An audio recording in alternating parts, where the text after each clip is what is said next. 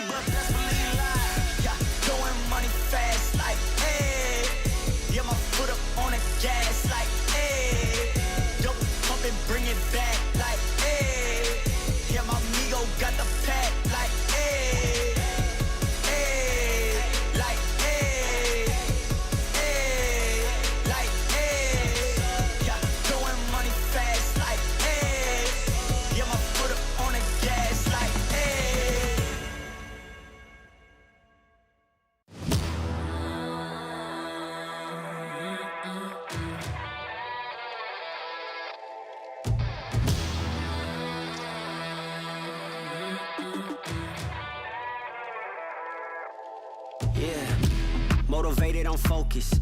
Came a long way from the lowest. Yeah, gotta get it, the mindset, gotta put it in motion. This is the moment.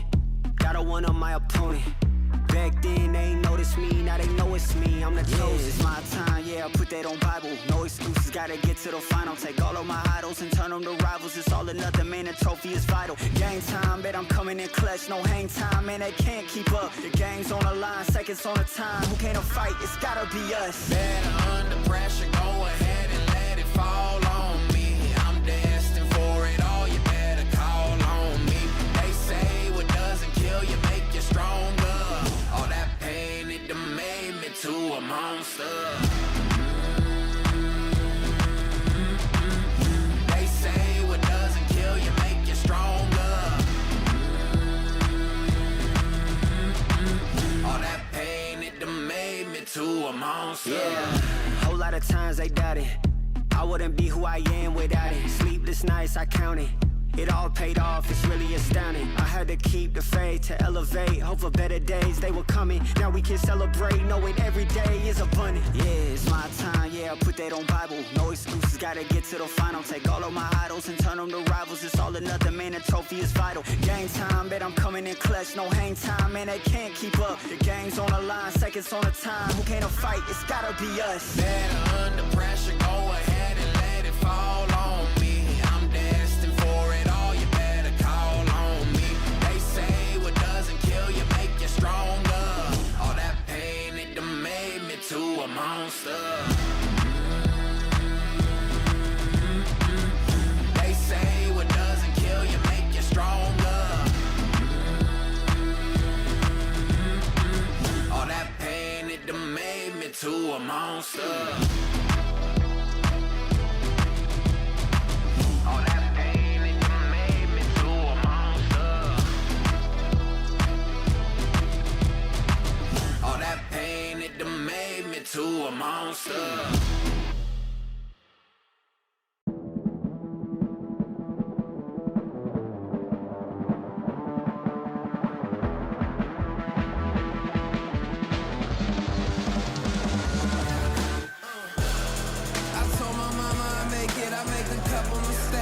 I stay in my lane. I keep my feet on the pavement, and don't you ever mistake it. No, this ain't never been a game. Tell me where the competition. Seem like they all been missing. Never made a wrong decision. It's got me walking different. I stay gassed up. Please point the opposition. No scope is no joke. Just know I aim with raw precision. I went and got my bid up quick, 100 figures. They once was competition, now ain't sitting with us. Been on a wave since we've been away. Snatch the game, now we here to stay. I told my mama I make it, I make a couple mistakes, but see I stay in my lane. I keep my feet on the pavement, and don't you ever mistake it. No, this ain't never been a game. I told my mama I make it, I made a couple mistakes, but see I stay in my lane. I keep my feet on the pavement, and don't you ever mistake it. No, this ain't never been a game. It's that you can't touch me. Things get ugly, they mad now. This all must be a whole new level to count. I'm packing on the pounds, pulled up with the dog hound, and I still had time to shut it down. Now you see them all screaming my name. See them trying to switch to my lane. They ain't never fit that frame. Only present when the cash came. Plenty days I've been on the road chasing. No legend ever said they was complacent. Nah. I told my mama I make it, I make a couple mistakes, but see I stay in my lane. I keep my feet on the pavement, and don't you ever mistake it. No, this ain't never been a game. I told my mama I make it, I made a couple mistakes, but see I stay in my lane. I keep my feet on the pavement, and don't you ever mistake it. No, this ain't never been a game.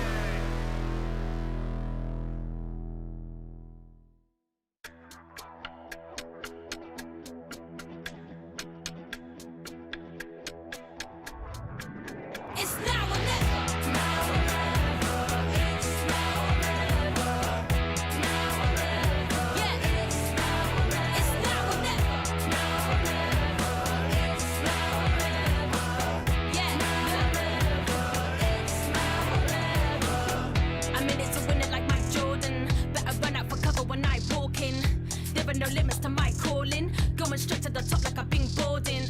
Taking the title like there are no rivals. Doing the eyes closed. a blindfold. This shit is easy, like a recital. I'm taking my shot, like my hands on the rifle. Yeah. It's now or never. Yeah. It's now or never. Now or never. It's now or never. Woo. Now or never. It's now or never. It's now or never. Now or never. It's now or never. Yeah. Now or never. Yeah. Look. Keep quiet, the queen's talking, keep walking. Couple of rings brought in, lines choking. Couple of reporters reporting. Fire a line with a red dot, no recordings. Taking the title like there are no rivals. Doing the eyes closed, give me a blindfold. This shit is easy, like a recital. I'm taking my shot, like my hands on the rifle. Yeah. It's now or never. Woo. It's now or never. Now or never. It's now or never. Now or never. It's now or never. It's now or never. Now or never. It's now or never. Now or never. Yeah. It's now or never. It's now or never.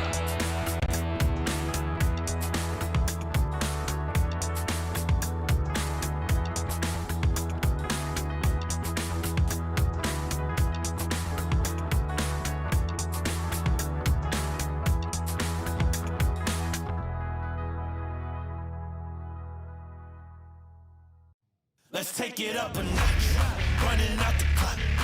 I shoot my shot. I cannot be stopped. Let's take it up a notch. Let's take it up a notch. Let's take it up a notch. Running out the clock. I shoot my shot. I cannot be stopped. Let's take it up a notch. Let's take it up a notch.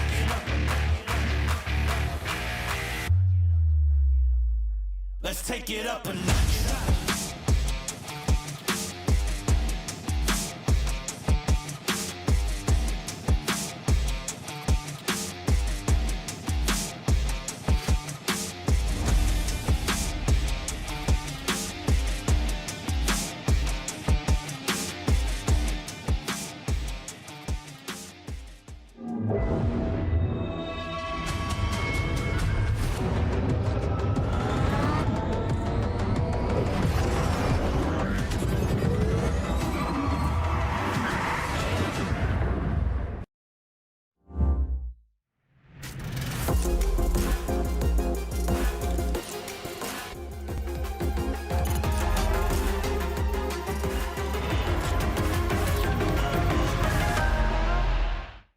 Hey! Hey, Tom. Alberto was looking for you, by the way. Really? Yeah, you better get there Okay, quick. I'll go check.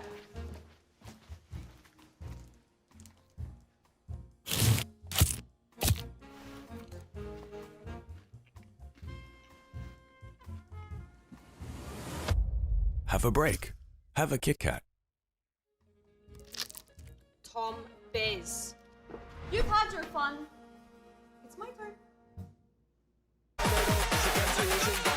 At Carmine Corp, we demand the best. This is what backs us up. The Razer Iskor V2 New Gen.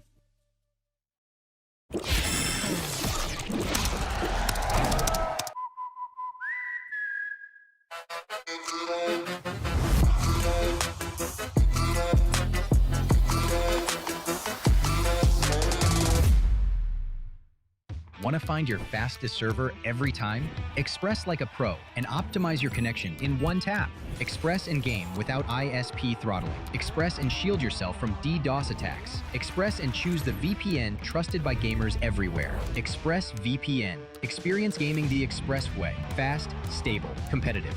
Outplay the world. It's time to Express. Unlock free cosmetics, including Lightning Kicks Buddy and more. Scan to subscribe.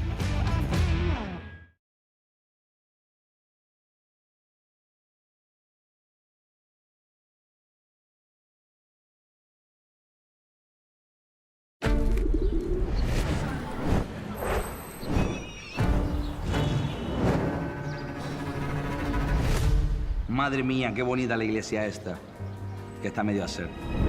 Qué ornamentos, qué claraboyas. Irradia más luz que una flash de Sky. Qué pocas ganas tengo de andar. Con lo bien que estaría yo viendo las finales de la VCT EMEA en Barcelona. ¿Pero os queréis callar? Contemplad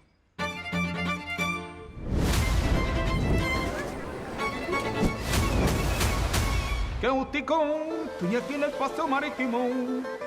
Vaya mar, vaya ola más grande, parece la ulti de Harvard. Qué rico me está sabiendo este heladito que me estoy comiendo poquito a poquito.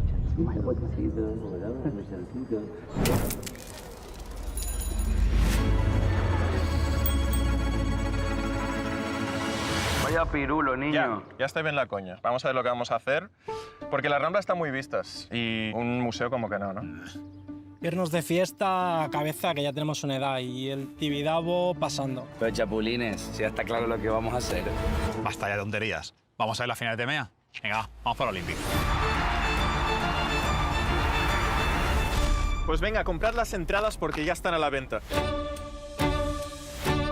Y bueno, la fiesta la dejamos para el domingo después de la final, ¿no?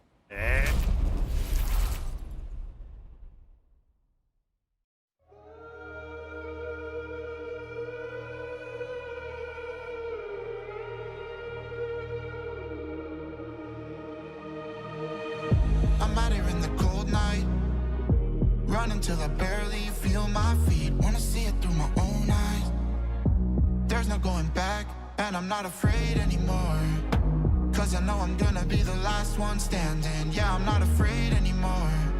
Yeah, I don't wanna wait anymore. I'm ready to fall, I'm ready to rise up. I will do what it takes, I'll run blind straight into the flames. Watch me burn, alone in the shadows. I'll carry you home on my back. If it's you or me, then I'll take the shot. Still they say I'm the villain.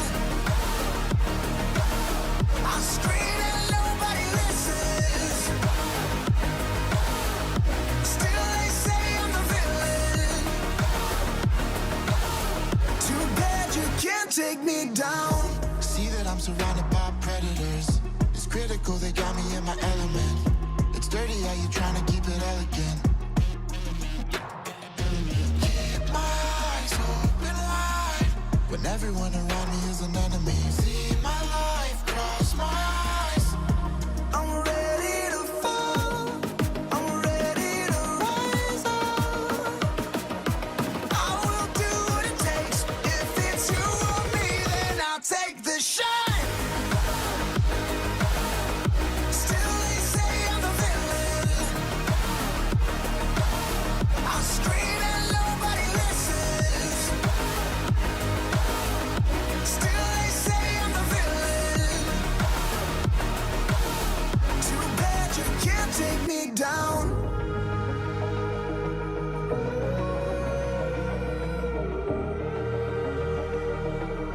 Too bad you can't take me down. You can't take me down. I'm ready to fall, I'm ready to rise up. I will do what it takes, I'll run blind straight into the flames. Watch me burn, alone in the shadows. I'll carry you home on my back. If it's you or me, then I'll take the shot. Still they say I'm the villain. I scream and nobody listens. Still they say I'm the villain. Too bad you can't take me down. Hello everyone and welcome back to VCT EMEA. We're on our third elimination day here in the play-ins, and it feels like each day we are just sending a lot of teams home at this point. It's quite sad really, but of course we've got some banger games coming up. Let's have a look at the bracket and see how these play-ins have progressed. Of course I'm joined once again with Kukuka and Minnie. Minnie, thoughts, feelings after yesterday's games? You guys were calling me evil in the green room just before coming out. You're bringing so it up already. I guess I'm excited. That is evil. We can talk about it later. You don't have to bring it onto the show. We can talk about it later. We get to send some more teams home. That's, you know, my vibe. First of all, I called you evil in 2023, and you brought it up today. I just need people to understand how spiteful you are. But yeah, surprises. I don't know if that many Fanatics showed a new face yesterday. Grueling schedule for them, right? Like you showed that yesterday, very good. Back back-to-back. I think that also could give them some strength moving into playoffs if that is to happen. Yeah, 100%. And we need to speak about the games that we have today as well, because of course we have Eintracht Frankfurt going up against Team Heretics, and then later on today, as you've mentioned, we'll get to see Fnatic going up against Job Life. Such a crazy schedule for these teams. It's so crazy. It's not only the schedule, because I think that most of the teams will prefer the tournament style more than playing week to week. And as I'm saying, since playoff is at the end of the play-in line, you want to get with that warm-up of like, oh, you know, especially for these teams that are in the lower bracket. But at the end of the day, we have Team Heretics and Fnatic that could end their year today, and it could be the complete end of the two best orgs that we've had in EMEA Valorant. But reality-wise, they are playing against challengers teams, and it should be a David and Goliath kind of matchups, but obviously Fnatic and Heretics have been looking very shaky. And crumbling under pressure. Crumbling under pressure? Yeah, for Heretics and Fnatic, like not this play-ins, but Fnatic during the stage, yes. Sure. I just think they've been pretty bad. I don't think it'd be crumbling under pressure. I think the schedule in general, this stage has just been crazy because we've had so many condensed games. And I think as well, each day we come into this, we are saying, oh, we could be saying goodbye to this team. And this, like we had that for Fnatic yesterday, we have it again today. And it is really difficult because we're having to have that approach all throughout these weeks. But the best thing is that on the other side, and when we speak about the challengers teams, they're still all alive. You know, like anything could happen for them. We've been so hopeful. They've been showing so many good things. So we need to put that on the scale and actually see that we're getting a good play in. I was thinking about this though. We can't have all four because of course we have Enterprise versus Fireflux in that top bracket. So one of them will come. Yeah. So like at best case, there's 3 challengers teams that make it to playoffs, which is that's pretty evil. That's not evil. How do you think that's evil? Like, nah, VCT teams, get rid of them. But I think initially, the expectations were, I think you had said maybe you'd be happy with one going through. Actually, after seeing like the first week of playing, I was like, I think 2 and 2. I think Fireflux and Enterprise so far have impressed me so much that we need them into playoffs. Yeah, we need them to test our teams. I think today is to prove like Job Life and Eintracht. I want them to prove that they are of the caliber. For sure. You know, of the caliber to go to playoffs. Well, let's speak about that first matchup because of course you mentioned Eintracht there. Someone that we wanted to highlight coming into today's game was Fizzy because I feel like he was one of the players that was able to kind of close out that series for them in the last game that they played. Yeah, I think that right from the get-go, right, to me is the Astra. I'm an Astra enjoyer, and actually seeing Fizzy, having seen him for such a long time and thinking back to 2023 with the best team, with the best Warcry, the soul that we absolutely loved doing back then. I think of the Sentinel and whatnot, but especially in this series versus Mates, where he exclusively played the Astra, is not only he felt like he was so comfortable, but more so like he was able to close both pistols, both initial rounds for his team. And look at him. Look at the way that he was enjoying it. Yeah, he was so happy after that series. Yeah, and I think that if we look here, like head-to-head, Boo's also been performing very well on that Astra too, and he's generally been playing very well. I want to just go back to Fizzy though for a second. I think this Eintracht team, playing this Astra, they really understood how to play with the defaults. It feels like Astra's an agent that is harder to play than the Omen, but if you thought through it, I think it provides more value. And I'm hoping later on that I can break down some of the ways that they are playing this Astra, because they're able to do things that I think that some of the VCT teams struggle with the way that you're dissipating around the map, getting map control. They're playing post plants very well. Their ult theory is very good. Like this Eintracht team is a good team. Do you think that maybe like teams are, just because of all the changes that there's been and like teams trying to find themselves and deal with the double duelist or the lack of it and how to navigate it, they maybe got too comfortable and just lock in the Omen? Frankly, I just think that teams don't understand what's good sometimes and get a bit lazy. And I think that players push back on things, and there's not coaches who will say, no, you're wrong. Omen Boo, isn't the best agent. More Astra. More Astra, please, Boo. He said yes. He did look very happy. It's Boo. So yeah, I just think that that's the case sometimes. That you need a very strong coach to be able to say no to players. I love an Astra. As an Astra main myself, I do love an Astra. I feel like the desk is kind of aligned with this one, that we enjoy watching Astra players. But let's the stars are aligning? Okay, sorry. Oh, you had to do it. You had to do it to them. Let's turn our attention to Team Heretics here as well, though, because something the kind of topic for them at the moment has been inconsistency, and that perhaps being one of their problems. And I feel like for Riens, we definitely saw an uncharacteristic performance last time they played. Yeah, I think that especially that first map, in the first half, he only got 1 kill, and it was with a Hunter's Fury. Something incredibly weird to say about a player like Riens, but he also went on an interview on Cheap Esports, and he spoke about what we've been talking about for a while now, saying that, yeah, their highs are really highs and lows are really lows, but we're still looking for a definitive answer, because I feel like we keep hearing it's like a mental thing or like the pressure thing, but it feels like it's not good enough after 3 years. Yeah, I think that when I hear their comms in particular, it feels very hectic, sometimes quite stressed. And I wonder if like the expectations they have and means that they're kind of forcing things a bit in those moments, and you can feel that they're not coming like an experienced, mature team sometimes. And I think that you should be at this point with that experience doing so.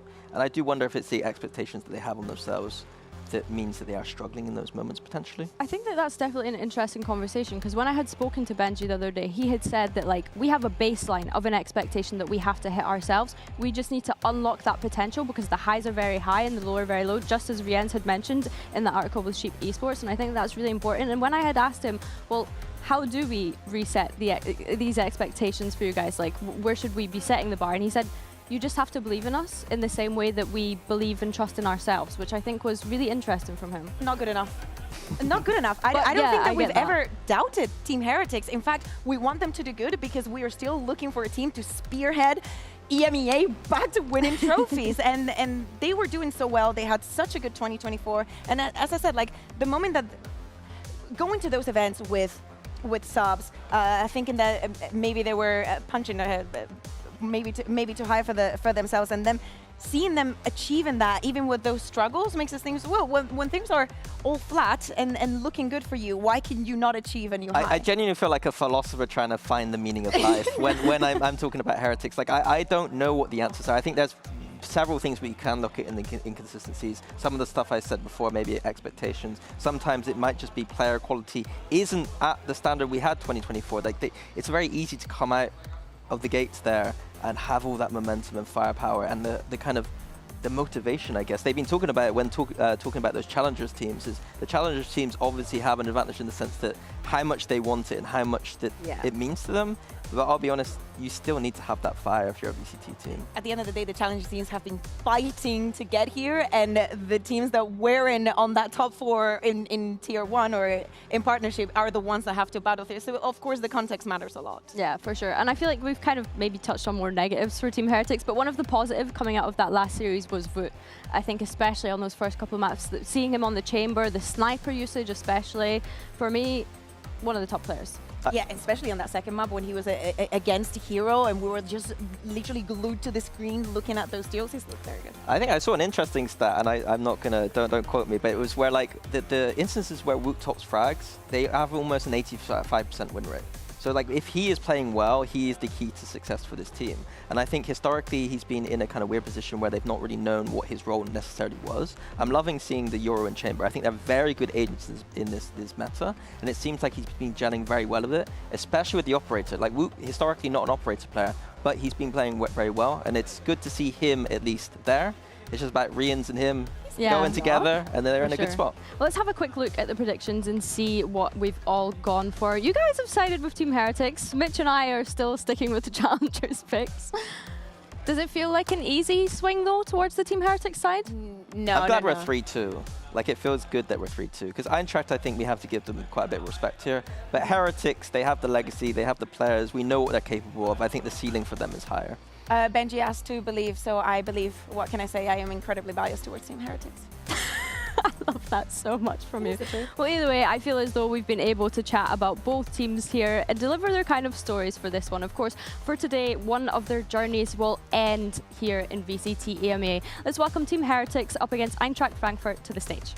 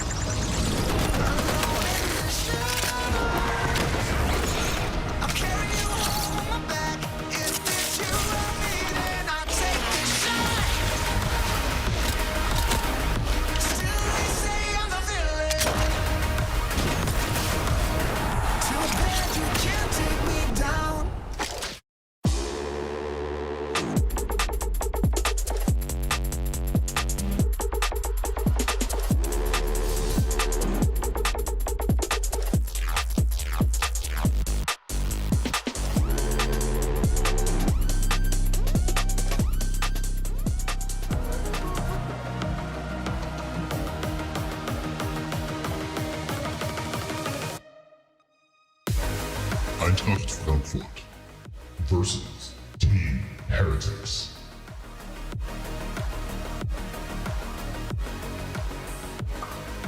Team Heretics need to make a lower bracket run all the way to Barcelona if they want to have any chance of being there. We know that they've been able to do it before when we think back to that Stage 1 trophy lift, but the question is, can it all end here today, guys? This map veto's coming in. Bea, I'm coming to you instantly because of that reaction. Because I'm seeing the SG bunning the summit, and I was like, damn, we do not get to see Monster on the Waylay again.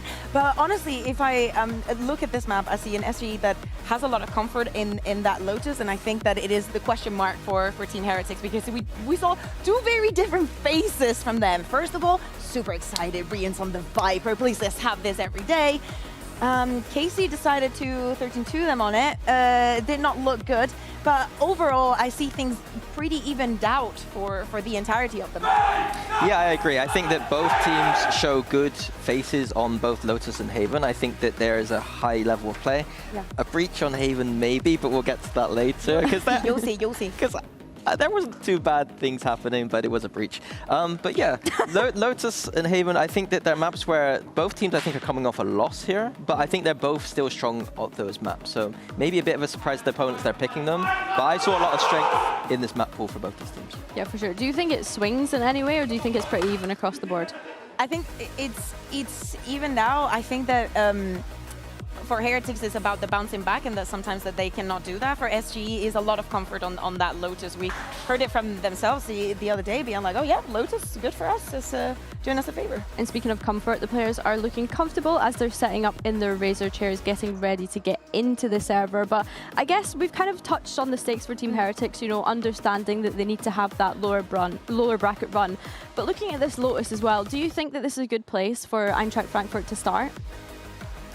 I mean, I think they lost 13-5 last time. But sorry, so I got it wrong. I got my tier 2 teams mixed. I'm so sorry. I apologize. Oh, it's all good. It's all good. But they both play extremely strong compositions on the map. Usually playing that Viper and Vice.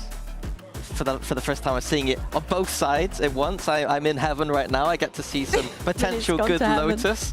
So yeah, Eintracht coming off a loss, but to be honest with you, I think that because they're playing this comp, they know they're good at this map. They know what to do. Heretics historically have been also quite strong here, and they're coming off a loss to KC, but KC looked like the best Lotus team in our region right now. So I think we're in for just a banger on this map. Yeah, and I think that we were speaking about Woods and the highs that he reached the other day on the Yoru, on the Chamber. Now he's going head-to-head with one of the youngsters that has been a surprise. Jamalinja on the other side, I think is going to be very explosive on it.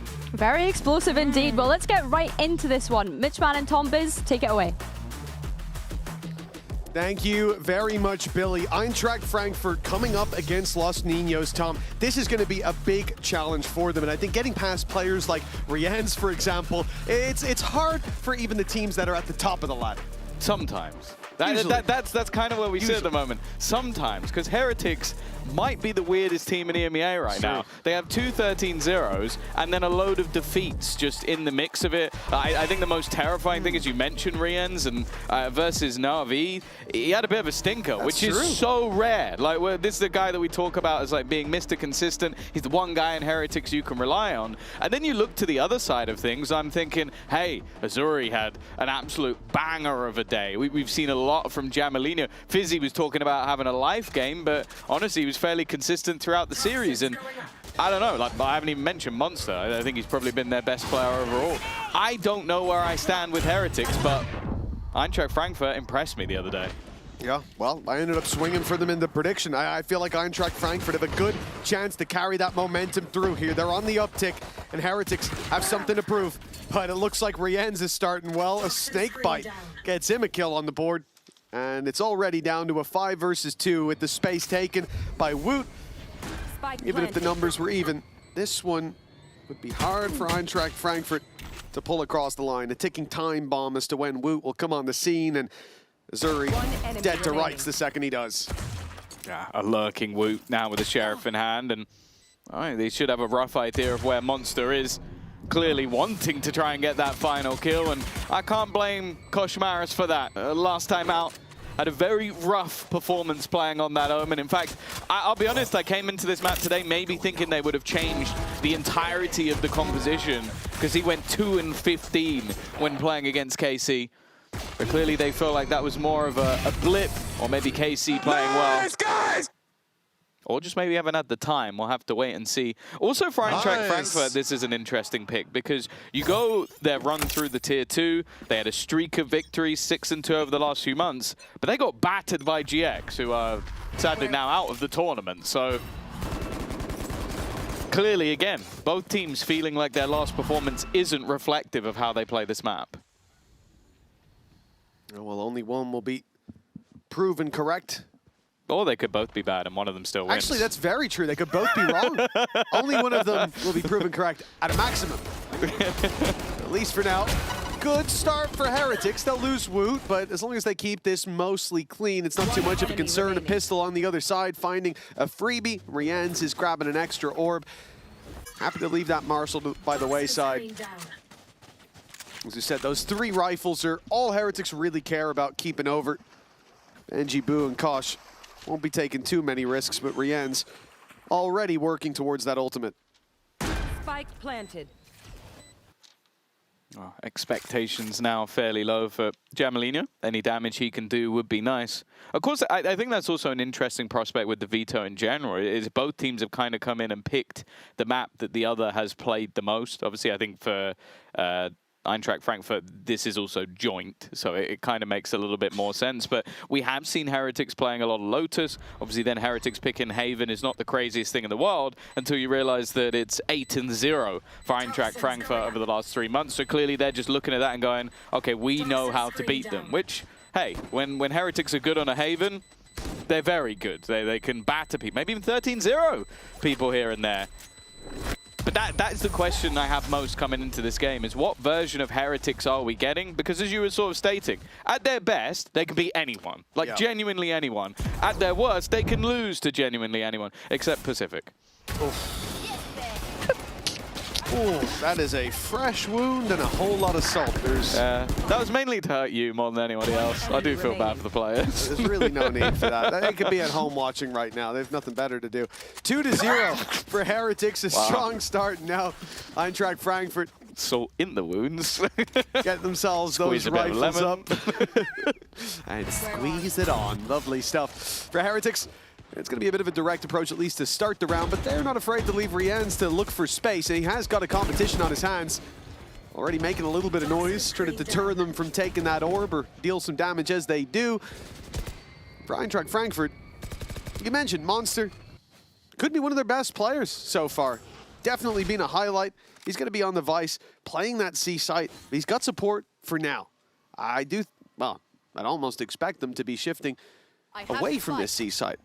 Azuri helping out on B, maybe exploring some aggression, but they've triple stacked up. It looks like they're suspicious of the play ending here, and the read is right from what we can see.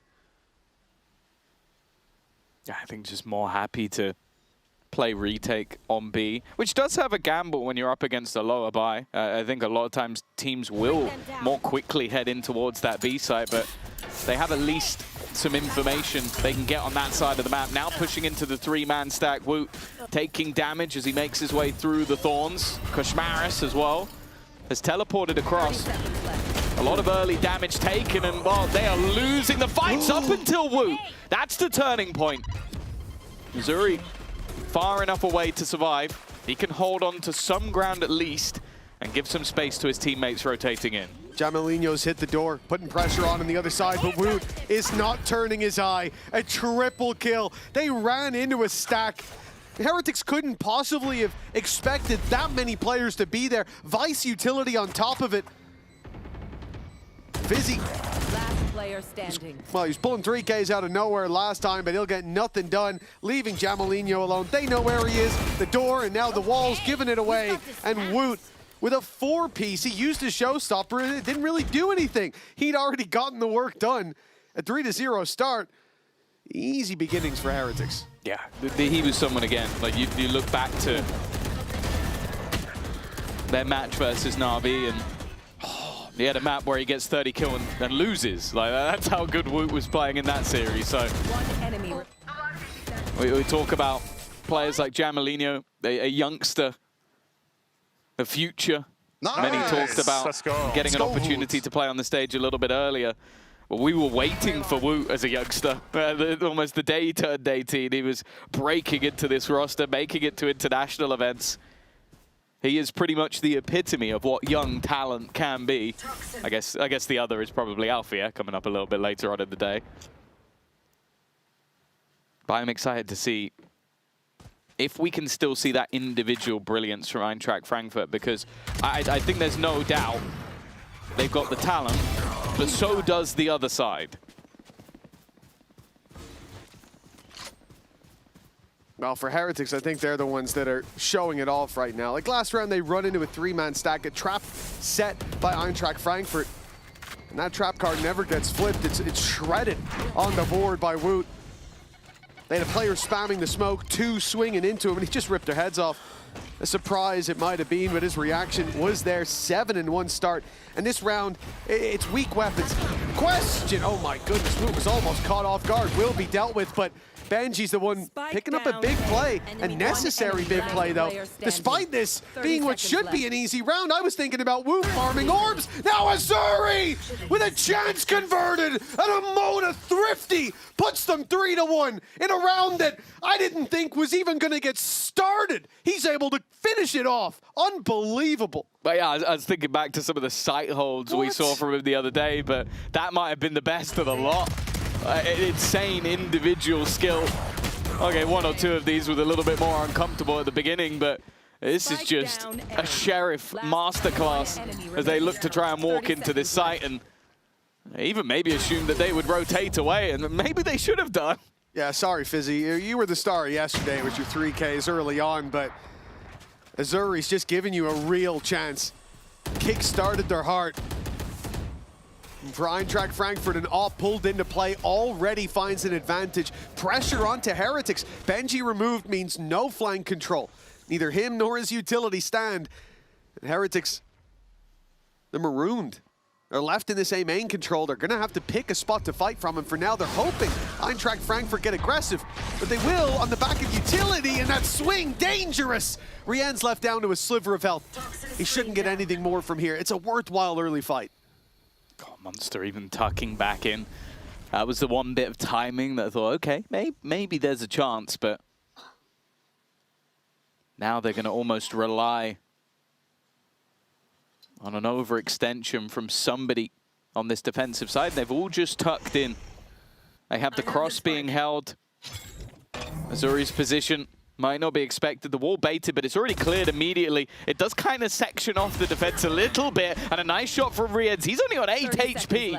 A single bullet would have done the work, and well, I thought for a moment Fizzy might have both. Instead, they brought it back, and yeah, 8 HP. A right click, there you go. I was gonna say, just the classic is all will do the trick, and yeah, I'm a little surprised by that pit. On 8 HP, yeah. I mean, he just found another kill. I guess if they're going to win, it kind of had to be the pit to make the difference. But that's a big ultimate committed on a gamble, on a whim. And what should have been a 4-0 start, let's not forget, has now ended up 3-2. Team Heretics being challenged very early on. Woot was 7-1. We thought, it doesn't look like anyone's going to catch him, at least for a while. But a Sheriff in the hands of Azuri. And off for Jamelinho, and things have taken a turn for the better on the defensive side. They're getting those few early rounds. We saw this in their opening map. They had a 3-9 defensive side versus GX. Got blasted out of the server initially, but this time they broke him back a little earlier. Rienz is still going to make things a little bit more interesting. He's definitely turning up more today. And that's why these rounds have been competitive so far. Monster finding 3 keeps it even, but considering what was invested in this round, this is a pretty good start. Oh, the ult from Benji to even the odds. That'll probably get them a plant. You don't expect Eintracht Frankfurt to be pushing up against this. A wall blocking off Fizzy. The judge. He's got a smoke up, he snuck in, and they know about him, but it's Benji alone. Good pick by Jamelinho. But Benji's gonna get the jump on him, and with a judge in the other side, it could be tough, but the paranoia, it gave Fizzy the chance. Distance closed. Not just in that fight, but in the score line as well. 3-3 for Eintracht Frankfurt. I don't even think the distance was close that much. That looked quite far away. Actually, it was, yeah. Like, I'm surprised that was an insta-kill, but I guess he was already half HP. I kind of want to see that last kill again. How far away was he? Maybe I'm delusional. It looked like the distance of the, whatever that's called on site. Yeah, pretty much. Nice! Headshot.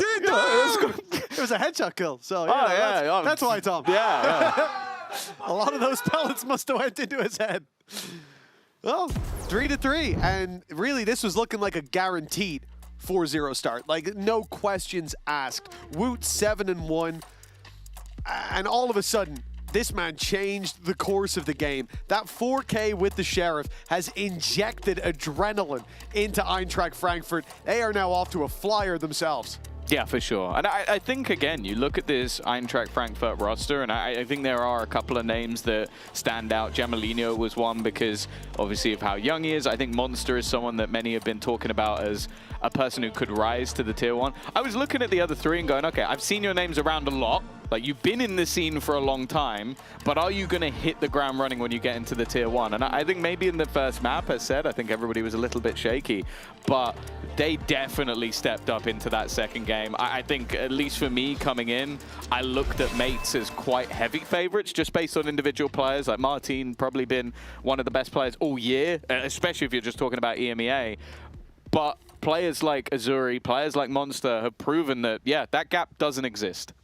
And Jamalino in some of those games, the Neon especially, I'd say on a raise. Jet on Ascent as well. Jet on Ascent, yeah, very much. But for Heretics, a 4-0 start, but it's been pruned early on. Let's see how they're getting on in the listen-in. Listen, can we... Others come back, guys. I want to double hold A. Sorry, I want to double hold B. Yeah. For this guy re-aggressing. Careful, push to the Viper ult. Yeah. And me and Nanas will push them back. Okay. Yeah. I'm waiting until you come. I'm picking Bull. Come. Go. One. Two. Can you castle it now? Yeah. Fade Prowler C. I want a blue smoke. Boo, I dodge Fade Prowler on C. Smoke. I will up. Okay. Yes. Go up. Come back to me now. I want to Prowler, be ready to Molly, okay? Yes. You can go on top as well. Bring them down. Fade Viper on C. No, I will hold down, okay? And I will do orb. You dogs B. Okay. I'm gonna reveal in 8 seconds, in 5 seconds here. Yep. Guys, keep waiting for the B report. Yeah, he dogged already. Smoke over, care, okay? Okay. Still I just waiting. revealed the open. I'll find you. Can you wall up again? They have yes. hit Can C, you why leave would me? they B push? Yes. Can you hit straight B with my yes, boomerang. I don't we will boomerang A, we will go B, okay guys? I don't have anything for the pick angle, we need to pick it. Like, I don't have anything. Wall up. Can you wait, I cannot, bro. Zero toxin. Wall up whenever you can. Yes. I'm coming back to you. Wall up now. Okay, we are close. 30 seconds left. Guys, can you pick now? Let's pick. One. Smoke B. They smoke B. Yeah, go in smoke and pop through if there is one. Yes. One. Yes, good paranoia. Oh, don't ceiling. I also molly ceiling. Yeah, go I'm not opening. Go heaven if you take. Guys, I'm planting. Oh, yeah. They revive. Guys, take heaven. Take heaven. Come. Okay, come. Stop talking and listen to one of you. Come heaven. Yes, I'm coming. Let's pick. Ready? 1, 2. That's a link. Come, go in the corner. I bait for you. Okay. Yeah, I have re-smoke for ceiling. Bait for me. You just speak on Benji then. Yes. Carry link. Yes, I'm holding it. I'm fade port. One on me. Cannot pick on Benji. 40 on Vice. Wait for it. Can we pick heaven later? No, I can't. I'm holding ceiling. Wait, I'm blind, guys. I'm blind. I can't. 2 ceiling, 1 heaven. 2 ceiling, 1 heaven. I cannot help you, bro. Yeah, I'm 70 on Viper.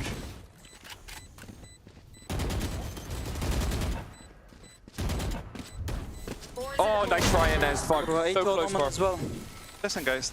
Play for your teammates instead of Yeah, I think a lot of it is, you can hear Boo as the leader getting a little bit frustrated because I'll be honest, and this is not anything to do with our production. I thought we might have been playing both comms at once with how many people were talking in that moment. I was like, have we overlaid these? Like, no. It was just so much communication going on at the same time that I think everybody was just hearing the sound of their own voice and nothing else. Yeah, genuinely, you could hear Boo take control of the reins for a second there. Like, they had to get back in line.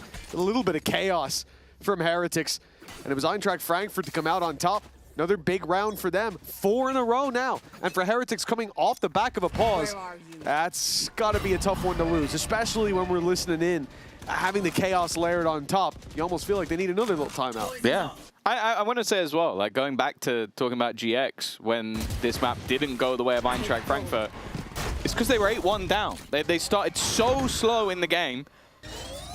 clearly took a little bit of time to get used to the stage, but that could have happened again. Azuri, though, got them their first round a lot earlier. Now they have the momentum in their says. Now we're seeing the level of what this team can bring. And Heretics, well, again, they've had their moments. They found their openers. They did damage with the pistols, but the rounds have only been going one way.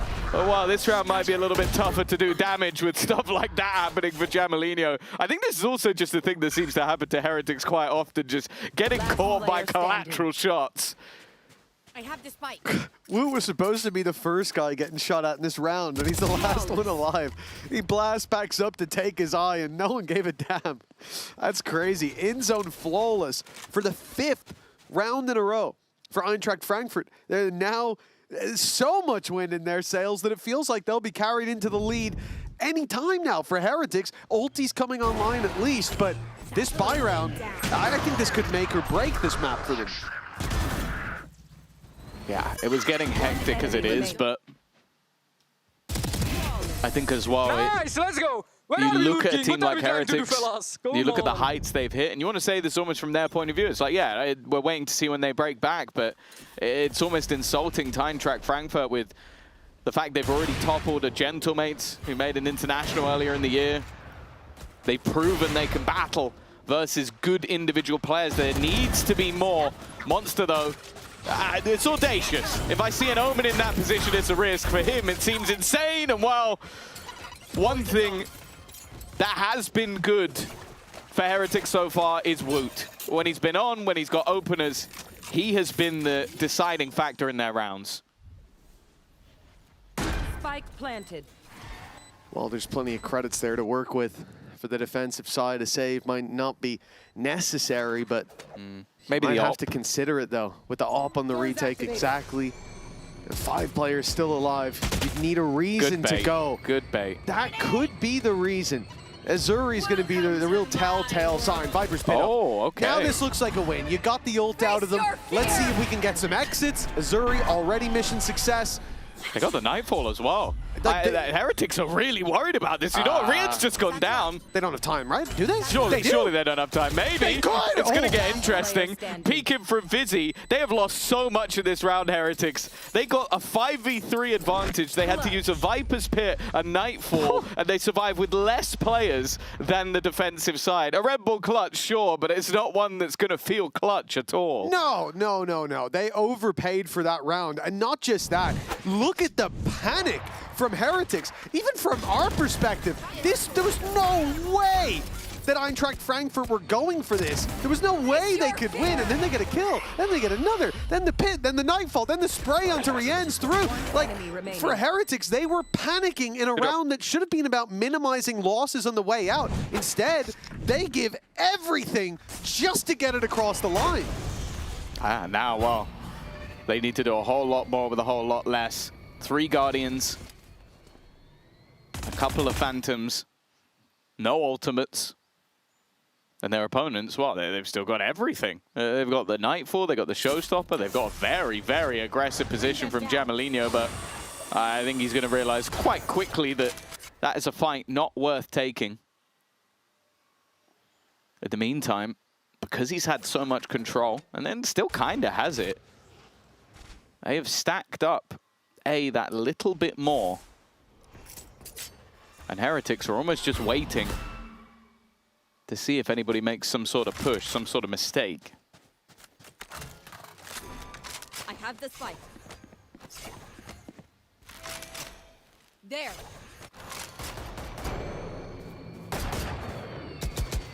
Well, there's no mistakes being made. Perhaps there's some being forced. Heretics will step forward. Nightfall online from Musashi, instantly put through. Info confirmed. Many men outside of A. Many men. Musashi has got the big gun in hand. Players have HP through that wall, but now they've recovered. The decay gone. Monster steps up close. He's deleted, and Woot's rounded onto Musashi. Very nicely done by Heretics. They make it out with just enough time to get that plant in as well. Jamalinho's Showstopper makes it interesting, but they need to clear an angle, and they have done. Benji's caught. Showstopper up, but it's not clearing that close corner. A mistake made. I think maybe he threw the paint shells into that corner moments ago and just then didn't think anybody would retake the space. And for Azuri, well, this time it is more about the credits. Holding on to that additional weaponry. Making sure they have a purchase for the next round. And a better round in general from Heretics. Patient in their play. Clinical in their move to the site. They will level up the scoreline once again. Yeah, consolation frag for Azuri. Catching caution the way out, but for Heretics, great solution to what seemed to be a big problem. They were ready on that A site. The information was there. When the blitz came through, they caught Monster up close. Rien's clearing his corners, and Woot wrapping all the way around to put that pressure on from both sides. And obviously, the Jamalino was sent in as a Hail Mary, a way to get back into the round with the showstopper. But he's caught as well. Big round from Woot, the man who had started very, very strong, but slowed down a little bit. Yeah, it's always going to be difficult to consistently have these sort of rounds, but he's a man that is able to do it. Another opener. TP up top. TP up top. I'm not sure how Fizzy gets away with that, if I'm honest. It's I don't know. Sound not working? I mean, there was a lot of noise. That's the only thing I'll say. Are they talking again? Genuinely, yeah, maybe that on top. I definitely wouldn't have heard it. Someone's got to pump their game volume up. Maybe I do as well. But for Fizzy, that's the pick that puts them back even. Thorns fade, and Fizzy will be challenged yet again. A tough one. If they were to blitz through as 3, it looked like that was the play just moments ago, but they wanted to wait for the smoke to fade. Cover going out. Fizzy popping another up. And what's the reaction now for Heretics? They're all sat in that orb. You know they're going to come bursting out any moment, and Fizzy is going to have a challenge, but him and Monster, they stand tall. I want to say easy round, considering how quickly they dealt with that burst to put Eintracht into the lead. Well, yeah, it feels hard to believe that it was Heretics who got the opener in that round, the way that it went from then onwards. This, yeah. Hello. And a great round in general. It's the fact that Fizzy's the guy to TP on the rubble, and then the guy also waiting for you on the other side of the map when you step in. Me and you! Come on! Well, lead will be taken now by Eintracht Frankfurt on that defense. Woot again. He has to be the focal point at the beginning of these rounds. He's definitely been the man to watch so far. And again, I thought for a second that was going to be another collat. That was so close to 2 players going down. Even still, a stray shot through the smoke of Jamalino. Now they're pushing into Musashi, left blinded. He does some damage, and the swing out from Fizzy from behind. The last round was his. This round's looking like his, and he will close out with a 4K. A huge couple of rounds from Fizzy. 15 and 6, he ends the half. Yeah, we sung his praises about yesterday. Thought maybe there was a new hero, but it looks like that banner's been passed over. Big round from Fizzy. But the man who gave them a chance to started the alley-oop was Azuri. This guy, with the Sheriff in hand, gave them the round that they needed to put Heretics down 7-5 at the half. So let's hear what he had to say before the match today during the halftime. Thank you so much for joining me, Azuri. Nice to speak with you again. Now, you have been on this roster the longest, so I want to ask you, how was it when you first got the call up to join Eintracht Frankfurt, especially as a German player? I mean, it was great because it's like a really big club in football especially. So I already knew the club. So I was really, really happy to see that they were in VALORANT before me already. Like they've been playing for like a few months. But then I also got the chance to play with Musashi, and this is John. Like he's not here today, but yeah, like some of my friends and stuff. Musashi's been a friend of mine for a long time now. So we got to build a team together, and we ended up here finally. Yeah, you mentioned this is John. Was he on Focus still when you guys had to beat them to make it here? No.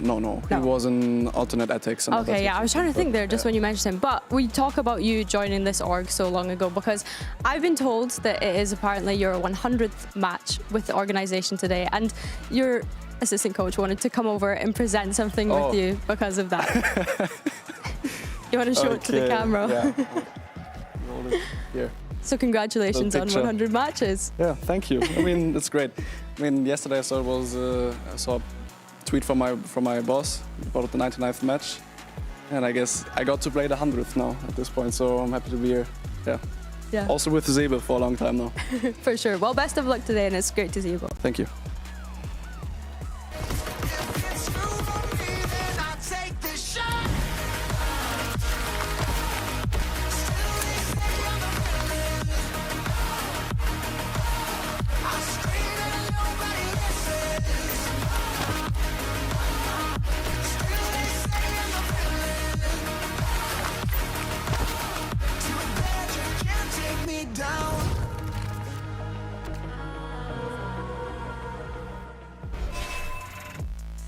Well, 7-5 is where we left you. Eintracht Frankfurt with the lead. Man like Fizzy, 15-6. I mean, he had a slow start as well. He was a goose egg on the board for a while, but damn, it did not stay that way for long. No, for sure. Yeah, the fantastic couple of rounds from him, especially towards the end of the half. He's the reason they're in the lead and in the battle to get to Barcelona. Scan the QR code, buy your tickets, and we'll see you there. 7-5.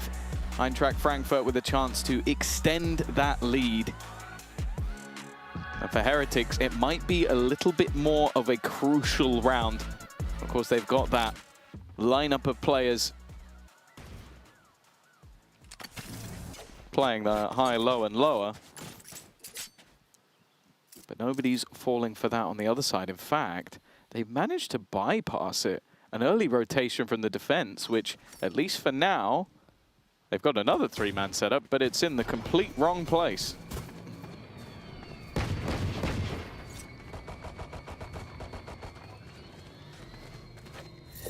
No, Heretics have got boots on the ground on time, but that might be a mistake. Benji's eating that nade! Oh, well, coming up with a kill. It's already good enough. He should have been dead to rights. It's a bit of a whiff early on, but the attackers, they've read the presence, movement back to the B site. And Rienz has a choice to make. Snakebite's going to slow them, buying a little bit of time. Letting them fill in the gaps as well, with Kosh looking towards the stairs. 30 seconds left. I don't think there's going to be much of a choice other than retaking the B site in the end. A bit of utility available to delay. The defense only have themselves a singular haunt, and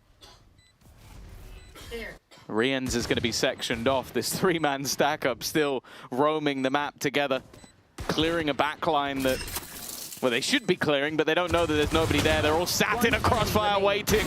And while it's only Woot to get anything from this position, a solid hold from Eintracht Frankfurt will put them further into the lead. The team that made it through a play-in, through an LCQ, and even had to get through Gentlemates, are looking pretty good on map number 1. Oh, they're looking fantastic right now. And the best part about it is, like we said, Fizzy had a slow start that didn't affect rounds on the board. Azuri was the one to pick them up. And himself, Monster, Jamalinho, they're all performing. They're all having their rounds and their moments. For Jamalinho, it was this one. For Musashi, well, this moment is yet to come. But Eintracht Frankfurt, they have a lot of factors online right now. And for Heretics, well, it remains to be seen if they can climb their way back into what should be a 9-5 scoreline. Classics pretty much across the board, exception of Woot. Paranoia used basically just to create the space outside A, send the smoke, and then gamble players in the other direction. Of course, the Heretics have to take massive risks in these sort of rounds, and at least for now, the risk looks right. The only upgraded pistol, a snakebite as well. But I like what we're seeing from Monster. He doesn't have much to lose. He's going to start re-clearing because you've seen so much utility early. Obviously, you duck away from the A site, but then you start to question, was that just to try and sell us this fake? Well, there's 2 seen on that A site. No easy solution now. Now they go back into the stack. Those 2 players have done great. 30 seconds That's all they needed. The Numbers still going to struggle with the weaponry, but through a snake bite, well, that'll even the odds. A right click enough for Rienz. And now 3 remain from Eintracht Frankfurt. Woot in with another, and the danger mounting as Eintracht Frankfurt have only Jamalino. 12 seconds left, and he'll just about avoid the fight to start with. The Seas keeps him in position just a moment. The reveal gives him away, even with the shot fired and up close. It's not gonna work for Jamalino. A 3K, not enough. And Team Heretics, again, this is the second time in this game, the shoe on the other foot, this time, that a round seems lost at the very get-go. Make it fair. And then it's a very different scenario when the barriers come back down. Yeah, and a mode of Thrifty that I want to say never should have been, but I think the defense played that round perfectly. The initial aggression to force them towards C. They deny the re-clear coming out from Monster, because even if he gets a kill and there's one guy left, maybe they go back that way, but you see 2 players aggressively, and you think, okay, maybe that's the stronger site, not the weaker one. And instead, they immediately rotate away, have the 3 players still in position. I think Rien's holding his snake bite until the last 20 seconds is what wins the round. Like, basically, that piece of utility alone. A lot of pieces for Heretics that were fantastically placed, and they get the reward of a massive financial boost, some weaponry found, and their opponents with not too much to play with. Yeah, that was the round for Eintracht Frankfurt to keep clean, to farm the economy a little bit. And this should have been the bonus, but for Eintracht Frankfurt, the scoreline will close in. They buy themselves some pistols, have that showstopper to play with. I mean, there is still promise in this round if they can find a pick or two, a moment, an advantage. In fact, they fire it in off rip. They're feeling confident, and perhaps they should be already. A man advantage, but it doesn't last very, never mind, it does last very long. An immediate trade out for Monster. This is huge. Maybe Boo's so used to playing the Omen, he was thinking he could TP back out of that spot. That was an all-in play. Yeah. That was him trying to even things up, but again, it's going to make it much tougher. Also, the weaker weapon that they had was the Judge, and that's in the hands of one of the remaining players. The rifles have gone back to the other side, jumping through. Woot's done well. In fact, he takes 2. Again, the Judge working at further range than expected. This is all going to come down to 1, and Monster can't quite hold it out. An incredibly close round. Another solid 1 from Woot to add to the collection. And for Heretics, they've scraped through. I don't know if they've buffed the Judge, but today it does just seem to be hitting shots it normally does. A little extended barrel on that thing. I did think this was crazy aggressive from Eintracht Frankfurt. They lose opening pick. Okay, I think the ult was popped around the same time, so that wasn't in the decision making. But even still, in this low buy to go, screw it, let's put in the showstopper. But they suspected they'd caught some players up close on site, and it very nearly was a 1 round. Woot putting a spanner in the works, and he'll look to do the same here again. An operator bought up, playing towards the Hobbit. But Eintracht Frankfurt, all eyes on B.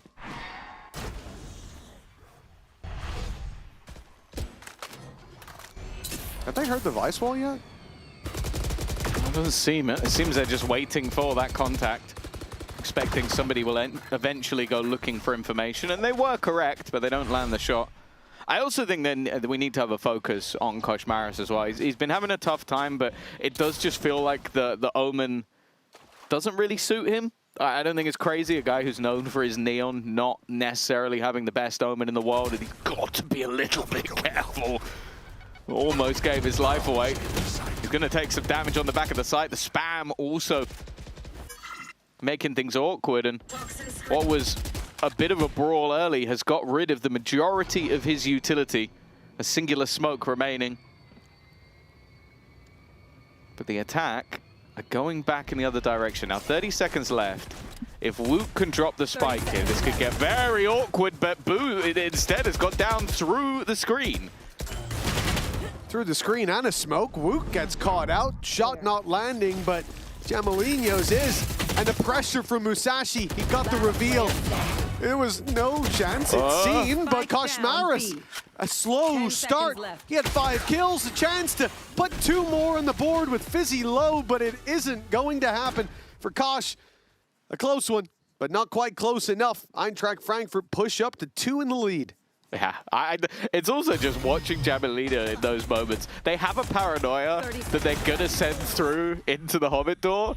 He peeks first, and then they paranoia afterwards. He's just so confident that he will win that fight if anybody's waiting there. And then they use the paranoia to clear deeper, which works for them. But he is playing a fantastic game. 15 and 12, one behind Woot. A name I'm sure that he is excited to play against, but more importantly, is matching up to at this point of the game. Well, nightfall there for Eintracht Frankfurt. And a lot of movement towards this C site. Chance to go back to B as well. Ult is very useful there. But if they do go this way, I think a lot of attention has to be given to those pistols, to clearing out those corners. The C site was a massacre last time around. And I think they've heard this A push. They certainly have when we switch back and see the Prowler from Azuri's perspective. And the call is to go back and fight it, reclaim that space. And the man that would be standing in their way, who would have a snake bite coming his way from this lineup we can see, is Koshmaris. As we said, he's had a tough performance thus far. And it's not going to get any easier. Oh, that's such a horrible way to go. See Snakebite, nice shot from Boo, but it's immediately traded out. Another aggressive position, but it's only the one. And Azuri already on 3 for the round, leaves it down to Riens. A rifle found. A man that has more moments than maybe anyone else for this Team Heretics side. Known for his clutch capability, but this definitely isn't going to be an easy one.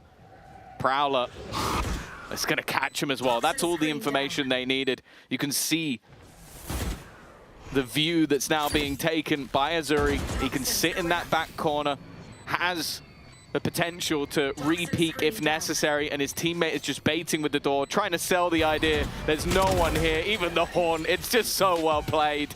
They make sure there is a 0% chance that Riens is winning that round. And another to add to the collection that Azuri is building in the Tier 1. And look how quickly this goes from a safe space for Koshmaris to his grave. Being destroyed by that setup right off rip. It's going to make you think twice about defending Rubble from that aggressive of a spot in the future. And Eintracht Frankfurt making the call to go back to A to retake that space. Well, they made exactly the right call. This time, a timeout is called for Team Heretics. This is their second timeout, while the Tier 2 team, and I make quotation marks for that, Eintracht Frankfurt, have yet to use one, sitting 10-7 in the lead. Yeah, not really had a reason to. Maybe after they lost the pistol, it could have been a problem. But yeah, a man I highlighted. I think that obviously Koshmaris was brought in during the peak of Neon. Fantastic Neon player. I think still puts up numbers on Neon.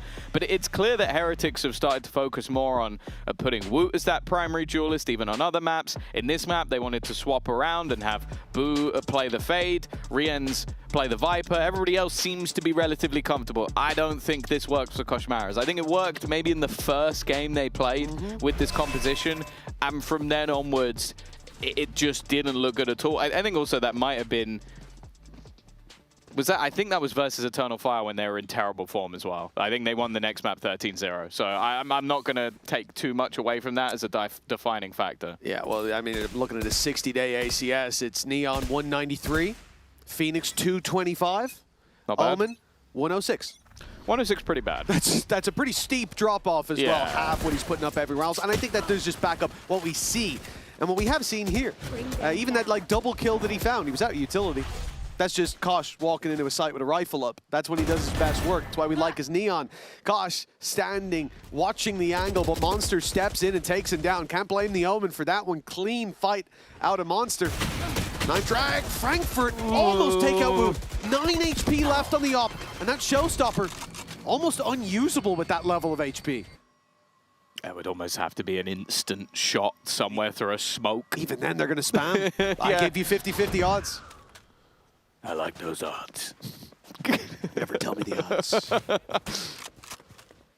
Well, I do think for Eintracht Frankfurt, a lot of the hard work is done, even if they can't see it with Woot so desperately low, but hey, I think it was Rienz did it with 8 HP. Yeah. It is Rienz though. Boot, up above. Nightfall available, but do you want to throw that in here? And Jamilino, you can see how confident he's feeling. Fighting versus Boo, it looked like the veteran had the drop on him. But not the case. And I don't think there's any choice here for Heretics. You got a low HP operator player. You've got no credits to spare. You have to save. Yeah, I'm going to cope and say it was they were baiting the steps. But you know, your guys over here towards C started sprinting away, and meanwhile, Boo just like walks into this angle. So the call was to save on one side. The other side was like, oh, see, we can get a little. Oh no, save, I'm dead. But if it's Boo, then does that mean they ignored his call? Maybe he said run away so they'll peek me, and then he lost the shot. You know, that's probably what happened. Let's all agree on that. Or maybe they were saying, let's go there. Well, either way, they've got Fizzy in the end. They've made it a little bit more costly, so that's fantastic. The only problem being that Eintracht Frankfurt have more than enough money to buy. They're 11-7 in the lead. And that if Heretics lose this round, it won't much matter because they'll be in the bin themselves, rooting in the bin for any kind of weapon. Could be the beginning of the end. And honestly, for Fizzy, considering how slow of a start he had, I don't know where he finds these performances from, but he keeps doing it. Yeah. He's looked fantastic. No one for Heretics. They pretty much got everything in this round. The only ult missing is that Steel Garden, but if you got 4 ultimates, 3 very high impact ultimates, expectation is around the opponents only have the From the Shadows, which also Koshmaris has. This is so aggressive from Wood, though. Okay, that was not how I expected that fight to go. Pushing that far up with an operator and then winning a kill with the classic. Boo's managed to fight one back on the other side. This is uncomfortable for Monster. There's no doubt about it. And even though things might have been a weird one, Fizzy has a lot to do. Now, he can retrieve that spike from anywhere on the map.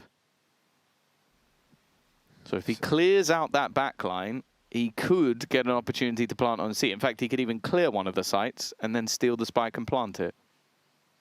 Out of audio range, a TP past the Vice wall option as well.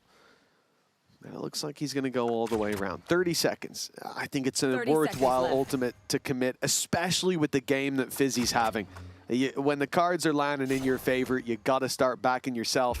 And for Fizzy, every hand has been played with great success. Now he's going to TP before he clears this C site. Option still to go back to B, but there it is. TP straight through.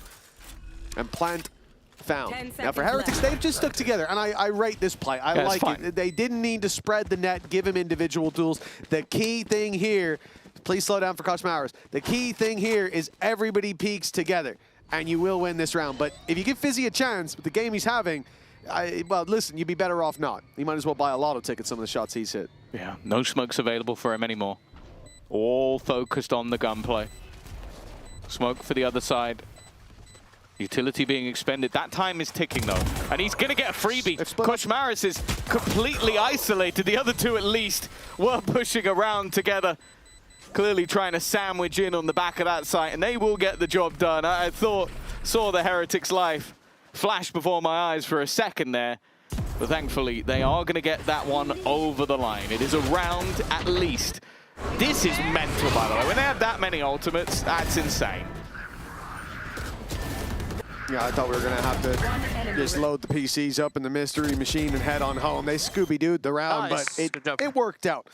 The final two able to bring it across the line for Heretics. As we said, much needed win. Their economy stretched to the limit. Still have that showstopper on Woot. Still have that Viper's Pit to fall back on as well. So there are factors here that can bail them out. Safety nets to land on.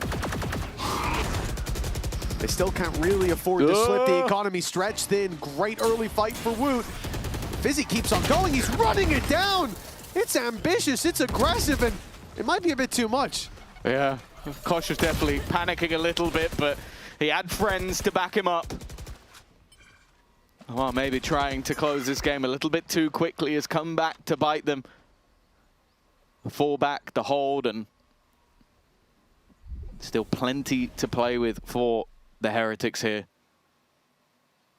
Eintracht Frankfurt, the remaining 2 players, don't really have anything to bring back this round. It would only be, again, if somebody on Heretics gets a little bit greedy. There. Yeah, they're not in a position where they can at 11-8. High-low setup. Kosh is a man right below him and Benji. Oh, sorry, Benji's on backside even. One enemy remaining. It's Rienz to pick up the triple. Well, a man that might not have needed those orbs, but they certainly needed a clean round. And with an in-zone flawless under their belt, the gap's down to 2. Yeah, no, a couple of better rounds from Rienz. He's now moved to the top of the board ahead of Woot, and I think we mentioned it. Last week he had a rougher time. I think even making a post about it after the game, saying like, we could have won that game a lot more easily if I was able to perform. But it seems like he has been able to get back into that Rienz level once again. A man, though, that he still got to catch has been Fizzy. We've talked a lot about him through the entirety of this map, be it because of the slower start or the fact that he's had so many big multi-kill rounds. Going into one where they might not have the full purchase on the board, it seems like he has a few extra credits to maybe get a rifle in hand, so they might rely on him once again. But I do feel like they've got to be careful. We've always spoken about, firstly with them, the fact that they can get these big leads and let them slip. We saw that in the first series versus GX, although it didn't happen the second time around. And more importantly, the second Heretics start to believe they can win, they're a problem. Like, especially if you've got both Rienz and Woot playing well, even if Woot's doing some mad stuff. You know, Fizzy was 23-11 on the second map, not yesterday, the day before, when it's 5 days of Valorant in a row. It's all the same to me, mate. But I remember that being like 3Ks in both pistols, a lot of early performances. Like, he's doing the same thing, but with a trash start. Like, he's been doing it in the harder rounds, in the rifle rounds, when he's against the numbers. And Heretics are more than capable of fighting back. It's been impressive to see this man reach these heights, and well, the first time you can call it a fluke, but as we get more and more data, it just looks like this is who Fizzy is. Okay. He came, he saw. Ooh. Soon he may conquer. 2 rounds left for Eintracht. Oh dear, they've walked into the Rienz trap, but he wasn't the danger. The utility slowed them down, and then Woot back to winning ways. Clinical as ever. And a complete shutdown of this B-site setup. They were so ready for that push, by the way. Ready for the players to try and go for contact. Rienz in the corner. While for Monster, you can try and rush around the map and catch someone with their pants down, but it's going to be a crossfire no matter where he goes. Yeah, even dodging the boombot there, he could be on the left side. There's no way Woot and Benji turn their eye for a moment. Their backs 30 covered. seconds left. That's the job Boo and Kosh are doing. And the high-low setup. Well, if Monster gets away with this, he definitely is their best player, maybe the best player in the league at the moment. 11-10. Heretics hot on the heels of their opposition. They're closing the distance. And the key thing is those big ultis, especially Woot's showstopper, still in the back pocket. Not needed when he's showing up like this. I mean, this is probably a round they went, okay, just be careful on the way out. He does have a rocket launcher. Let's go, nice, good job. Insane. He does it with a mag of the Vandal instead. Oh, 3 in a row. Check your posture. For Team Heretics. After round 18, this was looking like a game that would go the way of Eintracht Frankfurt. Haven, a map that they're 8-0, would be up next, and maybe we'd even be looking at a 2-0, even if it is Heretics' pick. Instead, turns out the celebratory horns might have been sounded a little bit too early, as Heretics are building into this half. Ooh. A lot of damage. Not just dealt to Benji, but to Kosh as well. The C site is looking weak. Rienz is close by. Maybe he'll even swap out, just put that pit down. You wouldn't really feel comfortable leaving those 2 to defend. Showstopper online for Eintracht Frankfurt, re-clearing space late as it may be. It is not really that much of a problem. Hit resistance and hit him with a rocket. The Heretics have boost spotting from afar. The thing is for them, what do you do from here? Even Rien's rotating, it means C is now essentially an easy hit. They'll Showstopper back early and get nothing for it. A very early Showstopper, especially with the time left on the clock.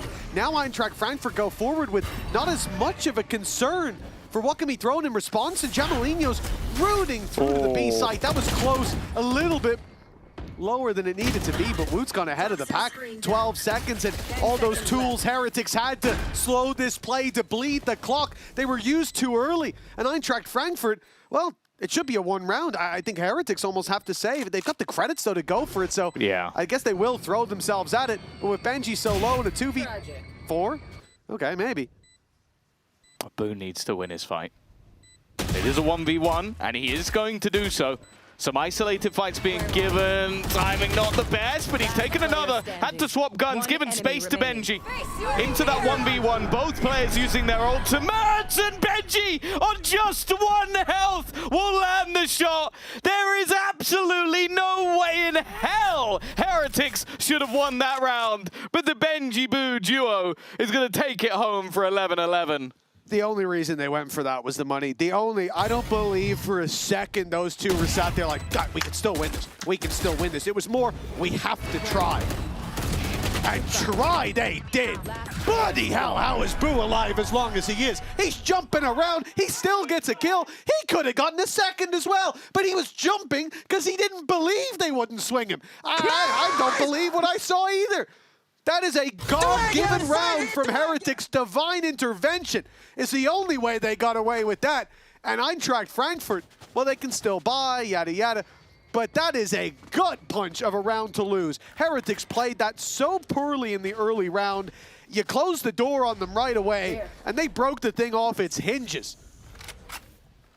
I think even when Benji gets that 1 kill, you think he's basically dead. Like, he has to be. He ends up with 3. One of them on just 1 HP at the end. They had a minuscule chance of winning that round, and they've done it. Here he is again in the corner. Thorns. Just going to deny them the space. Its utility gone at least, but nothing much garnered on the other side. Boo also has the information. 1 away from getting his ultimate online. And they also have to be careful if they were to try and run back in the other direction. Rien's has a Viper's Pit. And that clock is starting to tick down once again. Oh, what? Hey? I mean, he heard a shot a moment ago, but he might be Batman. Echolocation used. Azuri taking Boo down, and now, well, a 4v2. An unlosable situation for Eintracht Frankfurt. No ultimate for Woot. They got the credits again. Yep, they've got the credits. Now they've got to fight through a Viper's Pit. I mean, at this stage, if Eintracht Frankfurt lose, I think we need to investigate. Not the PCs. I think they've been cursed. Okay, well. That pit doesn't reach. Yeah, it's not. The thing is, they should have enough players that they can just spam through Snake Bite as well. And there you go, there's the spams. Rien's in a clutch scenario. But they have to give him something. Otherwise, they can just continue to spam. He goes running into the pit, but the time at this point is surely too far gone. It's the lead reclaimed by Eintracht Frankfurt. They now have a chance to close out their map choice, which maybe they should have done quite a while ago, at least in the last round. They should have got themselves to 12. Instead, a chance for overtime. I mean, Heretics have been competing, even in the low buy rounds, in that 2v4, not long, or 2v5, sorry, not long ago, 2 rounds ago. Nice, let's go, boys. Let's go, take the last one. Definitely not out of the question for the defense. Viper's Pit, available for Rien's. He's had it for a while. Hasn't had the opportunity to use it just yet, or hasn't decided to commit it. And I am surprised coming into the final round that they don't use it for like locking down just one of the sites early on. They want to use it a bit more reactionary, evidently. There's going to need to be a reaction very soon. Boo is under so much pressure. The Prowlers hit him, and the wrap through wasn't being watched. A blind spot that leads to a big blow. Luckily, it's put to bed early by Benji. There's still plenty of time. They're starting to walk up. Rien's again doing damage. Well, low, but he's quick enough on the trigger. This time he takes Jamalino, but he knew he was being rounded. Decided to try and fight versus Azuri. Plant in. Rien still has a Viper's Pit, but finding a spot to use it, I mean, might be difficult. Could use it to jump out of heaven, could use it to try and get onto that spike, but it might just allow the opponents to spam. And whoa, Musashi with that operator. Mentioned he's had a quiet game. That's a big shot to hit. Pit from here, though, is great. It's going to cover the spike, and it's going to make Musashi nullified in this fight. But he's holding the wraparound. Great read by Musashi. It's been a tough game for him, but also for Koshmaris, and now a chance to carry his team across the line to overtime. He's waiting for the peak that he knows should be coming, but the perfect timing! Azuri brings them to 13. The man who injected that adrenaline, the beating heart of Eintracht Valorant here on Lotus, and they will find the map in the end.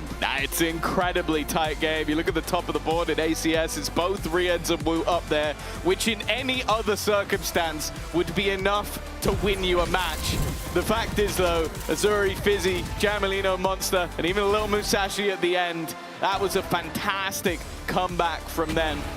Nonetheless, a man who was fantastic throughout was Fizzy. So let's go down to him now. Thank you so much for joining me, Fizzy. The last series that you played, it was incredible moments from you, and it felt like much more of the same throughout this map. What's going through your mind right now? Just feeling amazing. Glad that my team is showing up. I'm showing up. Some throws, but you know, it's part of the game. Well, you managed to close it out. Let's see if you can do the same on Haven as well. As for you guys at home, we're going to a quick break. Come on! Forte, Luca! Nice! Come on! Nice! Nice! Let's go! Nice! Nice! Sit down! Nice! Nice! Let's go! Pick on me! Nice! Nice! Me and you! Nice! Sit down! Nice! Still they say I'm the villain. Too bad you can't take me down.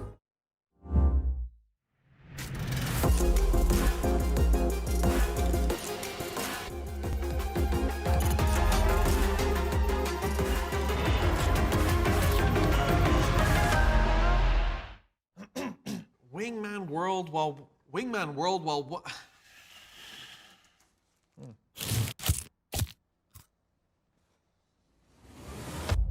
Have a break. Have a Kit Kat. Wingman World while wanting a well-won break. Let's go! At Carmine Corp, we demand the best. This is what backs us up. The Razer Iskor V2 New Gen.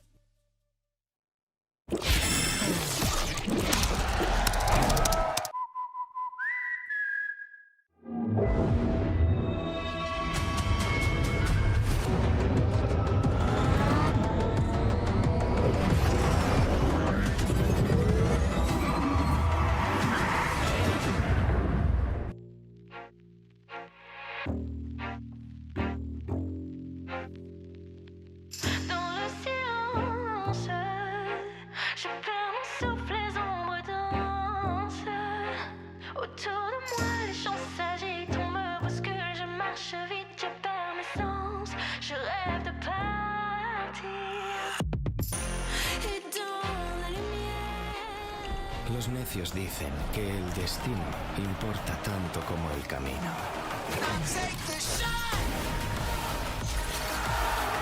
¿No es así? No.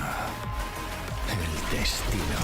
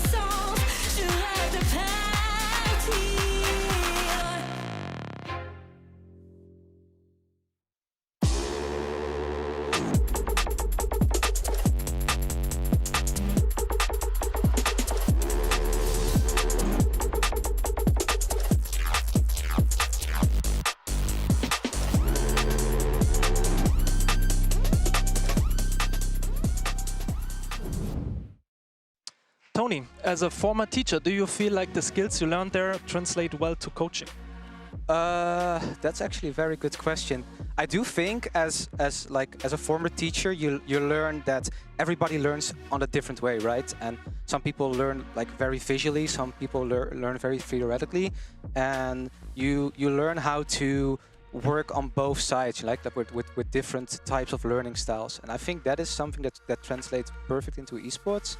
I also think like we call it in Dutch pedagogiek, which is like the way people are behaving and how they're developing, not only in mindset and that kind of stuff, is something you take with you. And like being a teacher, work with people, being coach, work with people. I also have a Bachelor of Education. Fun fact. I love that coach confession. You can really hear the passion of how he's been able to nurture the players and bring that experience in. But I think, guys, unfortunate that Team Heretics weren't able to come back. It felt like they were going to be able to, and then it just didn't quite happen. Yeah, not being able to take that to overtime, but honestly, most of it was their fault, and also seeing an SGE with Azuri, especially on that second half. First one as well, but Fizzy having an absolute day. Yes. I feel like he's having a tournament. Ever since the Gentlemates game, he just can't be stopped. Yeah, I find that Heretics started off on the attack side, it felt like they just kept going into stacks quite a lot of the time. It felt like they didn't really kind of read the map extremely well. So yeah, a bit disappointing from Heretics in my opinion. And here we saw a couple of rounds in which they also just made some uncharacteristic mistakes, especially from someone like Rians here. They end up getting into a situation where the 3v4, you're thinking, okay, they're still at a disadvantage, but we're going to see eventually Rians is going to get this Viper ult down and just makes a weird mistake where he just ends up walking outside of the ult for almost no reason. Yes, there's a player there. He's 8 HP, has the spike on him, taps it, right? And just goes and tries to force the race because he has already seen Jamelinho at this point. But he's only 8 HP, so Jamelinho can just use his classic for it. I think key to me here is obviously Koshmaris was not looking comfortable in that Omen. We saw there he didn't know how to contain that push at all. And then you see here, there's no smokes on Heaven anymore. And you see Azuri's able to get, I think it's a 4K in this round just because there's no smokes. I know that the composition, like we're talking about the composition, Heretics playing quite a good composition, but it feels like they're not able to play some of these optimal compositions sometimes because they're then sacrificing player comfort. But then at the same time, should Kosh really be on the Neon right now anyway? Like he's not been performing there too much either. It's a lot of problems for Heretics, especially when we're still seeing Rians and Woot performing. Like what are they supposed to do? I think that also the worst part about those 2 rounds is that it happened in such an early moment of the game. Like they win the pistol, they convert the bonus, Benji's already standing up and it's like, oh my god, they're so back and like and whatnot. And then they get eco back, as in like SGE is just not going to accept defeat just because. And somebody that was not willing to accept defeat at all was Fizzy. To me, something that Mitch said during the cast was perfect for it. Fizz is the kind of player that will TP onto you on rubble and will get that first kill. And when you go on to execute on C, he also will be the first player that you find on the other side getting the kill. Actually, exactly this round that I'm talking about here, it literally felt like he was everywhere on the map. Catching all of these timings, every single time that somebody went down on SGE. It was multi-kill after multi-kill too, right? I mean, if the kind of casual audience hasn't followed this guy, he's been around for a long time. He was, you know, I trialed him when we were trying to fill the spot, which eventually Alpha Year did get. But Fizzy would Fizzy would literally have been my choice if it wasn't for Alpha Year. Like, this guy's been around for a long time. I'm surprised, to be frank, that he's not been in VCT until now. He's had to do it through the Challenger system. Like, the reason he's able to make those bold, experienced plays is because he is an experienced player who has been in, you know, games like this in the past. Maybe not in this environment, but he's played this caliber of level for a long time. 100%. I think now, though, as we look forward to Haven, of course, we are now going on to Team Heretics map pick. However, in saying that, they lost it the last time that they played it. In saying that, though, it was a kind of close encounter, right? So I think my question here is, how do they bounce back now? Because we see Team Heretics with their backs against the wall time and time again. Yeah, to me, Koshmara's bounce back. If he's not comfortable on the Omen, he cannot have that excuse for Neon. There is always a moment to bounce back. I know, Minnie, that you're a big, huge fan of the SGE composition. You can go off about it, but Woods is on one today, and if he can translate that from map 1 into map 2, we might see the third one. Yeah, I do really like Heretics' composition. I think the Vice Chamber here is very strong. I'd have to go into detail another time about it, but like the Vice in particular is able to like weak side the defense quite well. You're able to put Thorns on A and delay for ages. You don't need to strong side that part of the map. You can be very dynamic about things. obviously a bit harder to play than the Cypher traditionally. Frankfurt's comp, okay, it's like, I don't like Breach in general, but I think that given they got a Vice and an Astra, I think that they can get into a very snowball situation on the attack side. Haven attack side, they're going to be going in deep. They can get these post plants down. As soon as you're in a post plant situation, because the Breach is going to allow you to get into the sites, right? And then you have the Astra and the Vice utility behind it. I think it's okay there. It's when you switch the defense is where I have the worries. Already defense on this map is quite difficult. Having Breach with Vice and Astra, it can be a bit difficult on this map, I'd say. They bunker up quite a lot on this map, and it's not been working so well on defense. I think another thing to highlight is the last time Heretics had played this map, of course it was against Navi, but it was Woot on the Chamber and the Hero kind of head-to-head that felt like the main story of that. So now SGE having a Breach on the other side, they're going to be forcing Woot out of these places so many times with Team Heretics starting on that defense. Yeah, I think that to me also, like, there were worrying signs. I think that yes, Hero had an amazing map, but I go into this map with a lot of questions because they're saying like Wood and whatnot. Team Heretics also like won both pistols. Like they have the strong starts and they follow so quickly. They struggled a lot on the defense right there. And for the side of SGE, if they keep playing with the comfort that they have, bouncing back in every opportunity that they have, the mental is on their side. Yeah, absolutely agree. I think there is going to be a lot of pressure on Woot to perform here. I don't think necessarily the Breach itself is a direct counter to the Chamber. I'm more concerned about Koshmaras. Koshmaras? Yeah. Like I mean, I am too. I think generally speaking right now, Koshmaras is not performing. I think the post-Neon nerf Koshmaras hasn't... Like, he was supposed to be a savior for this team. We're saying he comes in, the Neon, he's going to teach them how to play this fast Neon style, and Heretics look really great. And since the Neon nerfs, he has not looked like the same player. So I think, obviously, him performing better is a must for Heretics. Well, our casters are ready to take this one away. Thank you so much for bearing with us. Let's see if Team Heretics are going to be able to push us to a third map. Well, for Eintracht Frankfurt, things are certainly heating up. They've got a 1-0 lead now and 2 maps where they can take Heretics down. Now, the start of this run will be on Haven, Tom. It's fair to say, at least historic memory of Haven for Heretics puts it as a strong zone. Yeah, I'd say Woot looked fantastic last time they played Rians, but it's basically everybody back on comfort as well. I think that's what works with this map in general, is that everybody is where they want to be. I'm just excited to see if Eintracht Frankfurt can do this, though. A very good map for them as well. I think Azuri actually impressed me with his Breach last time out, especially because he was still fragging. I feel like a lot of players fall off the wagon when they're playing Breach because they're so focused on util. He was still 18 and 16 on that map. But also, if they win this one, they'll have eliminated one of the most popular French teams and one of the most popular Spanish. Oh yeah, this will be a team with a target on their back. But for Eintracht Frankfurt, all they care about is running it down to Barcelona. For Team Heretics, a defensive start, and, well, they have something to prove here. 13-11, a very close map in the previous, but superstar performances like Azuri and Fizzy. Oh, delivering. This was a man that was missing. Musashi didn't have much to say in the previous. Starts out this one with the opening pick, and the trades put us down to a 2v2. Benji is all alone on A, and no backup is coming. At least not to help him. Instead, Woot is coming from a different angle. He's pushed into spawn, and both players on the defense now tucked in, setting traps and waiting for Eintracht Frankfurt to step into the snare. A quick pickup for Benji, but he doesn't know where Fizzy is. Oh, that's the problem. Going back and forth, and well, ends up probably surprising himself as well as Fizzy with the jump round the angle. It's going to be Heretics taking that first round. Already a better start from Koshmaras as well on the Neon. You can see that he's still got that level of confidence, at least while playing this agent. And what an important pistol round you feel for Heretics to just get off the mark strong. Yeah, I think so. Yeah, let's go. Good. Nice! It's not that I think that Heretics are a team that need that early momentum as much as I think that Eintracht Frankfurt will feed off of it in a way that you just don't want to mess with. The attackers down to classics, and already a decent bit of damage traded out for the kill. Boo is in danger, but he has backup. A player on either side. Koshmaras quickly able to rotate into wherever the team needs him. And as we said, Ullman really not where you see his best work. If it's your first time seeing him play in the previous, you might think, well, he's got a bit to improve on. The Neon might impress more, but in this round, it hasn't. Jamalino, he's not going to keep trying to take that fight, but we're into a 4v4 with Boo low, and Woo taking risks that somehow he hasn't been punished for all too greatly.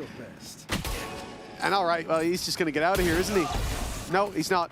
He's going to get caught. Can't make it to the TP, but damage done. Boo is low. Doesn't have anything to lose anymore, but I do worry it could just get out of control. What's going on? God. It's just not pretty until Boo. Wow, that's a nice couple of shots with the pistol. Costly, though. Yeah, they lose a Guardian. I think that was the most expensive thing they lost. Guardian and a Marshal, shields on a lot of players. Like, it's utility even burned. It's not the worst round for Heretics, but certainly not the best. It very nearly was a whole lot worse. I think that's really the problem. Benji doesn't seem to think it's an issue whatsoever. 2-0 start for the defensive side. As you said, Azuri on that breach is already proven to be a real issue, even with the Classic in hand. This time, Woot is challenged very early on, sent scurrying to see. They would have had to have incredible tracking to pull that one off. Okay, that's gone well for Koshmaris. Even a 1-for-1 trade is okay in a round like this. It's not the greatest of purchases, but he had the weakest weapon of the lot. Obviously, Woot has the Headhunter, so everybody else with something that can do damage when aimed at the face at range. Oh, with the trap covering off B, the Vice Wall covering off the garage, they got a lot of information early, and even more so now. Yeah, both of those Sentinels to be challenged. On the back of Seaside, the Eintracht Frankfurt are patient. Musashi's not giving them the angle, and when they swing in the other side, there's going to be more than enough players, well, to weather that storm, you would think. Great paranoia, though. That's done the work from Boo and Woot. Shot after shot, a successful hunt from the Headhunter, leaving Monster all alone. They have a Boo now, he just waits. Spike planted. Riens still has his utility to play with, but that's not what's important. It's the immediate headshot through the box. It's safe to say, though, the hero of the round can only come down to one man. It's Woot with that Headhunter. Towards the end, he spammed all of his bullets bar one, and then uses the final shot to still take another kill at the end. This is why we're constantly talking about this guy and his individual brilliance. And it's the same start as we've already seen. An early bit of flair from Heretics, but just like the last map, we know that anything can immediately flip on its head. Well, Azuri is having a strong start, and it was him with a Sheriff in the very same round here, 3-0 down. Yeah. Found a 4K. Slightly different role. Put Eintracht on the map. Indeed, but it was just a retake out of heaven.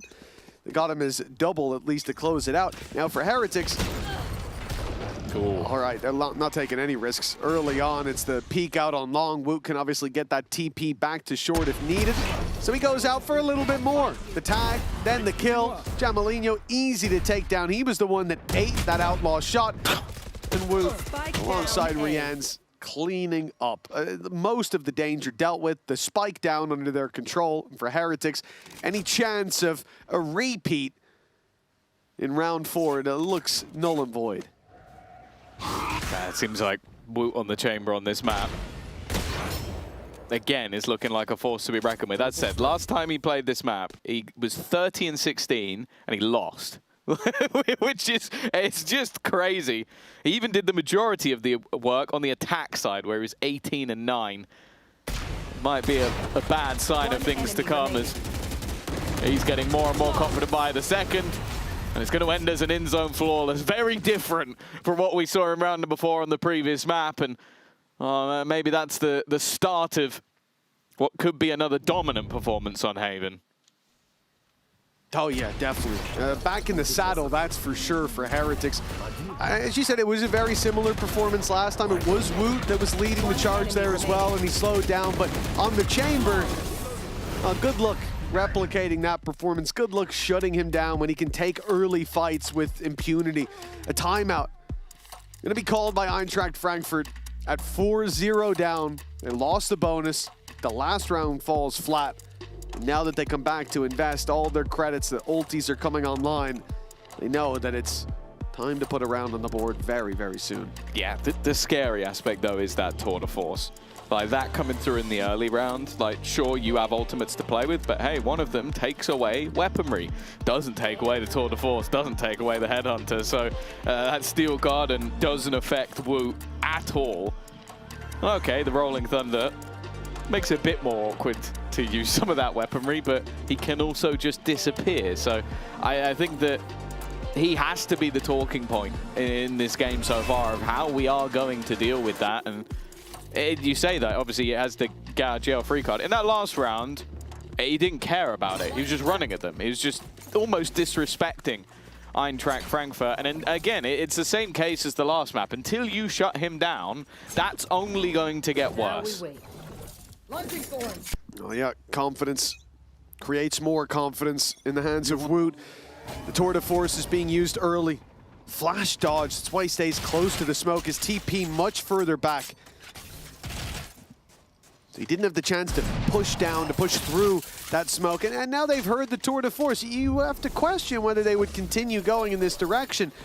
But Eintracht Frankfurt have their eyes on the prize. Blitz out, neon wall up. And there'll be no room for Woot to get anything done, but they have avoided the Rolling Thunder intentionally. Yeah, immediate retake. 4 players already here. Boo had pushed up on the other side of the map. Now they look to try and take the weaponry away. Those guns are going to fade in just a matter of time.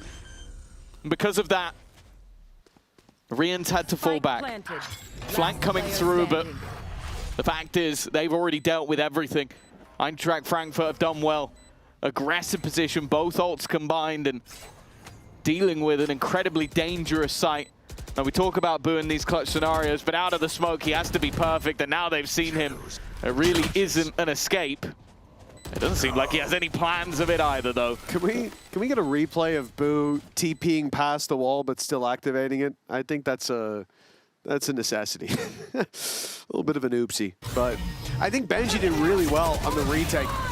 Actually, thank you very much, replay team. It was that fight there. Like, you see Koshmaros diving in for the site, looking exclusively to default. He doesn't care about backside. And then he gets swung. He should be dead to rights. But Benji was there to pick up a double. Unfortunately, that was about all that there was to report in terms of positives for Heretics in that round. Yeah, well, other than the read, like they knew exactly what was going on because of Boo, but yeah, they weren't able to cope with it. Early stun. Does he stick around? Oh, he's definitely got the information. They know that this is coming in that direction. Hunter's Fury, it's hunting down Rienz, and even looking to try and take Boo as well. This site should be under their control, but Boo goes back in, and Benji tries to follow. It seemed like maybe crossed wires. They wanted to get ahead of everything, and instead, kind of just sacrificed themselves to SGE. It's weird, because it looks like they expected a different pace from a team that pushed all the way up here with a Neon right off rip and popped a Hunter's Fury and found a pick with a Hunter's Fury. Now, if Eintracht Frankfurt at that stage of the round say, let's slow it down, boys. Let's second tempo this hit. I think the coach would come out and start strangling someone Homer and Bart Simpson style. Like, you got to go on that. But a bit of a misread there. Boo and Benji think they've got time to slip back in, to set back up. And, well, they end up tripping over themselves a little bit. Still, not the end of the world for Heretics, but for Eintracht Frankfurt, they are chipping away at that lead. Yeah, like a few very effective ultimate rounds. I think the last, having the Rolling Thunder for the site, and then the Steel Garden midway through the contact, removing their weaponry. But this was just, yeah, there's nowhere to go. Absolutely no opportunity for Rienz to escape. That Hunter's Fury proving deadly. This round, they don't have so much to play with in only the overdrive available. But the pace they've been hitting has definitely been causing Heretics issues. I think Benji thought that the Thorns would delay that little bit longer. Looking at the replay, I see why they thought, okay, we might have a timing here to get back in, but not quite. And poor Boo he was too far committed. Benji was the man coming to his aid. And for Team Heretics, 4-2. It's been 2 rounds in a row now. It's slipped out of their control. Eintracht Frankfurt showing up and not in the way that we've seen before with, like, they didn't have that big 4K to get them into things. They haven't needed that injection. of morale, of confidence, of adrenaline early on. Oh, whoa!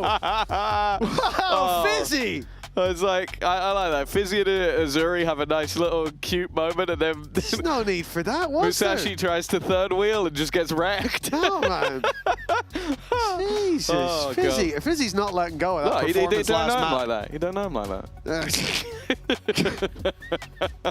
Watch that first half on Lotus, don't you? Don't you play jovial with me. All right, well, Fizzy's cold down on that stage. It's a little technical pause you can see in the background there as this might interrupt the momentum of some teams, but it looks like it's all smiles down on the stage for Frankfurt. Yeah, no. Bar Musashi, but understandably. Yeah, he's just been wrecked. He's been wrecked. Everyone at home has seen it. And there might not be any coming back from that, but it's going to be a GIF as well, isn't it? Yeah. From there, I'm going to use that a lot. From their perspective, 2 rounds in a row, high impact ults thrown in, but they have been thrown in for a reason and they've worked. And that's the thing, like you utilize that, you manage to negate Woot's early success, and it becomes a much easier game. He was the win factor in a couple of those rounds that Heretics were able to get over the line, and if you could avoid him, the dodge CNED strat, it does seem to go a little bit more swimmingly. Yeah, but it has been 2 rounds in a row. Not the biggest of gaps, but look at that behind you. I see a timer now. We don't usually have a timer on a technical pause. That's because it's a tactical break being called here. Team Heretics not happy to lose their 2 in a row. They're feeling the momentum slip away and knowing that coming into this round, the economy is going to start to stretch thin. This is their moment to show up early on. This timeout should help the course correct, or at least that's the hope. Yeah, I think that, again, when we talk about coaches and their proactivity, I think that Weber is someone that, we get to see his reactions often, even some of the things he says, and if he spots things out quite often with this squad that he's not a fan of, and I think that the last couple of rounds, again, it looked a little disjointed about what the plan was in that moment. Like, do we dive in and try and win this round 2v5 while 2 players are on the other side of the map? Do we go in? Do we wait and try and play it as a retake? Whatever it was, it didn't work, and I think that correcting those things early, like the first 4 rounds were incredibly clean. You win a bonus round, you get yourself into that head start. You want to convert that because we've already seen versus Na'Vi, some of those rounds slip away from them. Oh, wasting no time. It's Boo dropping the ball, and Koshmaris paying the price of the spam. The Odin for Musashi puts them back into the lead now in a 4 versus 3. The man advantage, the drone clearing Benji. He will not make it out. The spam from Azuri, deadly. And even with Monster on a sliver of health, a few pixels make up his health bar. It doesn't matter. They've got a 2-man advantage on the attack to play with, and all the time in the world. Unfortunately, now the dodge Woot setup doesn't work because you probably also want to try and dodge re-ends.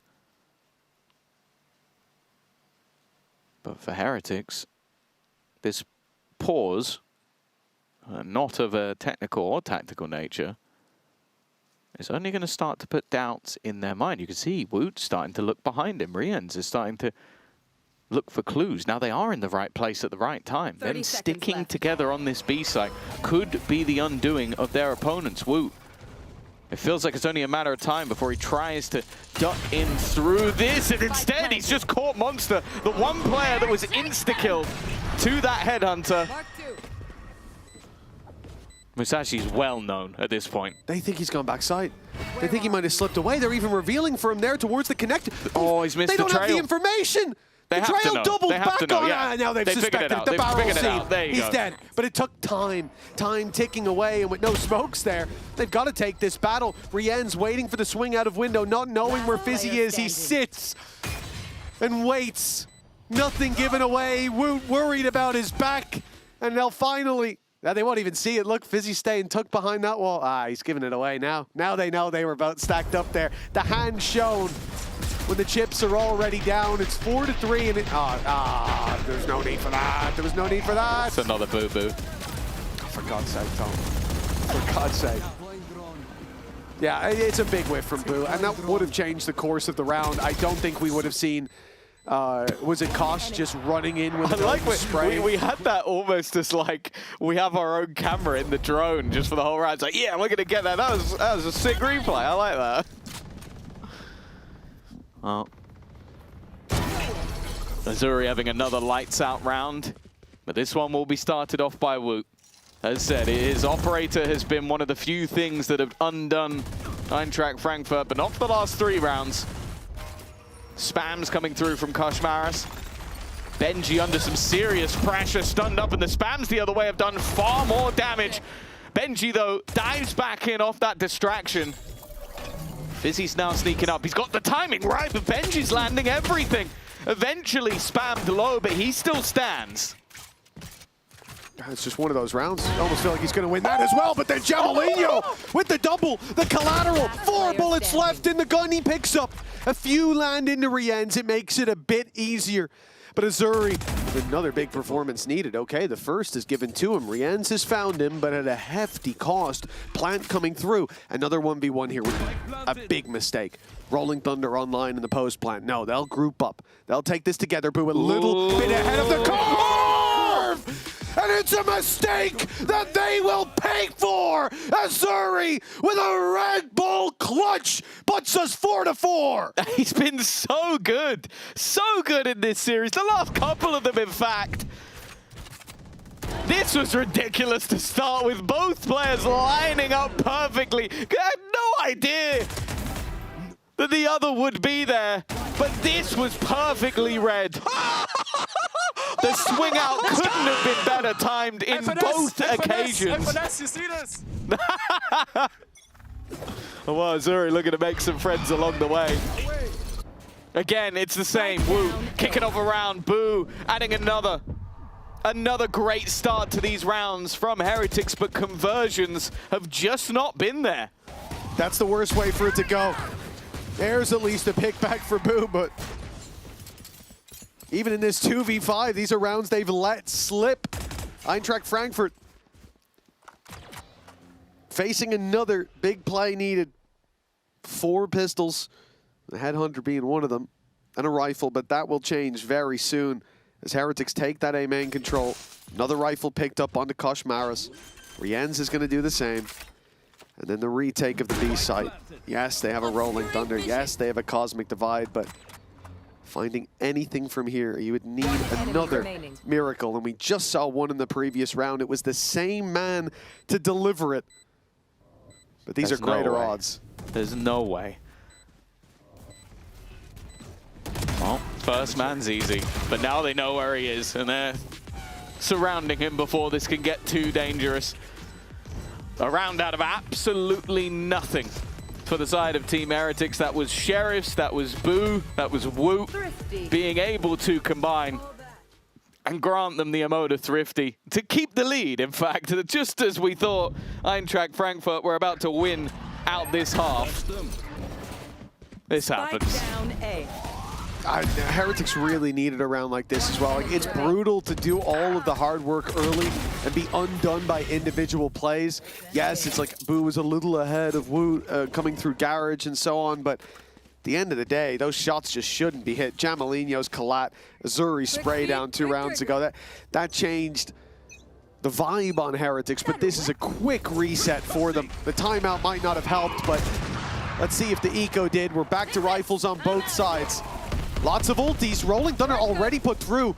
It's going to catch Wu, but they can't follow up in it. The Vice setup has delayed them. The Thorn's active from the other side of the map. Benji has stopped the push, and he's given his team a chance. But Musashi, the silent hero, draws his second blade, and blood is spilled. Team Heretics have only Benji left, and I don't think he's going for this one.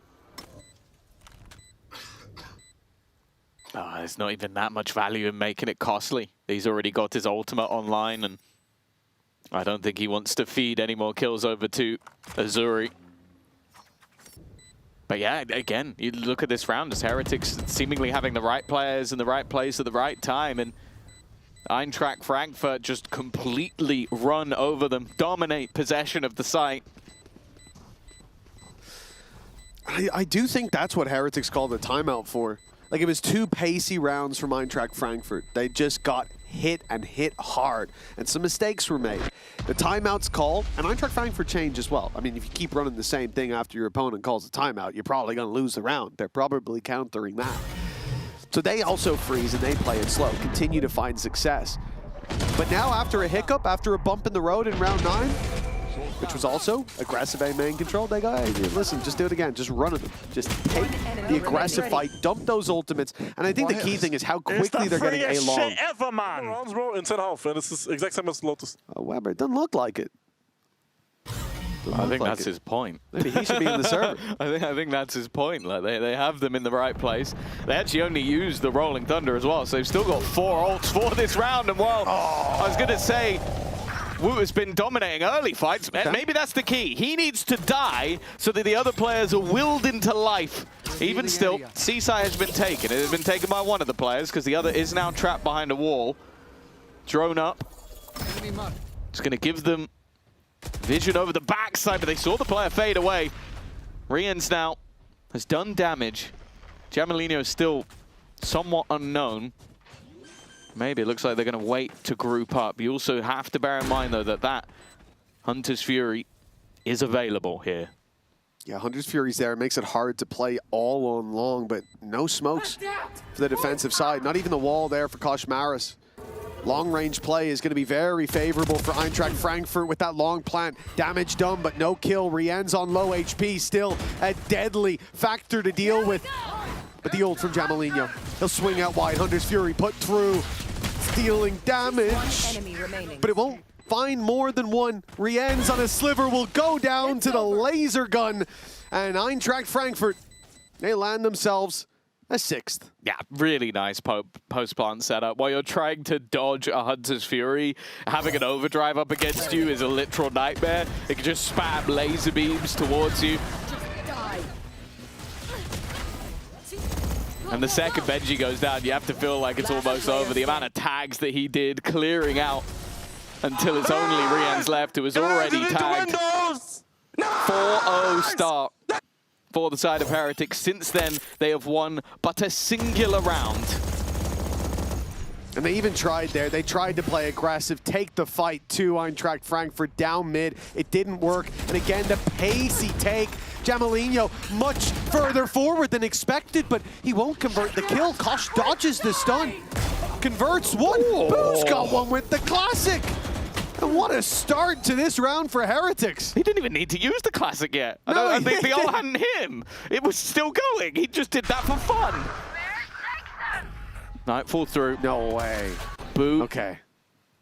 Thought about it and decided, probably wisely, against it.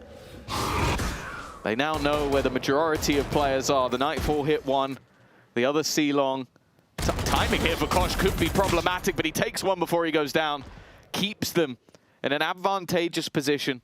45 seconds left for Eintracht Frankfurt to play with.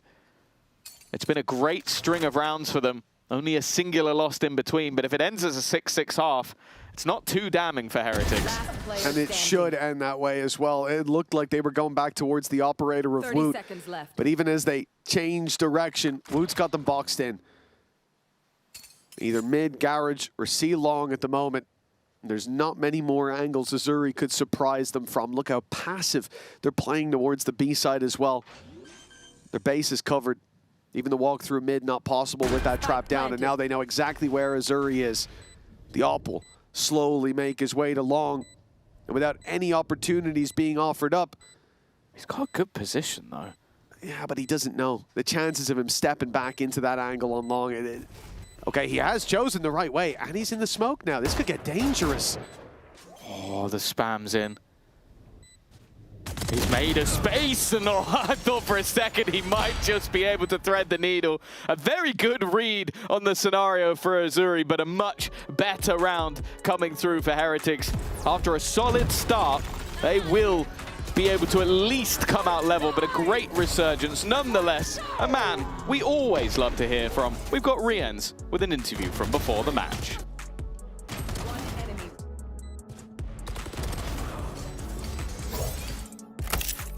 Thank you so much for joining me, Rienz. I wanted to bring up a topic that's been going on with yourself mentioning it, I think, with Sheep Esports in an article recently, and also when I spoke to Benji last about inconsistency.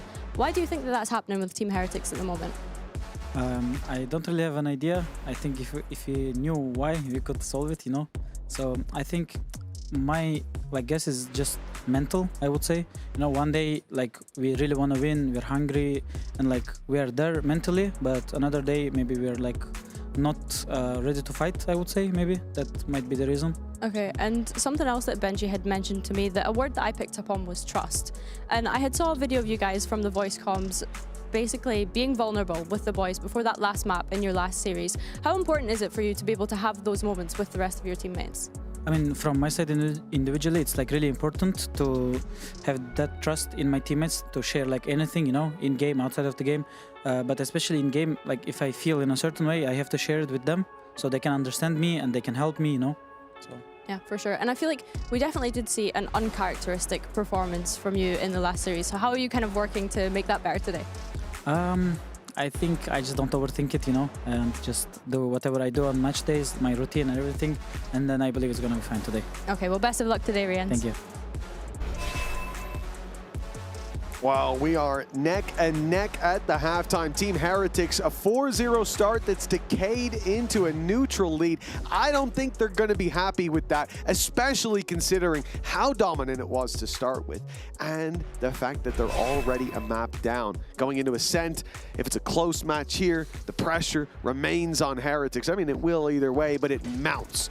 And that's because Heretics, the Spanish organization, they are one that's expected to make it all the way to Barcelona. Of course, the fans will expect to see them there, and maybe you will as well. Scan the QR code to get your tickets if you want to be there. No guarantees you'll see Heretics, though. I mean, maybe in the crowd.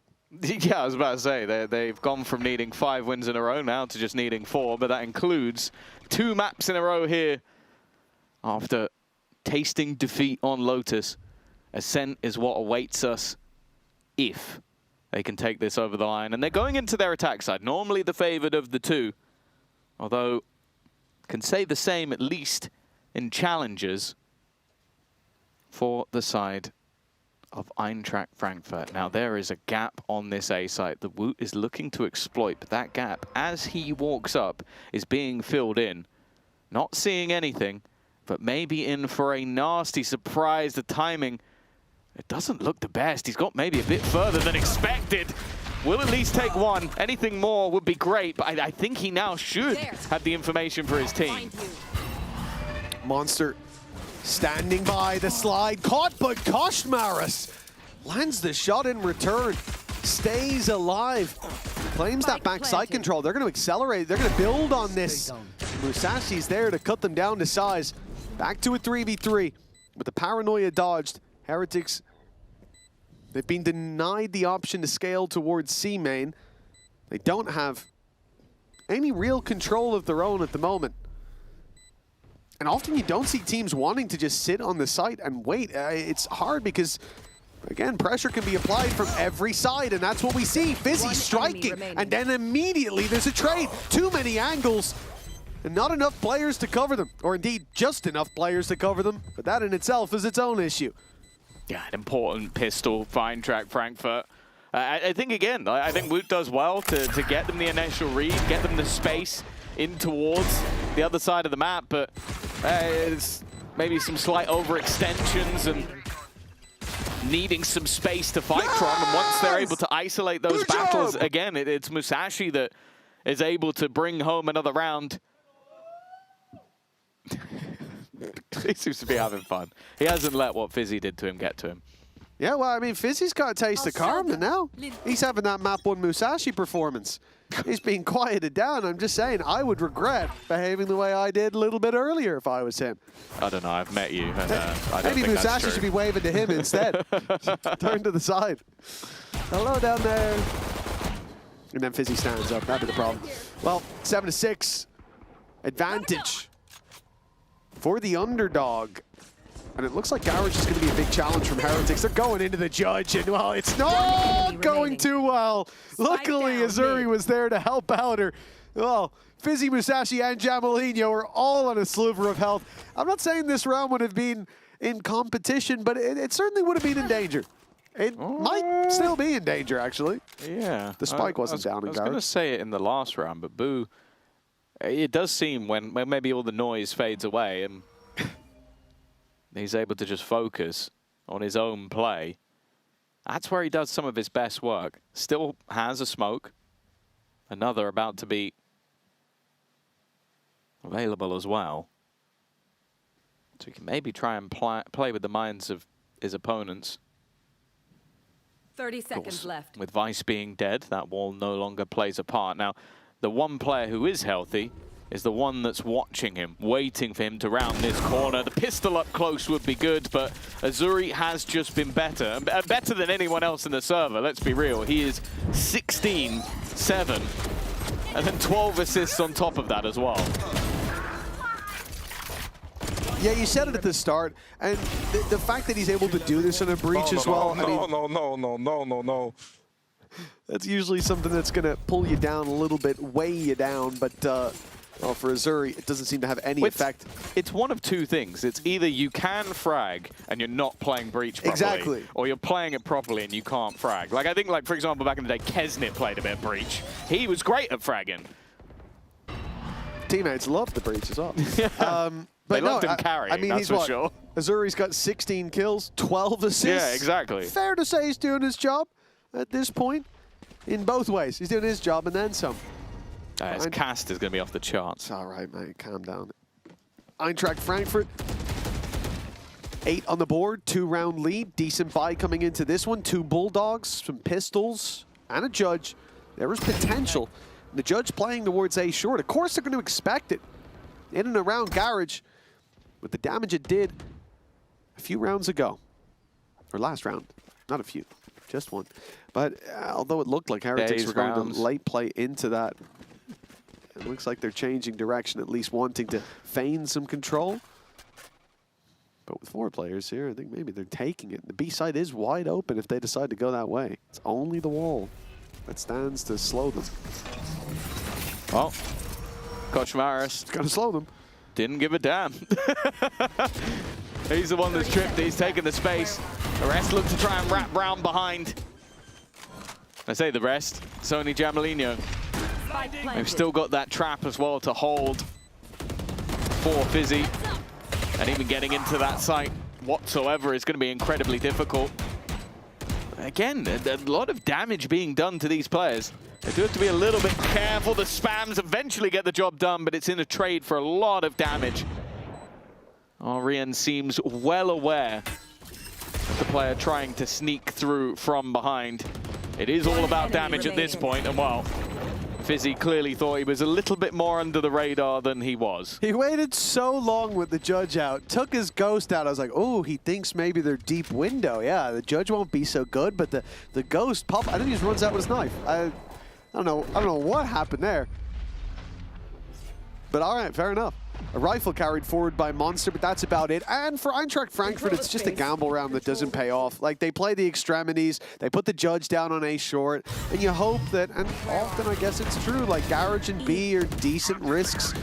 It's not as many long lane ways for you to take. There's a few little corners for the pistols to hide in, and with the flood potential of a pistol buy on the B side, it's quite hard to not hold on to after. You can play back in main, but to get in there in the first place and get enough space to get the plant down can be dangerous. So they're just hoping that space is respected, and it wasn't. Heretics find themselves some free ground, and obviously in a round like that, it should be easy to hold on to once it's claimed. Oh. Heretics looking to try and level. Ultimates yet to come online for either side, but Musashi is incredibly close. And the early feel of the map is there is no competition. Evidently, Eintracht Frankfurt thought this was going to be more of an A play, but it's also just look at the delay. They have so much Vice utility covering towards that C side of the map. They also then have the global utility on the other side. And Koch Maris, again, he's trying to sell a bit of a ruse, but this is the delay. that you can't go anywhere near those thorns. You definitely can't be vulnerable while you're stood in them. And just look at the amount of time that alone has bought. There's now a second player in the site, a third not far away. And Musashi has that ult to play with to disrupt if he needs to. Reveal, spotted Fizzy towards the back. They're going to be ready when they swing that backside, but not ready for Fizzy. With Boo alone. His position moments ago known, and now the steps heard. Okay. He does extremely well to take down Monster, but the TP will be his undoing. Musashi is waiting here with the Odin in hand. And a 9th locked in now for Eintracht Frankfurt. Musashi on his feet again. He made me nervous because he was 10 HP. I was like, there was a small chance that Boo was able to react. But this is just, I love watching the way that they're using this Vice Astra combo. As I was calling out at the beginning of the round, like, you have an opportunity to grab well, to smoke on 3 different chokes on the map. This is Old bro, hello! Hello. The second the ruse is figured out, as Koshmar is just running in alone on the A site, they make that contact, he immediately just pops the util, calls for rotations, and can hold that side of the map so much longer than anybody else. That's just a great setup from Eintracht Frankfurt. Revealing area. Well, it's starting to fade from possibility and morph into reality. Eintracht Frankfurt winning against Heretics today. Honestly, looking at this game, I predicted Frankfurt, but I really looked at it as a coin flip. I think either of these teams could dominate, either of these teams could get smashed, and we could very well have a very close game. But for Team Heretics, losing 2-0, that wasn't really in my mind. Like, getting smashed on a map, sure, but you're telling me Woot can have a lights-out performance like he did in the start of both maps? You're telling me Rienz isn't going to enter God mode? Koshmaris on the Neon isn't going to deliver? Like, it feels impossible for them to not have that one, but Eintracht Frankfurt... I will say the third of the 3 things you said is more likely than the other 2. One of these is not like the others. I was with you, and then you lost me. Went a little bridge too far. Perhaps they did there on that contact play. Kosh deleted. And Benji will fall as well now. Musashi doesn't even move. He is steadfast in his hold of long, but can Rienz root him from position? Reveal. No, okay, he'll get there in the end, but 12 seconds with the spike. He is not getting this planted, although he's got a couple of kills. The result's the same. Oh, it's a race for who can kill Rienz. And it's going to be Gemelino. The second time he's killed him with a classic. Well, Eintracht Frankfurt make it to double digits. They came into this tournament, as I said, they went through a play-in, I think it was of 36 teams. They went through an LCQ to be one of the remaining team that makes it to this tournament. They lose their opening match to GX, which I'll be honest with you, for me was a death sentence. The second they lost that game, I was like, they're not making that run. And if you disagree with me, GX already out. So I think that tells you everything you need to know. Unlucky, man. Yeah, bad gamble. But going up against mates into Heretics, I was like, okay. I didn't expect them to get through the mates. I didn't expect them to get through Heretics. But they are 3 rounds away from doing both. And not just doing both, but doing it both in 2-0 fashions as well. They are building further and further into this tournament. I'd also like a stat that I don't know is necessarily possible to get, but it's Musashi's KD before being flipped off and after being flipped off. It's going to be a very positive stat for him. I think it is. Motivation. All I'm going to say is, maybe that needs to happen more often. We don't necessarily need to show it on camera every time, but... And also... Fizzy stats before flipping Musashi off and after. He was giving his power. You know, that's how he does. Transferred it. Yeah, that's a very small game. I can't quite tell. Also, that was a guy from That's a GX coach. Was that the other game? That was League of Legends, yeah. Just in case you couldn't determine that. GX are not in the tournament. You just said that as well. And then we showed GX. Someone was like, the smallest I've ever seen our game. I was worried about my eyesight for a moment, and then my sanity. But we're back. We're so back. 10 rounds on the board for Eintracht Frankfurt. Yeah. Back on the Rift. But no. Is that what it's called? I don't know. I don't play I've never played a round of the game. I don't know if they have rounds. You're a lucky man. Either way. No, they don't. Low buy for Heretics. And Fizzy has just spammed out Rien's, dropped the spike, which they will get back. Yeah, Rien's just used Nightfall as well. That was Rien's going, let's go in, guys. Then she's getting shot in the face, well, the body multiple times through the smoke. So, not a great start to the low buy. Wood at least has a backup weapon to switch to. Boo's now got Musashi. Was this all a ruse, all part of the... Where's he going? He thought the TP was coming in. This is looking way more competitive than it should be for Heretics. They popped an ult, got immediately stopped, and now we're in a 3v3. But Fizzy, well, he's flipping them off. Oh my goodness, it's a 4K from Fizzy. He's been quiet all map, but he's came through in a statement round right as they approach the finish line. Not the fan. Yeah, it almost felt like an Eco Warrior for a second, but you know, it's a round that they needed. Like that got really shaky in the middle. Early spam works. But then it's again just this aftershock causing issues and just everybody swarming at once. Playing as a team. Was my ace. That's why. That's why. Yeah, Musashi was there telling him, steal it, take the kill. Everybody, we need the round. Don't let that guy back on the board. Well, now it's a very tight pack for Eintracht Frankfurt. Everybody delivering. Fizzy was the one person who was missing, was quiet, unneeded at times. And now even he has shown up, and for Heretics now, it's their moment to do the same. We are approaching the end of the line for Los Niños, the run to Barcelona. Looking like it's going to be denied, falling at the hands of a team supposed to be a tier below. Right now, it doesn't look like it. It's worth mentioning as well. The first event they made it to, the Miracle Run, was Madrid. They had the chance to make it back to Spain. The chance to fight for the EMEA title in a different place other than Berlin. And Monster has found himself in a very interesting spot, not just because of where he is, but also because of where Boo is. This is a massive gap that has been exploited. He's now surrounded, probably confused by that, and he's walked away at the perfect moment. Boo also shot at him, so Monster knows now there was a flank coming through. He flees immediately, but then Fizzy goes pushing.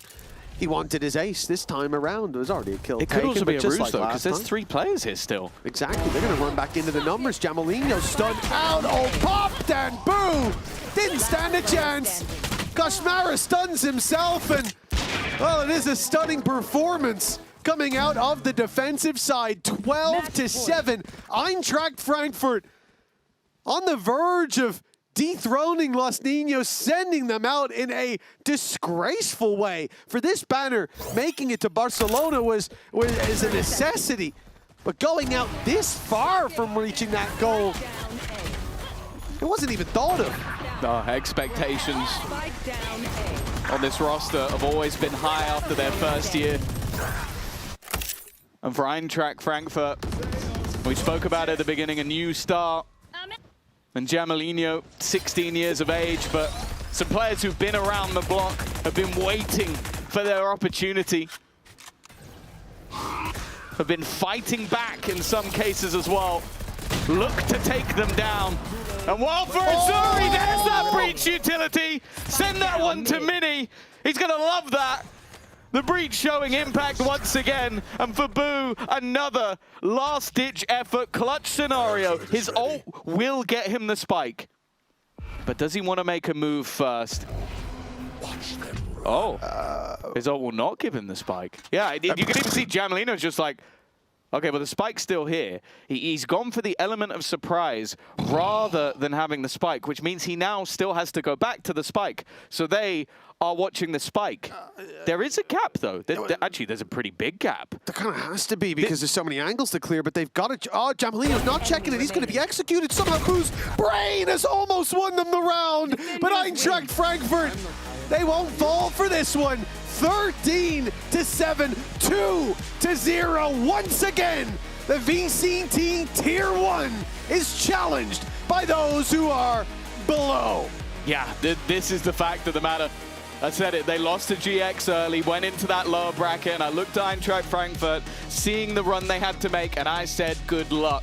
But they are the team on the table that made that run to get here, playing to LCQ, and now stand on that main stage, and they have eliminated mates. They're the team from France that made it to an international already. They have eliminated Heretics, a team from Spain that made it to an international already. And honestly, at this point, there is nobody that I think should be underestimating this team of players. And for Heretics, unfortunately, the dismay at the end of the year, no Barcelona, no champions. It will be a disappointment for this team. And while I think for next year, obviously, everything will change. We'll have to see how this roster lands. Well, this tournament certainly taking shape in a way that, well, the Tier 1 teams wouldn't want to see. We're starting to lose the legends and create some new ones. A second 2-0 against the VCT main stage. Eintracht Frankfurt not just making waves, but washing away the competition. They're looking to make a run to Barcelona. And honestly, after this game, after the last, you have to ask, who can stop them? Yeah, I think the most impressive thing is that they are taking names that have been to big tournaments. This isn't just a squad that's going through some of the lower levels. Nonetheless, a man really making a name for himself now. We're down to Jamalino. Thanks for joining me again. Nice to speak with you. And finally getting a couple of wins under your belt as well. What are the initial feelings right now? I'm really happy because it's like the second win, I think. We won against Heretics, and I don't remember the second one. Gentlemates. Gentlemates, yes. Yeah. And yeah, so I'm really proud of the team and I'm really happy. Yeah, it's great to see you having such a great individual performance as well, Jamalino. But I guess I had asked Musashi this earlier today. What were your expectations coming into this event, considering that you came in through that last chance qualifier? And do you feel like you've met those expectations? My expectation was we were pretty good in LCQ and also in practice. So, I'm sure we can go to Barcelona, honestly. Oh, really? You want to go all the way to Barcelona? Yeah. Thinking ahead of Barcelona then, if you guys do make it to those playoffs, is there a team that you've got your eye on that you want to go up against? Probably EP, because that's the best tier 2 right now. So yeah, I think EP. Okay, I find that interesting that you choose another challengers team. Why do you not choose any of the tier 1 teams? EP is hard to beat and we never played them, like in VCL or EMEA. So I want to try because I don't understand why they're so good, Yeah, okay, that's great to hear. Well, hopefully you do get to do that. We'll get to see if both of you make to playoffs because of course we've not seen if they get to do it yet. But we're going to hand it over to your teammates who are waiting on the desk. Hello, Minnie here, and I'm joined once again by Bayer and Coach Tony and Musashi of Frankfurt. You won against a legendary Heretics team. How does it feel? And it feels great. We really respect these players. We're practicing them. They're, I think, one of the best teams we play in Prague always. And now beating them on the stage, it's just amazing. Did it feel any different, the preparation? Does it feel any different in the server playing against, you recognize these players, they've got a lot of esteem? I think in the server it felt pretty normal, because we were we were used to what they're doing, but we also just played our game. These two maps are really comfortable for us. We know what we should do, so it felt kind of normal. They didn't do anything special. So what were the keys, right? Because both of the maps that we saw were good for them, good for you. What do you think were the differences, both from what you saw from them, Tony, and also from playing with them? For us, the biggest thing is to play what we're comfortable on, right? So you see that we play not a standard meta composition. We like to play Haven. I think people can see that already. So yeah, giving us comfort is very nice for us. I think it pans out really well. In the first day, we needed to adjust a little bit to the stage, but now we're familiar with it. Sky's the limit, right? We see it every day by day, play by play, round by round, and yeah, today feels very comfortable, not gonna lie. What you said the sky's the limit. What are the expectations you had coming into this play-ins? Well, the expectations are we have our goals, right? We want to represent a region very well. We want to do obviously very well because we know that we're capable of. We have a high potential. I think Enterprise mentioned it already earlier in the desk. Our scrims are looking very, very strong. And I think one of the biggest questions is how do you transfer the performance that you have in scrims towards the officials, right? What have you been doing? To translate it, because it's looking very good. You really want to know? Yeah, I think everybody wants to know. You beat Gentlemates 2-0 and now Heretics 2-0. I think everybody wants to know. What did we do? I think we just did what we liked the most. We like the game. We have a genuine passion for this game. Players are grinding almost 24/7. And we got our head in the game. We didn't let something distract us. And the most of all is outside of the server, we are very good friends. You know, we have a very good synergy. We have been living now together for a long time, and there are no problems whatsoever. We feel very good, yeah. And I think that's the key point. How does the coach-IGL relationship, like I know that relationship means a lot in a team. Like, how do you guys work? Like, are you coming up with strategies together? Like, how? Just give us some Musashi, how does that go? I mean, the relationship is definitely good. Like, we agree with pretty much everything. I mean, unless Tony's telling me to play ISO on some maps. But like I would agree with that one. Yeah, we agree with pretty much everything. Tony does definitely much more. Like, he's always sitting on the, like after we're done with practice, sitting on the Discord and waiting for someone to come. And then when I see him there, I come also, but he's always doing a lot of stuff. Also with Sebe doing the anti-strat on these teams, which is looking good. But I think we agree with what we want to do, how we want to play the game. Completely agree. Yeah. So everything is really good. Talking about ISO, I remember you obviously back in the day as a star duelist back in 2021. Yeah. You are now in IGL. You're still in Rebels. Yeah, to me, you're still in Rebels. You're now in IGL playing a lot more like the server and stuff. How has that transition been going from a duelist to IGL? I mean, the thing is, like, I've always, like, also on the duelist, I was really vocal always. Like, I'm someone who just can't stop yapping in-game, outside of the game. So it's just, like, really easy for me. Also, I can stay kind of focused when I'm talking. I mean, it's always hard to see get the full balance. When I'm on duelist, when I was on chamber especially, I didn't look at the minimap to tell my teammates what to do, right? But now I have to find the balance to get both done, like tell them where to go, micro them, and also look at my crosshair. I think on the Lotus it was kind of terrible. I couldn't hit a shot the whole game. But on the Haven, I figured it out. You did clutch with the operator yeah, but last round, though. On the AWP, bro, that's my prime weapon. No, and also on the Haven, when you catch Boo with the TP and you were already waiting there, like you've had your moments. Yeah, on Haven, I think I was in the balance again, just doing my normal game like always, and also micromanaging them. So it's like, for me, it was a kind of good transition, I think. Cool. We've got Giant, no, we don't have Giant X coming up. No, we don't. We do not anymore, I am sorry. We did show the LEC for a second right there. Fnatic Job Life coming up. Could you give us our predictions before we go ahead with that? I can go first with this one, and I'm going to be a bit controversial, but I'm going to say Job Life. Why? Now you have to back it. Obviously, because we're in the same facility as they are. They are our friends. Nice. They're really nice, very nice people to have around you. I think they deserve it. Although I like how Fnatic has been playing the last match, though. I need to choose for Job Life in this case. I think, like, if Fnatic plays like with Kayak, Alpha, I'm full confidence. I mean, like, who's stopping them, to be honest? But I think if they are not, Job Life is winning. Okay. Well, congratulations today. A very convincing win. We're going to be joining, it's not Giant X, it's Fnatic. It's Fnatic and Job Life. Right after the break. FNS! FNS! FNS! You see this?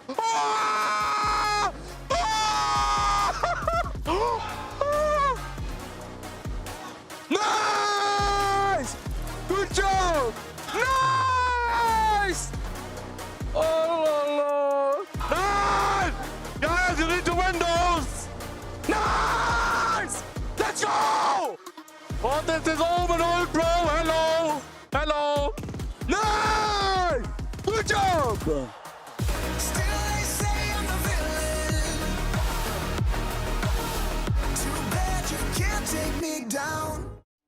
And the winners. 4 years of history. VCT EMEA Team Liquid. That trophy has never been done before. No team has ever lifted our trophy outside of Berlin. But that's about to change. VCT EMEA goes on its first ever roadshow. And it's coming to Barcelona. Our biggest crowd, our biggest stage, and a trophy lift under Spanish skies. We will be there. Will you?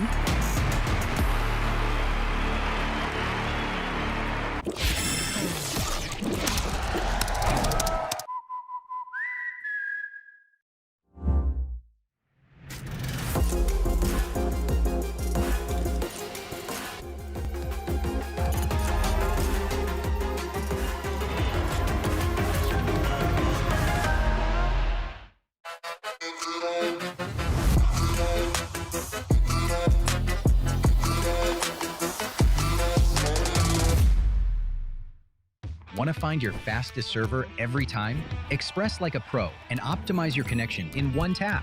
Express and game without ISP throttling. Express and shield yourself from DDoS attacks. Express and choose the VPN trusted by gamers everywhere. Express VPN. Experience gaming the Express way. Fast, stable, competitive. Outplay the world. It's time to Express. Unlock free cosmetics, including Lightning Kicks Buddy and more. Scan to subscribe.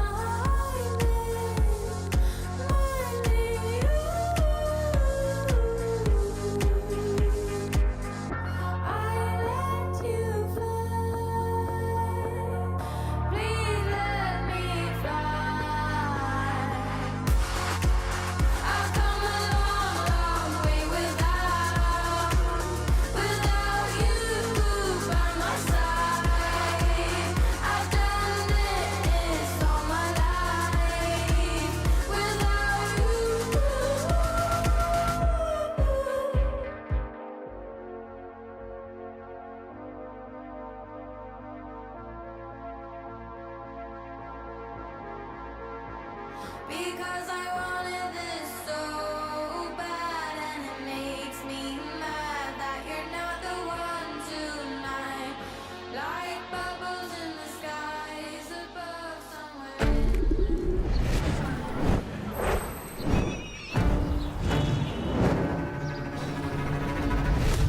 Madre mía, qué bonita la iglesia esta, que está medio a ser.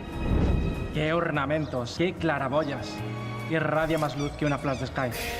Qué pocas ganas tengo de andar. Con lo bien que estaría yo viendo las finales de la VCT EMEA en Barcelona. ¿Pero os queréis callar? Contemplad.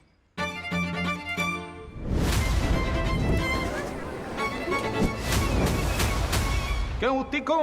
Estoy aquí en el paseo marítimo. Vaya mar, vaya ola más grande. Parece la ulti de Harbor. Qué rico me está sabiendo este heladito que me estoy comiendo poquito a poquito.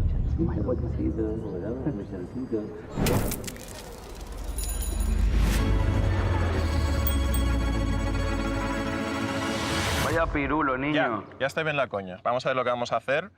Porque la Rambla está muy vistas. Y un museo como que no, ¿no? Irnos de fiesta a cabeza, que ya tenemos una edad, y el Tibidabo pasando. Pero chapulines, si ya está claro lo que vamos a hacer. Basta ya de tonterías. ¿Vamos a ver la final de EMEA? Venga, vamos para el Olímpico. Pues venga, comprad las entradas porque ya están a la venta. Y bueno, la fiesta la dejamos para el domingo después de la final, ¿no?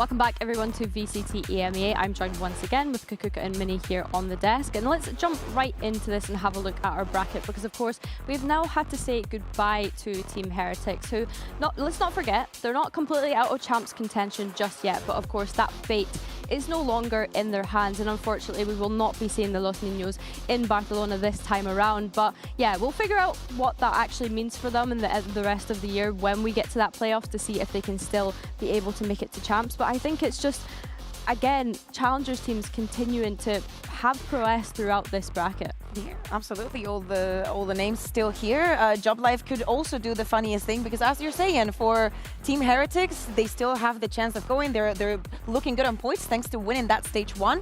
But for Fnatic this year round, last year they made it on points. This one is not looking that easy if they are to fall. Well, it's impossible if they fall. There's a decent chance for Heretics, but at the same time, like, that might have been the last time we saw that roster together. Like, it does feel like a moment, and I think it's worth addressing that, like, that might have been it. That's crazy to me. Yeah.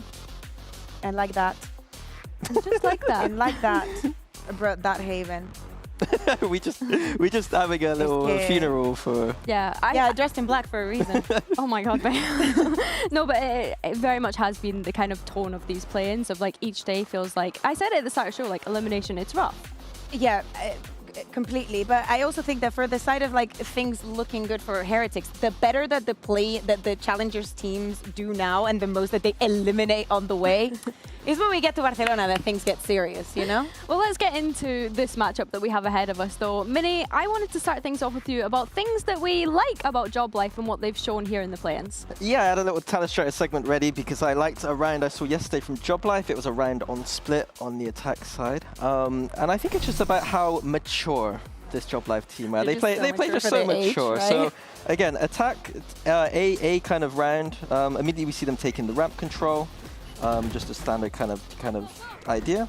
But here is where they make a good decision. They realize at the top here that they make a good read that the A site's going to be completely free, so they concede all this space on Heaven.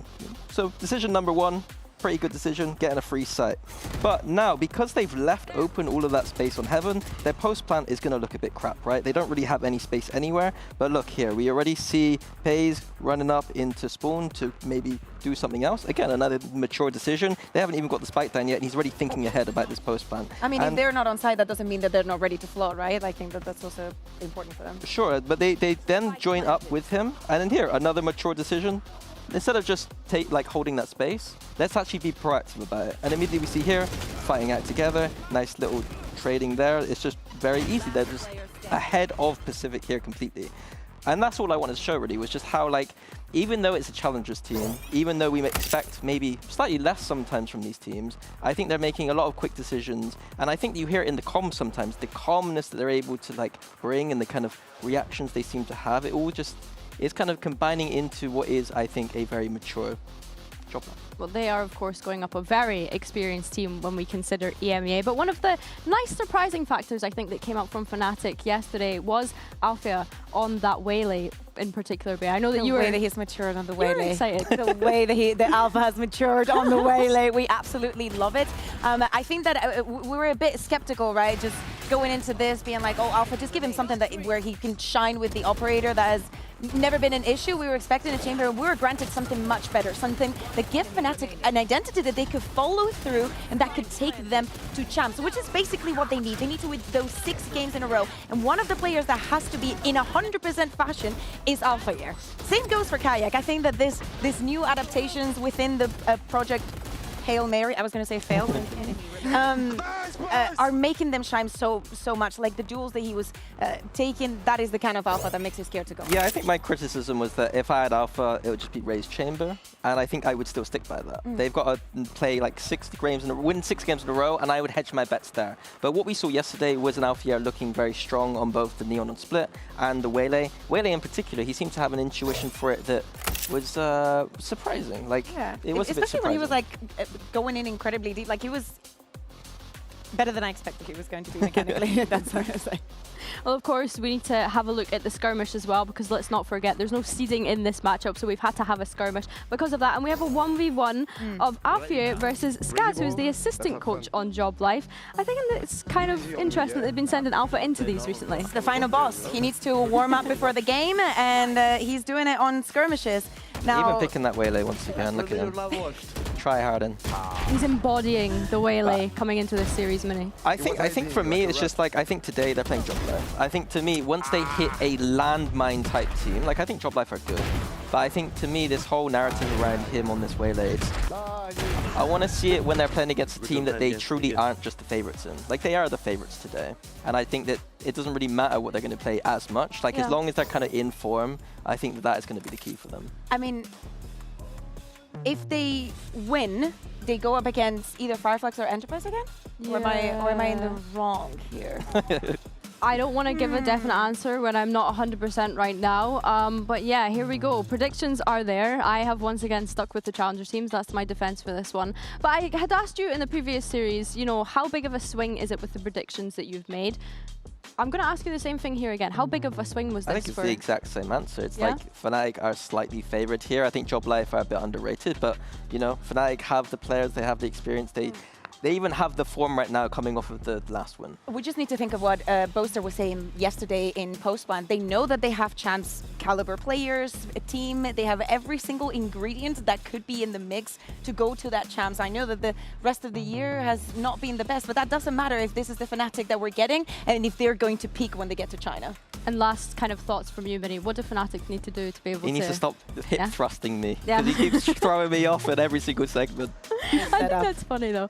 I think it's great. Well, either way, I feel like we've set up the matchup great here. And it's a familiar matchup in the terms of you've got old friends on one side and old friends on the other side. And now one of them will need to stop the journey of the other here. Let's send Fnatic and Job Life out onto the stage.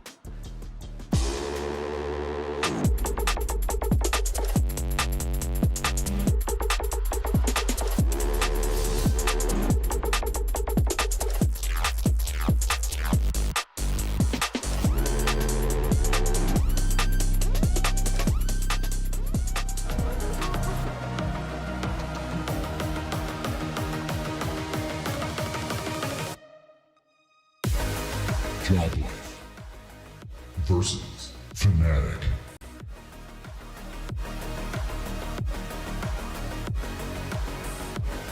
Doma was a player that, of course, subbed in for Fnatic at Champs last year. Now, right here, right now, he could be that same player that actually eliminates them from being able to make it this year. It would be a first time, of course, that Fnatic miss out on Champs after not making any global events at all this year, guys. As we take a look at the map, VCT, your interest has peaked already. Yes, Breeze. Man, I miss Breeze. Have we had a lot of Breeze here in the plane? I feel like if we've seen it, it's been like once, and I probably wasn't here, or my memory is failing me. But you know, it's been a while. Do you know who's been a while for as well? For Fnatic. I don't think that we've seen them with this roster even play in this map. I mean, of course, I'm speaking about having Eng, having Cloud in the mix, and what they're going to do with it. So I want to see how what we saw yesterday translates into today's maps, because at least Lotus is the first one, Mini, and I know that you love an Alpha chamber.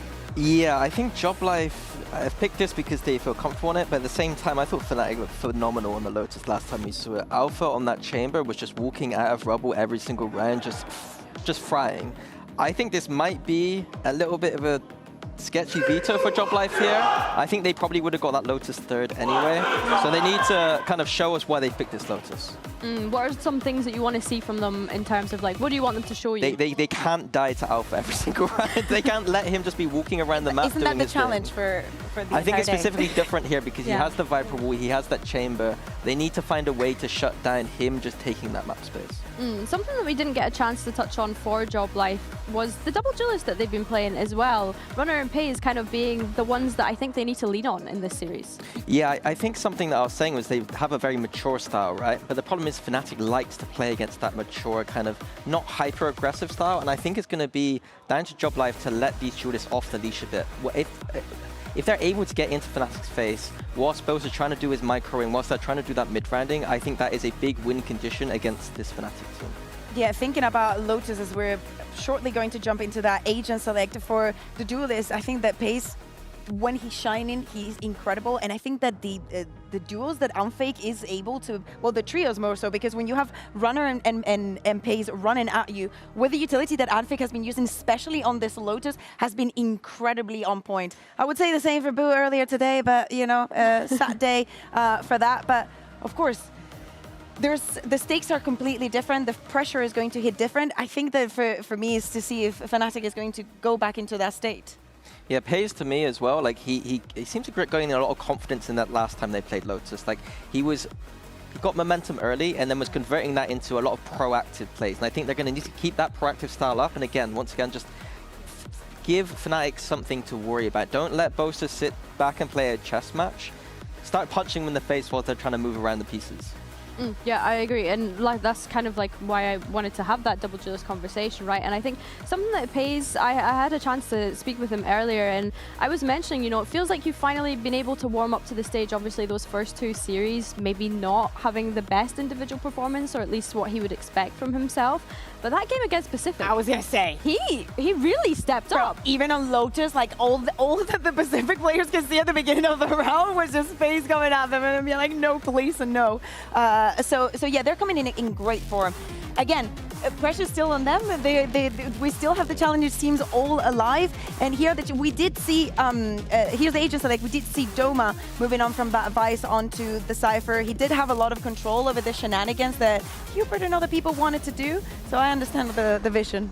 So once again, Fnatic on this attack side with the Vice Chamber composition. What we saw from them last time is what I love with this composition when you're playing it well, unlike what Pacific did before, is Crash is going to be using that Viper wall towards A, and Alpha's just going to be using it to take duels. Yeah. It'll be coming down and he gets the advantage on that duel every time, and last time they played this map, he was just destroying every single time. I want to see what Job Life have up their sleeves to stop Alpha from taking that rubber space. And Kayak as well. Yesterday he had a brilliant game. He had been having a lot of ups and downs. I want to see how he then is by himself on that duelist, not relying so much on just being that supportive player that Boaster was talking about, but also just being more like himself, him taking the initiative, him actually going onto those executes. Yeah, for sure. And from Job Life's side, they obviously don't have the Viper in here mini that you would usually prefer, but I feel like we're seeing Doma flex around a lot of different agents, especially when we consider the shuffling that they've had to do because Chiba couldn't make it here.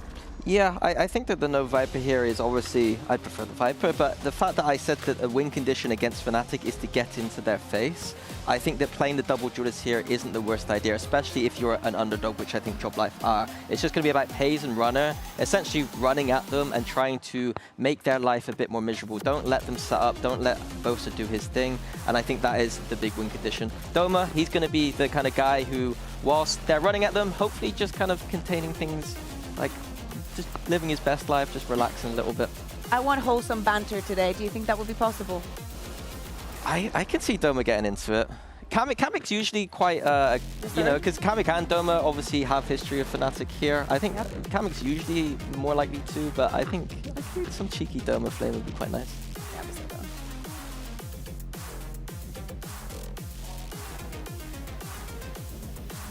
What kind of, I'm sorry, I completely spaced out there. What kind of flame would you be expecting from Doma? Are we okay? Everyone okay? Yeah, we are okay. Sorry, we had a slight delay, everybody. Yeah, never mind. Apparently our casters are ready, so Haza and Cairo, take it away. Thank you very much, guys. Yeah, looking forward to diving into this one, of course. For both of these teams, their year would end on a loss, but with vastly differing expectations when you consider the journeys that they've been on. Yeah, I think the big talking point is the fact that Job Life had to go through all of that lower bracket in EMEA 3, and Fnatic will have to do the exact same thing should they want to go to Champs. It's a long journey, and yes, we are on the backup HUD. The full HUD will be back very shortly. So. Yeah, heard you got a thing for this this little HUD, so brought that along with you. Love HUD. Absolutely. As you say, we've already cut loose one of the historic heavy hitters from the competition. But where Heretics have the luxury of points, Fnatic don't. And so this could very well be the last time we see them take to the server. And against some familiar faces on the other side as well, of course. 7 wins, that's the headline. And with their first in the lower bracket already under their belt, you can see on the attack side of Lotus here, JobLife's pick to remind you all at home, taking some of that early A control. Yeah, I think Minnie was talking about it, how JobLife haven't been punished playing against the Viper, Pacific struggling to do so. But this time Fnatic doing well as they try to scale out on A. JobLife, though, giving absolutely nothing away. And, well, you're allowing Fnatic to have free roam of the map. Yeah, something that came up in the coach confession the other week was how Unfake likes to adjust his calling style depending on who he's up against. And already this is looking very different from JobLife in terms of how passive they are on A. Fnatic with that constant threat of the chamber, allowed to walk out, and now this regroup set up for a C site, which is completely open. And with that knowledge in mind, just looking like JobLife are preparing for a retake hit. Yeah, well, that's Nade, Paranoia, and Prowler used. Doma, the one to collect information. Keep an eye on Althea through B main should he get his opportunity. Fnatic have sight into post, but what utility is really left? Delayed plant for just a second. It's into Doma's domain that they head. Crashy's the one leading that charge, and now a reroute of the Fnatic players. Late position of Althea coming into effect very soon, as you say, but not before Kamek gets himself involved and finds another. Fnatic trying to just dispel this a little longer, and they do so successfully. Crashies and Bosa combining on site, and C looking under wraps unless Kamek can find another clutch for us here.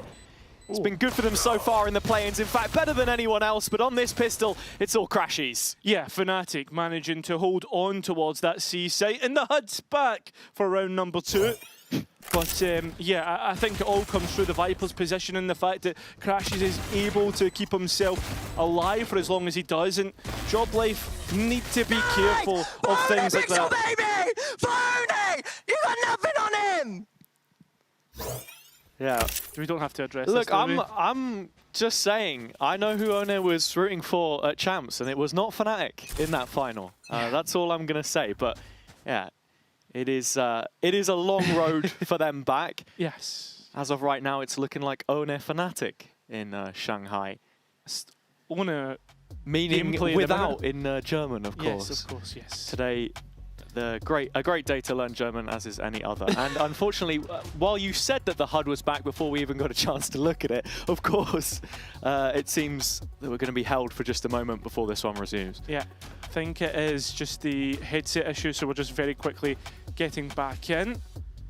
And good to go once again. Yeah, I mean, for Fnatic, I think that's the big thing, and it's a good talking point to come into this one, that they have to find any way to keep the mood up, to keep them believing in this run, because it's a perilous one, let's be honest. 6 matches in a row now. They've already been able to do 1 out of 7 against a out-of-form GX, it's fair to say. But JobLife is a different beast entirely. Yeah, I think, look, GX, you quite easily find them in the bottom 2 of the league this stage, alongside Pacific, which JobLife have just come off the back of a win against. And with that in mind, into the second round, it's a very pacey play out of C.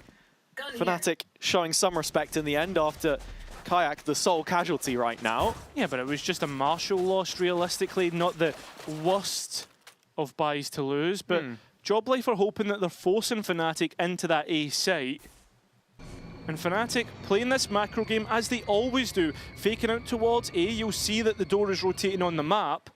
And JobLife starting to buy into this a little bit, where the spike is not really moved from B, but exploration towards C. Yeah, just out of these first couple of rounds, I think we can expect a very macro-heavy, slow-paced chess match between these two. A lot of this year for Fnatic has been figuring out how to exist in a meta which doesn't suit double initiator. Althea on the chamber here, of course, not part of that double duelist which we've seen a couple of times. And as Fnatic contact their way towards And a site which has already started to be cleared by Crashies. You can see Joblife gathering in blue room and making themselves known in the process. Pays picking up yet another. And as the spike dropped out in the courtyard, Boaster trying to help reclaim this one. Some of the weaponry has been recovered. Alfia with the Marshall, but as you say, time is in the red zone now. Pays has managed to bag himself yet another, and Doma's right there for it as well. It's a 3v1 for Crashies, and he can't reach the task. All of a sudden, we're back on even terms. Just as the vibes start well, Fnatic getting the pistol round, Joblife doing an absolute hit-and-run job. Pays his positioning on stairs as the rest of the team actually distracted the main body of the push. This is the kill that basically wins the round, and from there on in, it's easy for Joblife to protect that spike. It's rounds like this that are going to cost Fnatic. What's up now? What's up? They certainly know. And I got to agree with you, man. I feel like this Joblife team, they've been good for an eco here and there. We saw it in the Pacific match as well. They got so many explosive players. Pays one of them. Yeah, they can just change around in a moment. It is also in that same micro, though, where I think their biggest weaknesses currently sit on a fundamental level. I mean, it's a team that's, what, a week or two long? It's a new team. Yeah, that's self-described. I mean, obviously, there'll be systems in place that have been there long-standing since this roster has been in place. But for Joblife, they feel as if they've been building from the ground up in Kayak, looking to destroy some of those early foundations. Nice headshot. Sound to a good path here, Fnatic, and it's only Runner to try and ward away the C push, which is starting to regroup up. Alfia is the one with the rifle in this situation.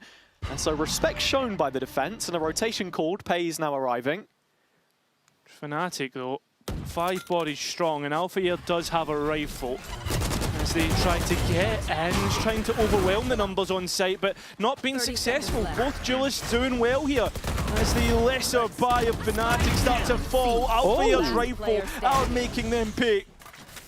He has to find 2 more targets. It should be an easy task for Alfia of all people. Yeah, Unfake doesn't want to give his life up here, though. Shouldn't. Time. Steps forward. Alfia doesn't consider the Unfake would disrespect him. And Joblife up to 2. Yeah, that's the lead now for Joblife in this situation. And Fnatic still posing a threat in that round. It is one ultimately for the defense, though, by being able to stall out this C hit. Some great utility as a counter just popped into the choke. It was a nade from Runner initially to just cut off Kayak from the rest. Let's go, guys. And a reactive stun right behind it. Just pick it, trust me. Another big talking point, of course, is the confidence that this team has built up, and referenced there by Pays coming into the gun round.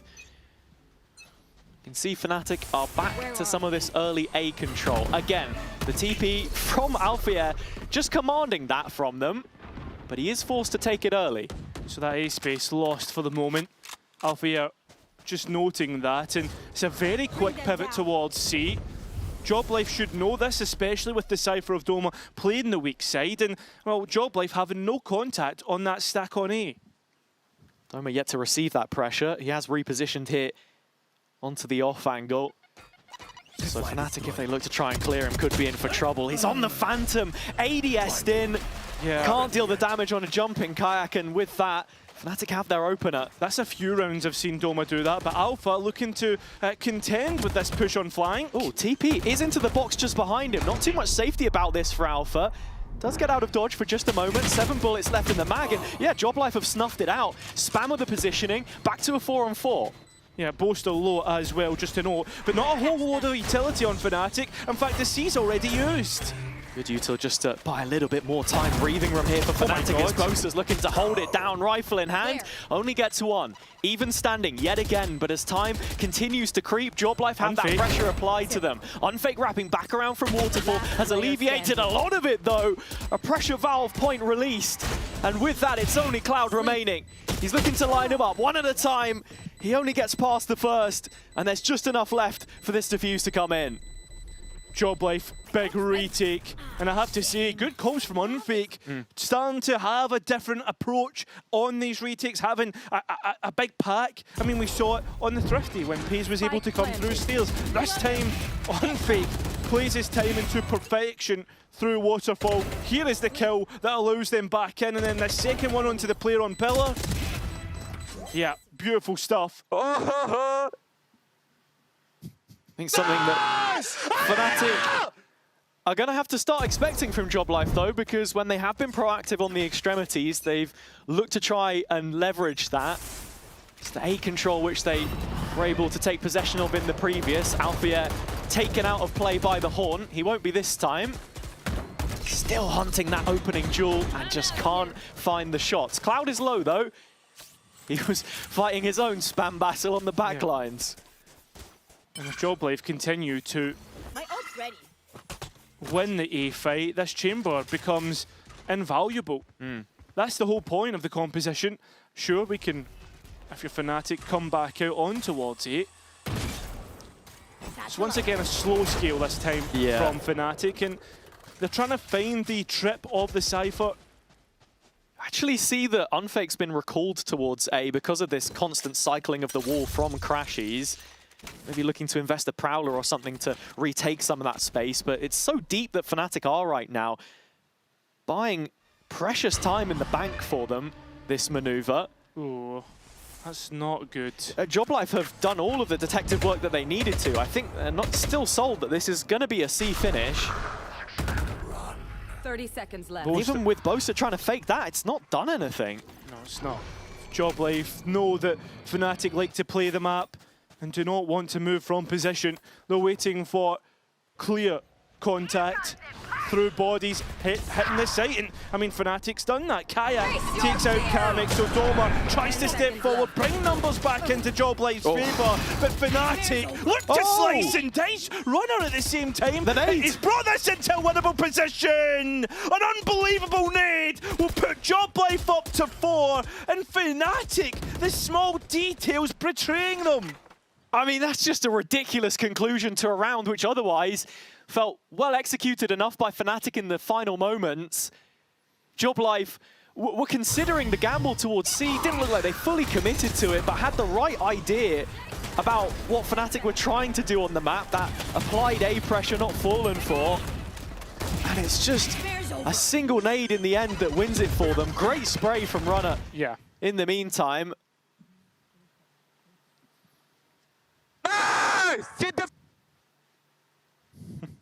Yeah, no points for guessing what he was saying there. I think it was that Fox song we were talking about last time. No? Which one? What did the Fox say? Oh. I'm not sure. Okay. Fair enough. Probably, they don't know. They don't know. Please, we won't bring that up. No, I please. know, you don't like it. Yeah, but here are the results from both of these teams in their play-ins campaign so far. JobLife getting off to a strong start with that win, but then the Eternal Fire game, I think, for me, raising more questions than it ended up answering for us. Yeah, and I feel as if, though, we think that Eternal Fire game for JobLife went to overtime on map number 2. Was it maybe a little bit more front-loaded in that best of 3? Is there a conversation to be had there? I think overall, JobLife, though, haven't had the toughest of challenges. For sure. And I think this is where this Fnatic game really gets to see where the cut of the mustard is. Absolutely. I mean, it's a barometer of strength for both, with Fnatic coming out the back of they're only finding their first win in the lower bracket. And so, as play resumes, it's only a couple rifles to get you excited here on the attack side. From their perspective, again, A control taken, but a few more bodies brought to the brawl this time around. Kamek looking to try and shut them down at the first port of call, though, and with Pays in support, he's a trusty ally in this endeavor. The fight is taken all the way to the doorstep of A lobby in the end, and Alfia does find one back, but still Fnatic trail, and look at Doma. Yeah, right on the flank. JobLife have used 2 ultimates, the Showstopper and the Overdrive, to get this. I mean, they're putting the squeeze on them at every single front. Doma finds the 2 kills on the C push in the end. Unfake continuing to constrict through B main, and with that, it's a 4-round cushion now for JobLife. Fnatic beaten to the walls in that round. Yeah, they are, but it's an eco round at Sheriffs. It's not the biggest of rounds. I'm very surprised that JobLife got so over-eager here. And fair enough, they win the round and they make it look easy, but I'm not quite convinced by that. Hey, and I think that could Alpha, why you are not killing me in this angle, hey? He's getting better, you know. He's getting better with the trash talk. He's step by step, man.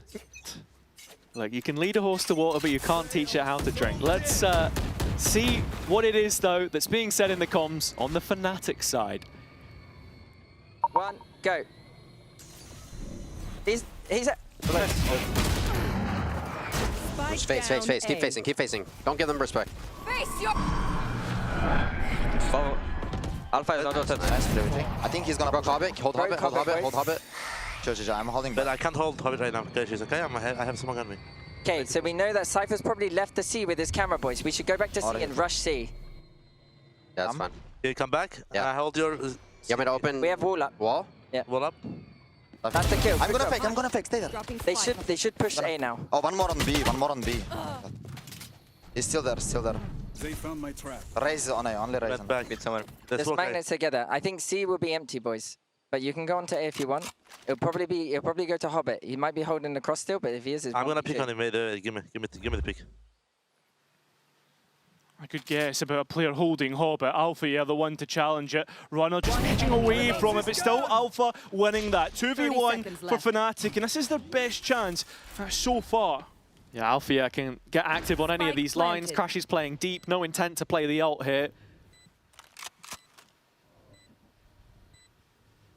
So Kamek reprises his role. A smoke to enter the site, and has diced this up. Alpha doesn't even know. Kamek now 1 versus 1.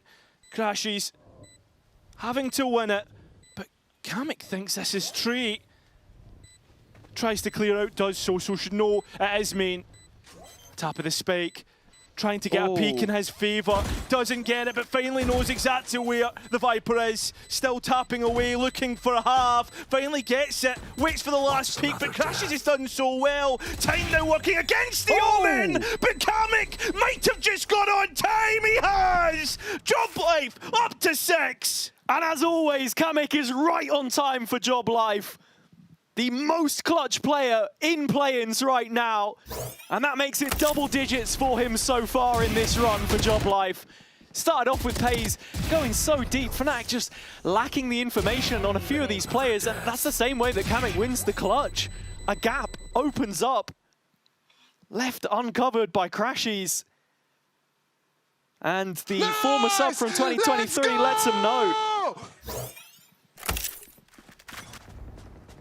Since this run began, Job Life have lost this map, what, 1, 2 times? It just goes to show how confident they are. They've played against every variable, every composition. They know exactly what they're up against in Fnatic. Probably the toughest opponent on a map like Lotus, considering all they've done on it. Yeah, I mean, so far in the gun round, it's just Boaster trying to create some pressure on C, but the change-up from Kamek is a walk down sand. Paranoia prepared, but just thrown in to throw Fnatic off more than anything else. You can see Job Life still showing so much intent to fight in these early stages. It's Unfake left out on a whim in B main, though. That's the first to hit the dag. Big loss, considering the impact that we've seen Unfake have. And this looks like a straight-up B exec, a double stack to try and decipher, and, well, the nade somewhat good. Pace trying to capitalise from so it. messy. And cannot. Runner as well. This is just one-on-ones. 30 seconds left. Nobody quite capitalising other than Fnatic. Oh, time running out, though, and Fnatic could be leading Lambs to the slaughter here. It's Crashies at the front, but they're into the A setup with the traps. A B pivot would be a welcome change here. And it looks like that's where they're going to end up. Yeah, I mean, the ultimate from Kamek is, 10 seconds left. brings them closer to that B site at the very least. And Kayak the one to grab it. Money not the greatest in this position, and damage at least from Job Life could put them into a more winnable one on the next. 12 HP for Boaster, and still wins out his duel. An end zone flawless for Fnatic to bounce back. Yeah, and that's great in the gun round as well for the finances here to try and salvage something at what becomes the back end of the first half. To build on the point that you were teeing up at the start here, Cairo, yeah, historically, Lotus has been a fantastic map for Fnatic. It's this change-up in comp, though, the Hail Mary, if you will, which we're still seeing take progress, take shape. Let's go, boys. Come on. Let's go. Was certainly impressed with the Enterprise result, how dominant that one ended up looking, 13-3. However, First map nerves maybe for the Challengers team, hard to assess. We need to see consistency, and well, Pays has been very consistent in the First Blood department. All time since this map has been reintroduced, Fnatic basically at a 70% win rate. That's a pretty good going. But for all of the change, what can you rely upon? Cloud into the team and offering some relief here in picking up Kamek. Still numbers left behind for JobLife on C. Do they want to fight this? It looks like it. Yeah, I mean, I don't think Unfake's getting out of that one. It's pretty easy. Slam dunk. Runner not being allowed the same mistakes as last time to punish. And Pays close by as Alpha takes the peak. So good at finding value.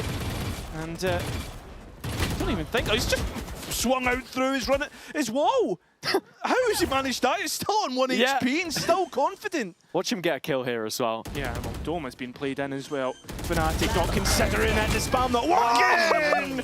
Pays nearly with an ace in the end. Brings it within 3. I said watch him get 1, not 2. Oh, that's a crazy transfer from Pays. Yeah, he's a very important player for this team. For those who don't know, who may have just tuned in and are Fnatic fans, Pays has rejoined this roster as Chiwa was unfortunately not able to join us in Berlin. Nice, boys! Come on! A substitute. And there was actually an interview recently with Unfake where he was like talking about the difference of JobLife from that last chance qualifier run into just now. And he says like the difference is now we have a Neon player. And the other aspect to that is like he's also a very positive person, someone who's G'ing everybody up. And the fact that like during the match he's telling everybody to stay in shape, stay together. And I think that's a very important part to have in JobLife. Absolutely, and then you have to flip that to the opposite side and Kayak, what he brings to the table for Fnatic, the ultimately replacement for Durka, someone with as much caliber as him on the international stage, comes with big boots to fill. He did that and then some in the previous year. Player of the year amongst other accolades, but when you look at how he's shaped up so far, at least at the start of this stage, we needed to see an improvement, and we have done. It's both of those players at the top of the score sheets right now, and heading into what would be the follow-up gun round, if not for a broken bye on the JobLife side. Yeah, but maybe they've got a couple of ults to try and play around here, and yeah, it's Pays' overdrive that gets you most interested. Maybe it's the lesser prize that add value to JobLife. Basically, the reason why they have 6, it all started from the anti-eco round where they were the eco. Find you. This time, a lot of respect shown by Fnatic. I think they just call that an eco. Cheers, mate. It was an anti-eco round for Fnatic, was the point. Thanks, Hazard. No problem. And so, in what is a half buy here, when you look at the weapons, a couple of rogue rifles in the mix for JobLife. You're just wondering how they can cause problems for Fnatic. It's been a slow roll on the attack side in terms of how they've looked to try and play it. And when the defense can overload you late, that's when those issues start to crop up. Doma's trap already revealing 1 Prowler. Does get broken, but I don't think he's realized how far Kayak has encroached from Bend, and with that, it's a slight lapse, and no, the Bandit catches. Big kill right between the eyes. He wants more and gets it. Doma still going, and with a little bit of reprieve, the rotation comes in, the spike's on the ground. Yes, Boaster can pick it back up with the ult, but JobLife are steps ahead of this. Yeah, they are already on it. Boaster still wanting to commit towards A, but Fnatic are left scrambling. I mean, JobLife have pairs of players towards both limits of the map, so they decide, you know what, let's group back up. Yeah, and Crashes has held the rotation. But, I mean, even with Boaster picking up the spike here, yeah, he's got a full stick, actually, to have enough security for a plant. Crashy's the one playing bodyguard as he finds the first of the targets making their way back upstream in Waterfall, but Doma's still going, and with the Vandal still in his hands, this is the biggest threat in front of them right now. Yeah, Brashies to combine once again. And the Pit being down with a Molly already used. JobLife are here. Boaster's over the top of his own smoke, though, and with that, they're nearly back on terms. Fnatic trailing by just a player, and Crashies is healthy inside of this pit right now. Pays trying to shine the light back through, lead the way for the rest of Joblife into the retake. He's going to catch Boaster, but Crashy's left behind in his wake. Finds the first of the targets and gets out of dodge. Drops down to the lower level, the spike still not worked on. Time playing into his hands all the while as Crashies is still going. Unfake pulled out into the open and buried in the ground. I mean, as it was the first round, it's a Red Bull clutch from Crashies, a 4K to bring Fnatic up to 4. Remember, last round was a Joblife timeout. That was where they looked to recollect, and once again, prove an issue. Through heroics, through ultimates. Yeah. That's how Joblife brought it close. Money still in the clear so far for Fnatic, but they can't keep letting bodies drop like this. No, that was against the half buy. It's important to reiterate there. Joblife still in control in the first half in my eyes. But this, the final opportunity to really hammer home that advantage into the second half. 4 players, early presence on A to stop Fnatic from getting out into that space. Oh. But it's towards the left-hand side where they've tended to roam.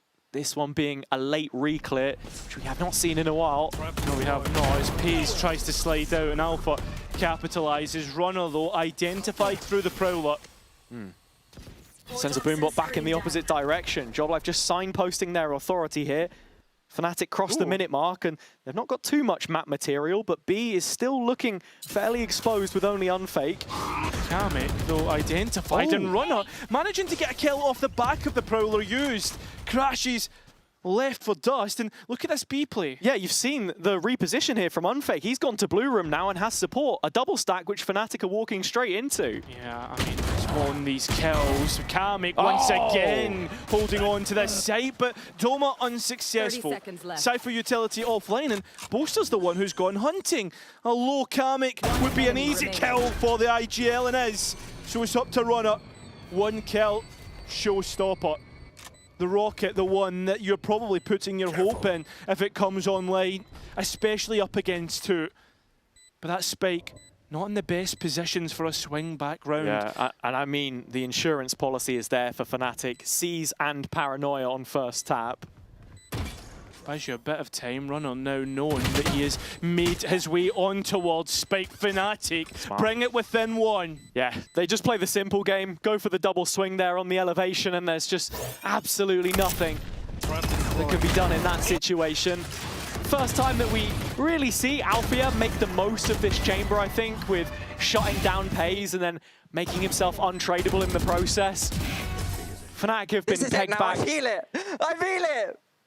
In several of these rounds, but keep finding ways to retaliate, and with that being 4 on the trot, this is Joblife's last opportunity to keep themselves in front outside the opening 12. Well, because it's the showstopper into the next one, and Joblife now starting to control that mound space. I mean, look at the layers to this C-hold now. 2 sets of traps, bodies brought early in case of a fast pop. Now you start to see those players get reallocated. Pays cut down on rotation time, of course, with the high gear, and that's most important because the A site is the one which looks under immediate threat. 7 to 5 half would be so important for Joblife. Pays looking to jiggle peek this one, and Boaster, should he walk out, would be an easy kill, but Fnatic wait for the wall to go up. And well, even invest the Nightfall of their own. Still taking their time. Pays once again looking to disrespect, and he has been dealt damage and finally killed by the Molly. From Althea's position in B main, they can very easily pivot to this other site. Still thinking about that rocket in the retake though, and the fuse is lit. That it is, but no kill just yet. Finally Alpha seen, and he still has his TP towards main and finally uses it. And Runner, unfortunately, runs out of time. Now has Kayak identified onto his position, and Joblife need to get a move on in this retake. CT play is so slow on this one. Yeah, they need to get a move on. Finally get the kills! Joblife out of nowhere. A 7 to 5 half was said to be important, and they will get it. An advantage of 2 rounds onto Fnatic's defense. Great adjustment there in the retake. Little bit more time bought by Runner, and Unfake calls the rest of his team in through Waterfall to secure that 2-round cushion. Much needed one in the end for them, as we're gonna see how the second half goes, but not before heading over to an interview from before the game. We had the chance to talk with FaZe.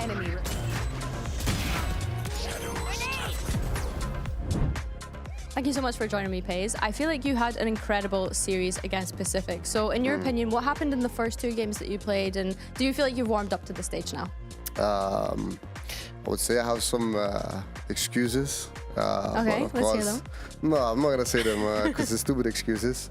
But definitely, I wasn't comfortable playing on the stage because I said in a very specific way. On the stage, there was no room for me to play, so I had to adapt at home. And against Eternal Fire, I was very sick. I could barely even play, barely even scream. So we were losing the energy that we had. So coming into Pacific, I was done with the excuses. I was like, no way. I'm gonna play my game. I'm gonna put it on my terms, and doing pretty well. I would say myself. Yeah, I think so. And speaking of having to play in the kind of uncomfortable environments and things that are new, you're also new to this roster. For this stage at least. So how has it been kind of merging with the guys and getting that synergy on point coming into play-ins? I had a similar question about it, and I would say the same. I really think that the synergy between me and Runner specifically was really good because we're the double duelist, so it's very important. And I could always feel like the first trial I had with them, I already agreed that the synergy we had was really, really good because I'm the aggressive duelist. And he's the little slow one, so he always just follows me. So if I go first, he just follows me. Okay. So the synergy is very good, and it was very quick to I wouldn't say I adapted to them. I would say we adapted to each other because they were new to playing this comp compared to me in Focus. We were always playing these comps and had a lot of experience. So I would say we adapted to each other really well. Okay, well, I'm really glad that you already covered the double duelist because I feel like that is very much the story of this series today. Best of luck, FaZe. Thank you so much. Plenty of moving parts, of course, bringing in a new player and trying to integrate them to the team. Plenty of moving parts with an event like Stage 2 Finals in Barcelona. And so if you want to take part of that, scan the QR code and hopefully we'll see you there. But to just build on what we were hearing there in the interview, yeah, absolutely. I think if this is a compromise maybe between the two, it looks like they've created something new in the process. And right now, it's a roster which is leading Fnatic. Onto the attack side where Joblife have come under some scrutiny in the past. I think we've seen the improvements so far in the play-in stage. It's a question of if they can now deliver that in what is the most important game so far. Fnatic will know the job that they have to do. So it's a simple one in essence, but not in practice. Joblife, once again, just scale slowly. Alpha are an important part of the A side of the map, and Kamek knowing that, not wanting to give much away and knowing to just signpost the space that he's watching. The rest of Joblife arriving to this, but Alfia still holding on to the root angle in a position where he can't be peeked from the Rubble player as of right now. Kamek yet to crash the corner. Alfia walks away with a skull in his pocket and some damage to boot on FaZe. Same time though, this was always going to be a B pivot with Doma and B main, so there's space in which to try and fill out here, and Fnatic have posted on the case. Joblife need the extra space though, some map material to get them going, and it's FaZe again, the instigator. Yeah, they need that kill as well. Playing from Plat, but nothing found as of right now. You can see Fnatic just steadying the troops, getting ready for this retake. 2 and 2 from Waterfall and topside. Whereas it's Crashy's attached in this late flank, trying to buy a little bit of space and time. But Joblife have already done enough to dissuade at least this initial wave. Some utility coming out, C's traded, tethered to the feet of Unfake. He can't get any extra room there for himself, but the rest of Joblife are rallied behind him. He simply holds the torch, and everyone follows along. Pistol in the bag, and the advantage concrete. A brilliant pistol run from Joblife, playing from a disadvantage. FaZe managing to get the information without being punished.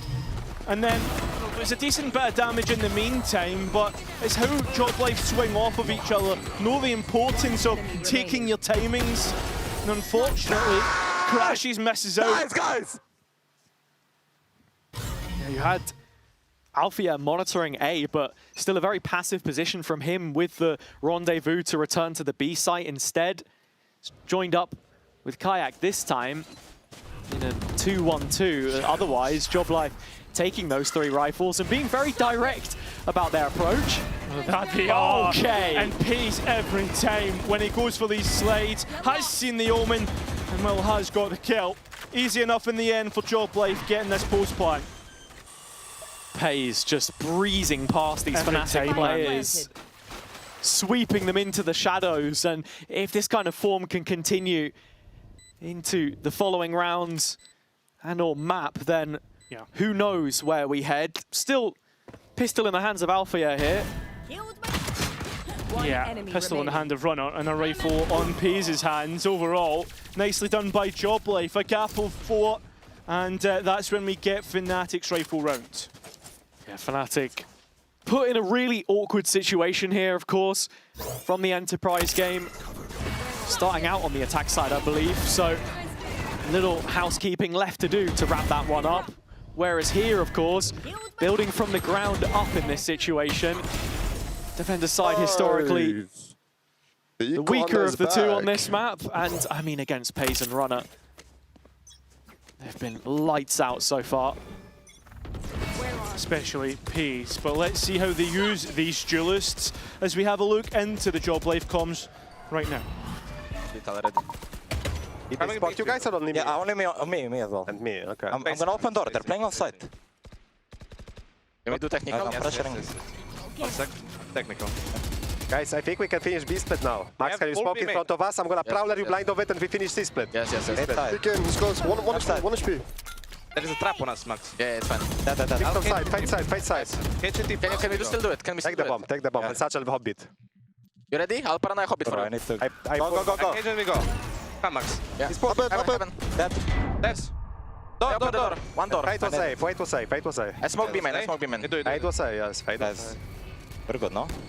6 bullets. I have heaven. Hold me. Toma. High dive. Yeah.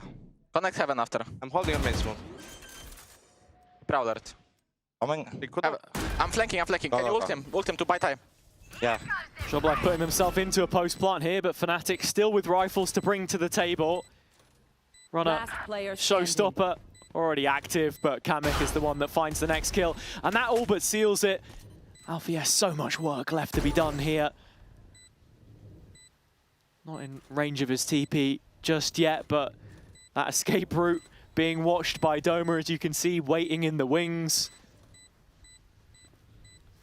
And from cover to cover, an impressive round from Joblife here. That it is. Joblife knowing what routes they can take. Joblife knowing how to punish on a bonus round. Double digits found after the first 3 in the second half. Fnatic not looking as good as they normally do. Yeah, I suppose that's probably the best way to describe their stage so far. Their year, even as the absence from an international continues to creep. It could very well end with their first ever champions, where we don't see them hit that stage in Shanghai. But yeah, to come back to the comms and again, and this continued point of what the calling is looking like on the Joblife side. I think where we really saw them struggle was against Eternal Fire, where that initial chaos was being created, where they struggled to open rounds. Here, they've not had too much issue. Fnatic looking to pose a double-pronged threat on A here with Alpha. But it's only Kamek to arrive, and he has TPs to get to safety. Should he need it? Need onto his position. Just tanks it. Yeah. Comfortable. And that's the thing, is Fnatic now have a red herring. I mean, Alpha the one to watch, really. He has the TP away, but Kamek now calling for support. And this could very easily overwhelm just the chamber, and that A site is so open. Yeah, Fnatic, a complete misread of the situation, just assuming that this was continued fake pressure. Instead, the numbers have congregated behind the smoke as it plumed and now fades, leaving only Alpha behind. TP to play from, wanted to go wide as he waits. Needs at least one. If he can get out with 1 kill, and put themselves in an advantage for the next retake on that A site, it would be huge, but it's not the case. And now it's a foot race towards that side, but Alpha's there first. In fact, denied the space, he's taking damage. He knows that he can't let up. So, plays further back, and now we're into post. I mean, yeah, Pei is just so proactive here, but still showing signs of discipline. He's forced that defensive line all the way back, and you can see Kamek as that second layer continuing to just tow them. As Runner finds the one detached, mostly a couple of pistols back in here, but still some results delivered on that front. 4-on-4 situation, and Fnatic starting to drop into Joblife's site now. As you can see, they're ready to duel this a little bit more front-footed. 1 versus 1 out in the green as Unfake is able to pick off one, but Alfia comes crashing back through, and it's all on Doma all of a sudden. Fnatic able to restore order, and with just enough time to get the defuse in. Yeah, that is. I mean, the fact that Alpha doesn't die in the end, the fact that you see Fnatic allowed space to try and work back from. I mean, had Pei's got the kill onto the chamber, it would have been unbelievable, but at the same time, feels as if Joblife a little panicked in that post plant, could you say? Yeah. Boys, let's go! Show some energy! Let's go! Feels like they're trying to set the tone in a lot of these rounds, but it's a sword that they either live or die by, reaping the rewards of it early on, but Fnatic now starting to catch on to things, and Cloud there trying to be a catalyst for this comeback. Trying to G up the troops. The thing about Joblife is they have natural pace in the roster, and Doma just decapitates Kayak. Not even allowed the chance to peek out and get a bullet off. All of the options at the table. Joblife wanting this fast hit though, or at least feigning for it. Some utility bailed in and baited out. On the Fnatic side, the orb from Crashies goes up, no Molly now behind it, and a free B site, and it's a solo Cloud here in heaven. Yeah, and he's playing disciplined enough right now. A quick early pick would have given him the Nightfall, but doesn't want to give it away. Fnatic trying to work this round, trying to find angles in which to approach this post plant, different avenues, like the trying to contact into these players in main through the door. Doesn't quite come through yet. Joblife allowing Fnatic this space at this moment in time as they start to encroach on the site, encroach on the spike. A good kill from Alpha, make it 2. Fnatic are back into this one, and still the defuse goes on, but Unfake and Kamek do it again! It's down to a 1 versus 1 against Paze, who's been unbelievable! And once again will deny Alpha his ace! Joblife find 11! Alpha again, the protagonist in these retakes, but 4 kills will still fall short. Paze outdoing him in that endeavor.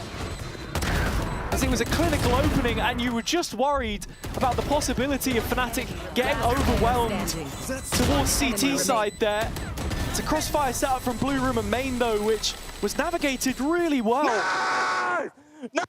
by those retaking players, but then all of a sudden kind of falls apart, just like Runner's headphones there, or his in-ears under his headphones. I think this is an important timeout for Fnatic in the state of this map.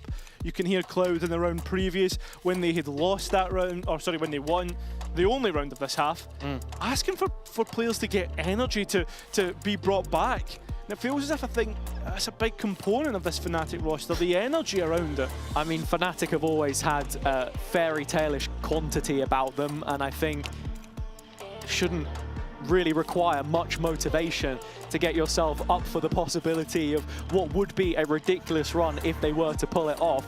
At the same time, I think it could also be incredibly easy to check out from this position. That's where you want to see them keep on going in the lower bracket. As outlandish as it feels, Onapixel added to that list of motivations. Yeah, and we can come back to him later on because Fnatic need his support. Perhaps heading into that second map, should we get there. Full, or nearly full flush of ultimates for Joblife, but also Fnatic have the same qualities in that Nightfall and the Tour de Force. And Alpha, not buying up, shows you that at least the Chamber ulti will be used. Yeah, for a second there, Boaster on and off of his own. Saw Fnatic find value from the scoped weapons on this one before. Mainly the Outlaw on Crashies. But here you can see how quickly Alpha is spotted by the cam of the attack side. And very quickly, Joblife setting up off of that. Kamek to encroach. Kayak, a big duel to win out. And, well, straight away into the pack of players. And Fnatic chasing shadows. Yeah, right back to spawn with the rest of his team. Joblife playing the numbers game here. And Crashies, while he does have a molly and maybe some toxins left over, it's not going to do too much to stop them here. Full respect shown, and still not going to be enough. Pays just cutting through them as if they weren't there. Alpha's owner on the other side, melted before his very eyes.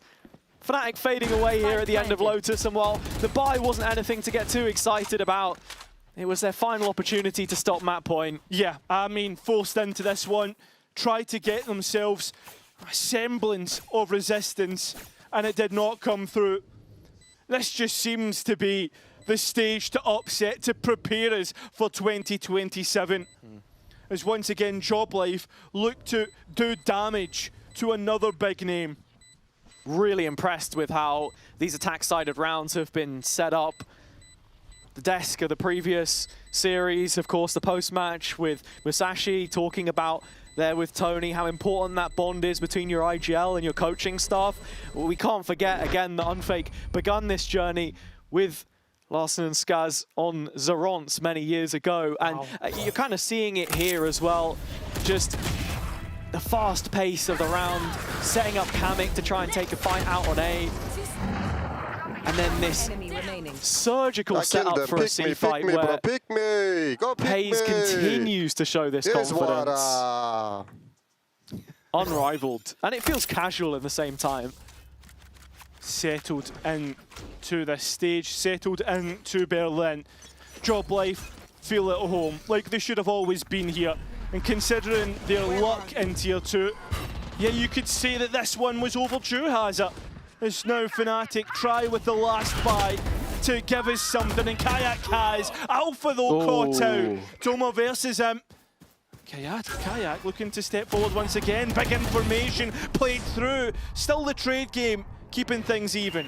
Yeah, Fnatic getting caught up in these brawls. Doma, when the wall drops, it's awkward, and Crashies has managed to find himself a rifle. Have a man advantage now that they can look to work with Fnatic into the latter stages of this round. Just wondering what Boaster's up to on C. Starting to ask some questions with the jump spot here. Give them a bit of an outlet to work from. That smoke has got the attention of the A anchors, and Boaster at the same time has just seen both players moving towards C. And he needs to get out of dodge, needs not to get caught out and keep the advantage in favour of Fnatic, but steps forward. Here's the steps of the player swinging round and catches out one of the players now, Kamik. Has to get the spike back and get it down. No tools. Oh, and Kamik knows that there's a player trying to fight him. This is 2 1-on-1, should he get it? Cloud can't give anything away. The pressure of the round on the individuals now. On Boaster. Yeah. He's let go of the spike, and he's even stepped back. This is a big position in which to work, but Kamik has a smoke to play around. Attack, Boaster interested, and Kamik now with a chance, but Cloud there swings out and denies the round. Sweeps him under the rug in the end, but it got painstakingly close. The best closer that Joblife have at their disposal, just inches away from sealing it there. 13-6. The Fnatic stay alive, and as I was setting up, lots of situations where this round could very easily have come apart for them. Joblife really want them to just keep scrapping all the time. Everyone, please believe. It's interesting to see again that Cloud as that second caller is the one trying to inspire something here. Trying to kickstart this run, the second step of the run. They've only just got started. Yeah, and very quickly they could be finished. That's how good Joblife have been on this first map. Is well, everything's thrown into the mixer, and Fnatic have capitalised. Boaster reconfirming player presence on Rubble as well. Wall about to drop, but Alpha still fighting in the open air here. Walks away with another, leaves only Doma behind. Good memories for him, of course, in a Fnatic jersey, but it's an in-zone flawless for the other side right now, and just a 4-round gap that separate the teams. Yeah, and I think at this point in time, maybe in timeout territory for Joblife. They don't want to let this slip. Don't want to let Fnatic with the confidence. We've seen what happens when they're allowed back into maps. Mind goes back to Paris, of course. Yeah, I mean, as it does many other events, but the question is, looking at some of the ults coming up here as well, are they going to have enough to get it over the line? Especially looking from the Joblife perspective. Runner with this showstopper available, and heading into Alfia's neck of the woods, he has to be clean on the first engagement, Phantom in hand. So he won't be able to take a target instantly always, but with the support of Crashies, doesn't seem to be too much of an issue. B-push still just trickling its way in, but Fnatic all over this one. So it's looking like that gap will go down by yet another round. Yeah. And Joblife are back to the drawing board. Not much of a round, to be honest, from Joblife. And I think that's the thing, though, right? That was a round of Valorant. That was the round of Valorant. I mean, the fact that Alpha pulls down doesn't get. I mean, you know what I mean? It's actually the spray that works out. Anyway, point I wanted to get to, right? B push into a Viper wall and a chamber. Yeah. Can't get much worse than that. Yeah, but this is the point here, Hazza, is the fact that Joblife have timed out off the back of it. And so what do you propose that this check-in with the coaches is going to answer for them? I think it's going to be slow it down, because Fnatic are starting to get the read. Fnatic are starting to adjust slowly. Be on sites where they are executing, not over-rotating, where we've seen a few times Fnatic get caught off guard. Simple calling, but sometimes simplicity is the most effective way of playing this map. I think something which Joblife have struggled with on their attack sides as well, for where they have found some success. A proficient op user, and yeah, we're not getting that from Alpha, but the playstyle almost enables him to take these aggressive fights anyway. As good as he is with a rifle, he has been with an op, you know? Yeah. He can hit those heads early, so then you flip back to the other side. What utility do they have to clear him off some of these angles? How is Onfake actually investing Prowlers, for example? Because otherwise it's just Pays sliding in, and a lot of that time it's not always been enough just for him to win that solo engagement. There's many times as he does win it. So as the barriers are about to go up, Fnatic still with a gap of 3 rounds to try and close. Opportunities for Joblife to win their map pick. But again, Alpha, first point of contact, checked out by the cam. I think Joblife have done a pretty good job at finding him early with this utility at low cost. Point is, though, is Boaster's here to support, so should Alpha have to TP away, he could play in Boaster, who's not been too bad, but Alpha misses out. There's thoughts about this as they spam the box, and Boaster caught out as well. There's even a showstopper, and Kayak manages to capitalise on a little bit of mistakes. Crashies can't quite get the kill he's looking for, so it's still an advantage for Joblife. I mean, Crashies simply had to stay alive there. He's got the pit into a potential retake, and more than anything else, they need to get the numbers back on side. Joblife with a deep plant, so they're not looking to try and play from main. It's all bodies on the line to defend this last stand for 13. Cloud has just got the Haunt back online, which could be a very important piece of utility to get back, and Kayak steps in front. Very aggressive, a satchel to try and set himself up, but I mean the players are playing keep away. Disconnected once again, but Kayak and Crashies out of nowhere. It's a 2-on-2, and Fnatic within a winning position. Doma knows that though, and has to win the next duel cleanly. Both players keeping away, and now Crashies just trying to defuse, has half, and Doma swings out, but Crashies has got it. So close. Oh, it's within seconds, point 11.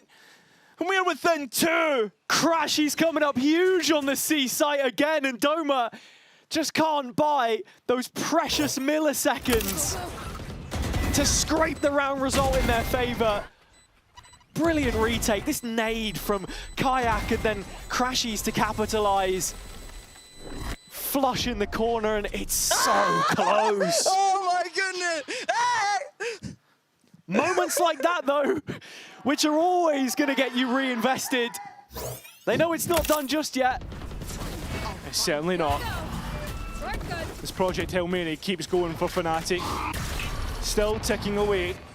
Round by round, and Pays looks to put a stop to it. Brings us right back down to earth. Job Life flush for options here, but still so set on the A execute. So quick as well. Good utility cloud caught out and no man's land. And Fnatic once again have to play from a disadvantage. Spike and Doma on the other side of the world. So it's a 3-on-4 and Alpha strikes first. Big kill.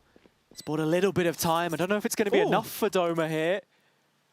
He's actually got it spot on. Oh, this is perfect. Alpha doesn't even consider it. So the kill back in Job Life's favour. And Lotus looks to go the French side, but a big kill from Poster once again. We did get the neural theft off, so the information on player's position could be massive.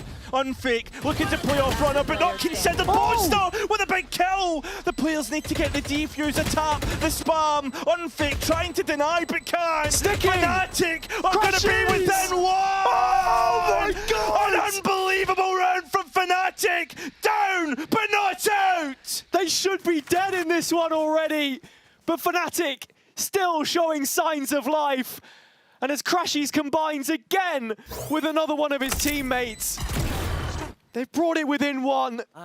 Final round of regulation to play for. Boaster hitting shots on players he can't even see. And it's a stick with seconds to spare this time, which has stopped Job Life from the all-important round. Yes, 2v4! I don't know if Cloud even himself believed in this one when he started trying to get something going. But it's not over. Still one more to play.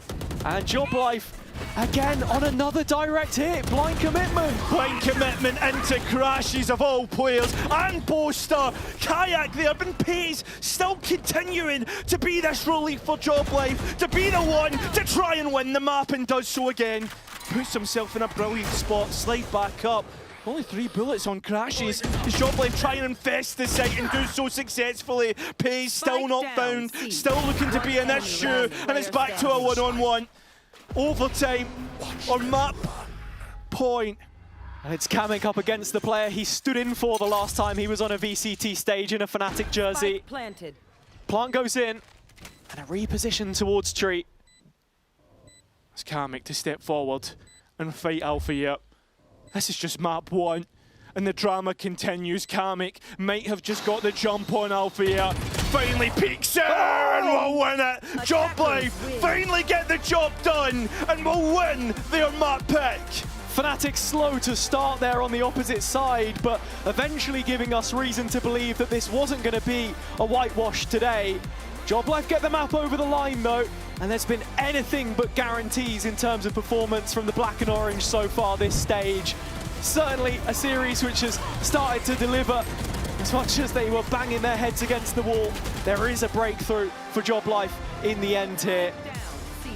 A victory which they had to graft for in the end, but Lotus is theirs. Yeah, it feels like this series is going to go the distance, but we do have a side lane with Runner prepared. Finally able to close that one out, Runner, but there was a lot of advantages that you guys lost in the kind of final rounds of that map. How are you going to fix that going into the second one? Just play with confidence, basically. So, like, we were just giving them too much space and they were taking it. Also, we were unlucky in a lot of situations. But yeah, like, just play as a team, play confident, don't let them have the space, just pick them, basically. Love to hear that. Hopefully we get to see it on the next map. As for you guys at home, don't go anywhere. We'll be back after this quick break. Nice! What is there? Hey, come on! Nice! Let's go, guys. Joanna, don't be scared, bro. I'm saying you to pick, just pick it. Trust me. Oh, guys, you need to watch waterfall. Hello! Hey, Alpha! Why you are not killing me in this angle, hey?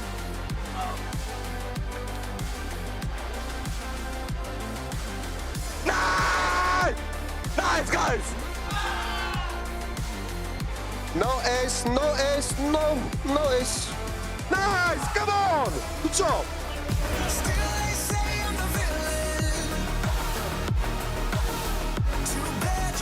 Take me down.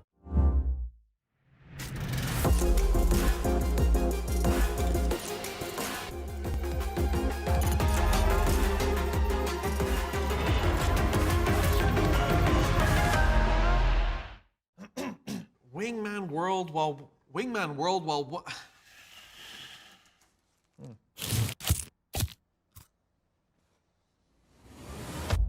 Have a break. Have a Kit Kat. Wingman World while wanting a well, one break. Let's go! At Carmine Corp, we demand the best. This is what backs us up. The Razer Iskor V2 New Gen.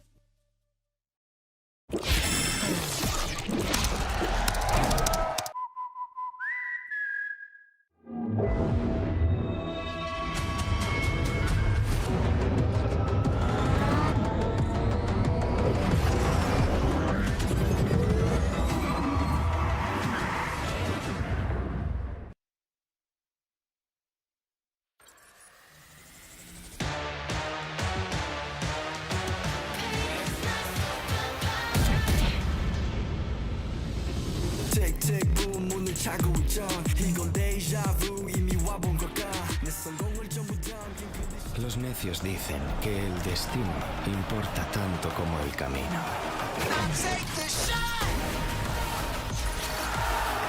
¿No es así? No. El destino.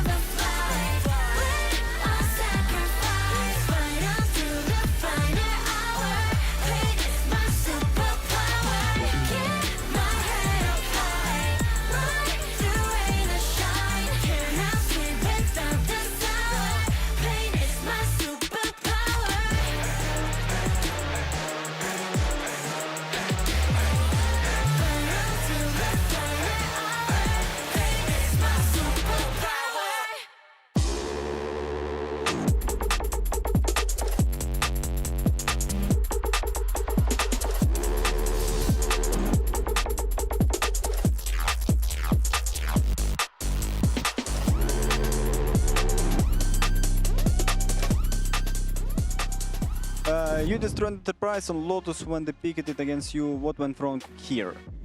I think we got into a lot of decent winnable spots like post-plants and stuff where we just didn't convert. Like we lost anti-eco, we lost like first buy round, and it kind of just snowballed a bit from there. So we didn't get quite as many attack rounds as we would have wanted. And I think on defense we just messed up a little bit. Some rounds we had some like crazy unwinnable rounds. Honestly, the game shouldn't even have been this close. But you win some, you lose some, and we'll just have to do better for the next one. An important win on Lotus. What makes you feel confident to pick this map against Fnatic? I mean, we are way better. I knew it. Like it's one of our best maps since the beginning of the year. We have an insane win rate on it. We are feeling confident. Like no matter what the comp that we are playing, we can adapt. We show like during the EMEA 3 that we can switch to double duelists, we can switch to Vice, to Cypher. We can do many things, and we are still good. So this is why we were like we know how to play this map. Why should we be afraid to face Fnatic on this map? That's why.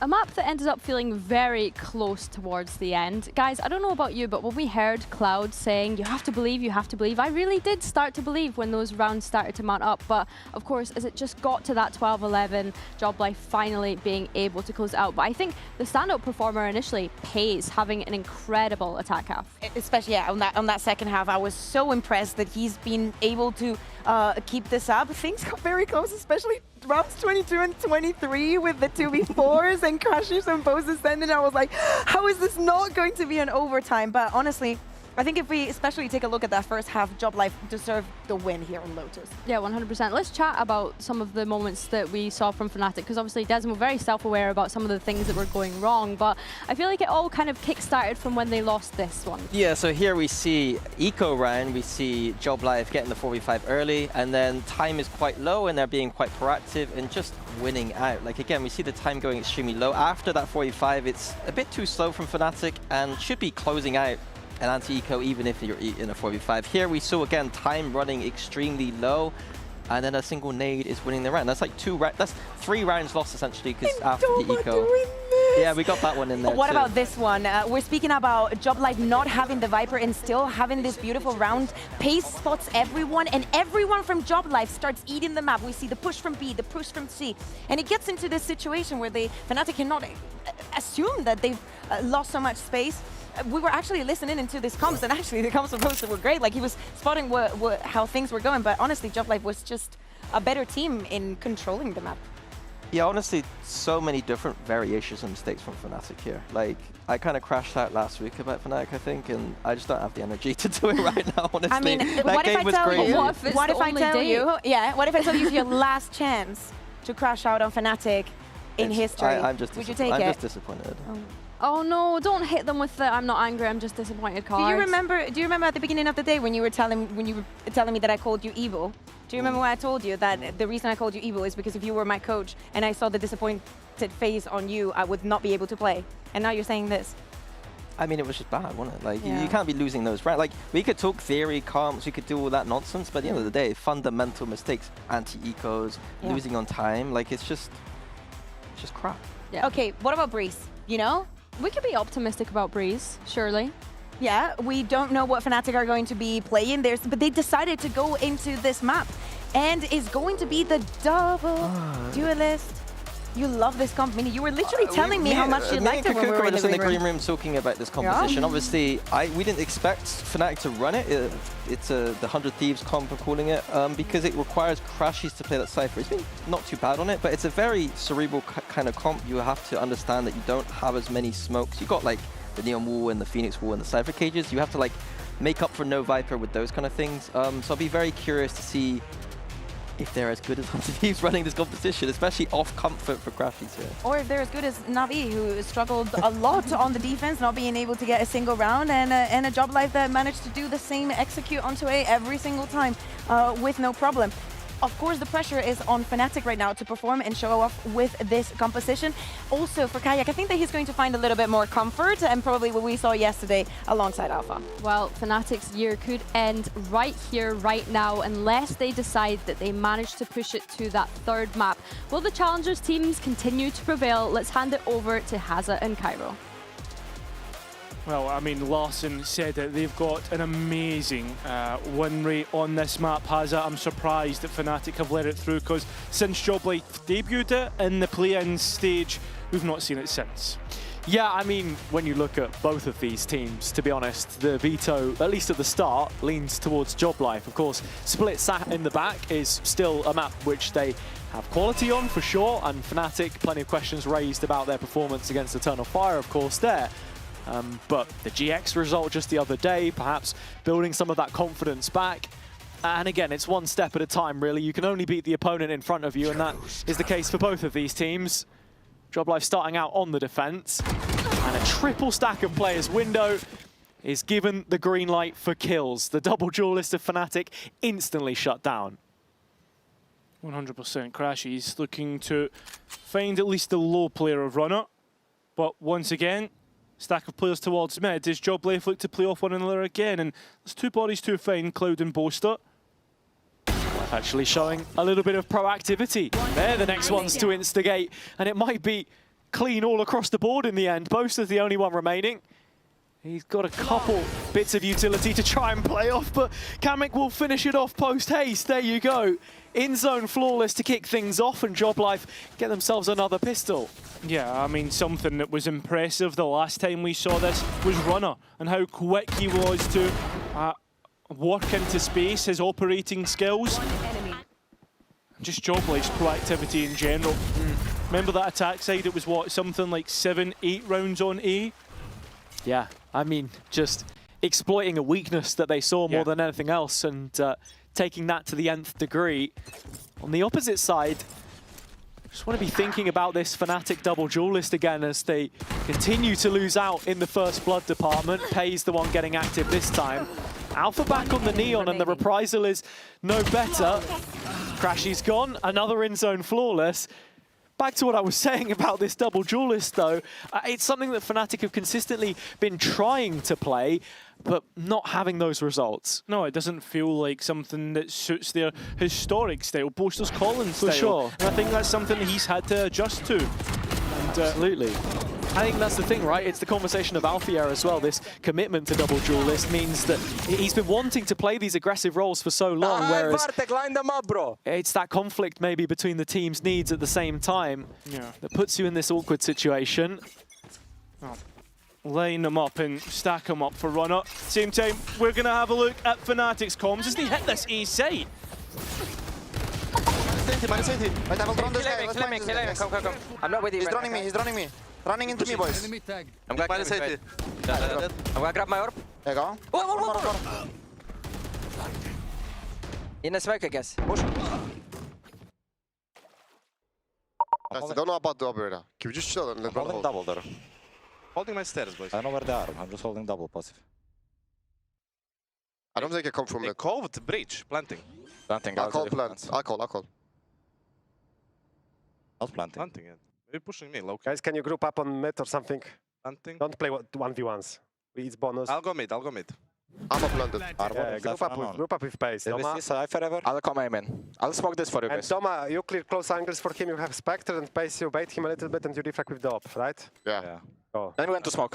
You can smoke now. I'm walking. Close left. They don't. I don't know. I'm holding myself. He might walk on you. Yeah. I'll jump shot. I'm pick. I'm walking slowly, bro. 10 seconds. Change the gun, runner, and start running. Right, maybe. Running, bro. You have to. Yes. Come on, let's go.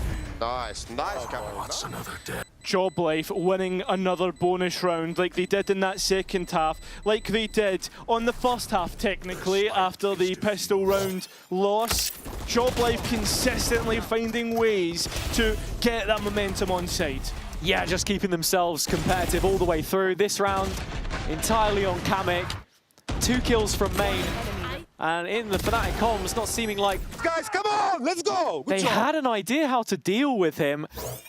When you're playing the Phoenix on this map, again, it's always going to be a case of ult priority. Doesn't feel like they've been able to play for those orbs so far. And again, it was a blind commitment straight from the barrier rip. And seeing here, looks like more of the same. Trying to be straight direct into the Viper. Yeah. Fnatic stalled out by just the molly. You're hoping that Alfier's Guardian can find you something, but Fnatic stalled out here, and Joblife have an idea mostly about this map. Look at the positions of the defensive players. I mean, Runner's just enabling this all of the while, and Doma Spam does catch Cloud on the way in. He was one of the last players forward, so it's going to take a little extra time for the spike to get picked up and planted. Problem with that is the high tide is soon to fall, and as it does, they're without a second smoker to alleviate some of that pressure. Orb going up towards the CT side. Certainly going to help out but for just a moment, but Fnatic drifting into the danger zone here, and with Kayak finding one at the very least, he's got himself an upgrade to the rifle, but Runner there to checkmate him. Twice the numbers available for the defense into this retake effort now, while Crashies will catch the first cleanly. The follow-up's even better. Alpha brings it back on side, and now it's a 1v1 for Unfake. Time not in the best of positions, and Alpha trying to bait him in.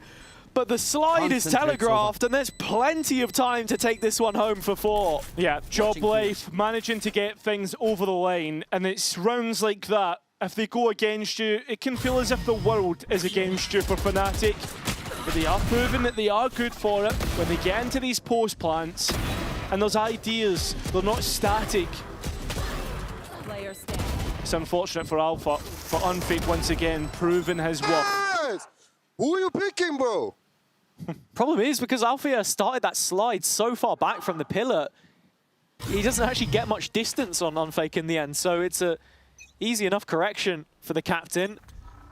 And what, with this being Job Life's defender's side as well, Fnatic still with their own yet to come for all of its issues. It doesn't put you in the best of positions, and that is being, you know, a little kind, if we're being honest. Into the gun round here already. Kayak lost to Pays, who's still going in main. In the meantime, Kamek there to support on site. Fnatic just not doing anything to this defense right now. Crashies makes the first incision, but that's the only kill they get. Yeah, I mean, it's basically nearly 3 in-zone flawless rounds out of 5. And the biggest, I guess, the biggest chance we've seen from Fnatic was, in fact, the eco round in the last round. Things really falling apart right now. And I mean, Job Life right to ask these questions of Fnatic as we get their first timeout after 5 rounds. Yeah, I mean, looking at it here so far, Doma against his former team, influencing the play more so through his utility so far in this one, on the Viper, of course. And I think the biggest conversation to be had about him is the flexing that he's been doing. You look at the agent pool, yet another added to the list. It was the Cypher that we saw the other day coming in, and just from his comments in the post-match as well, sounding more than anything like, you know, he's happy to play whatever the team needs, and that's been getting Pays in, of course, without having a Sentinel previous. Chiwa not making it here, of course, and yeah, such a big part to play in this one. I think so. I think filling in that role with obviously Pays' addition and things having to be shuffled around, Doma was the one to step up, the most flexible of them all. And is Pays? Oh, okay. I thought for a minute he wasn't going to buy Heavy Shield. I panicked. Okay, yeah. He needs money it. smart. Yeah. They all have money. No, I don't. Almost had a flawless round every single round. Yeah, so no, far. but it was the fact that Pays was just sitting for no shield for the longest time. Well, he's not going to sit still for long. No, he's not. Straight into a main. And again, if you're Job Life, you put high priority on this area of the map because you know that that orb should be filtering its way through Kayak's hands. Of course, on this round, he has to run it back already.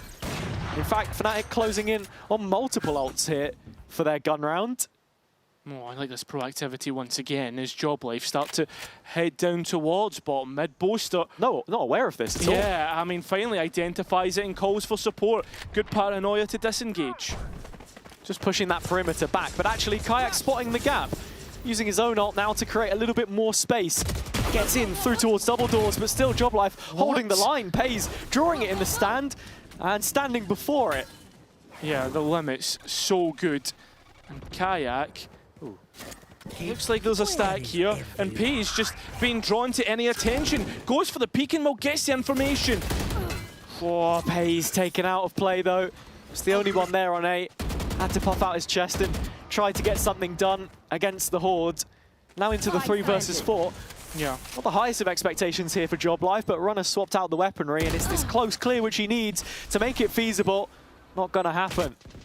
I like this from Fnatic, the way that they've changed up the pacing of the rounds. Creating pressure pockets, waiting for the reaction. And Job Life, every time, have reacted into open arms. Fnatic looking to get there first, unless Doma gives us something, but And a 1 versus 3 now in time against him. You're not expecting it to be the case. And you're looking towards the Cypher of Crashes. He's nowhere to be seen. So a 1 versus 1 against Kayak. On towards the spike. Doesn't consider the villain behind him. And it will be Fnatic's first. Yeah, Kayak playing that one intelligently, knows that Crashes wasn't in a position to close it himself, so just needed to play to the clock. And as you say, the adaptation here from Fnatic, more than anything, just feels like they were more willing to receive some of that initial pressure on the Job Life side, understanding what it is that the defense were doing. But so many 1v1s across the board. Sometimes you win them, sometimes you lose them. Good job. What a shot he did on me. Come on! We'll have to see if it's repeatable into the following round, because it looks like Fnatic are going to be much more straightforward with this one. Oh, so Job Life as Peas tries to be the one to initiate things. So many bodies on the other side, and Peas now creates a question mark that Fnatic need to clear out.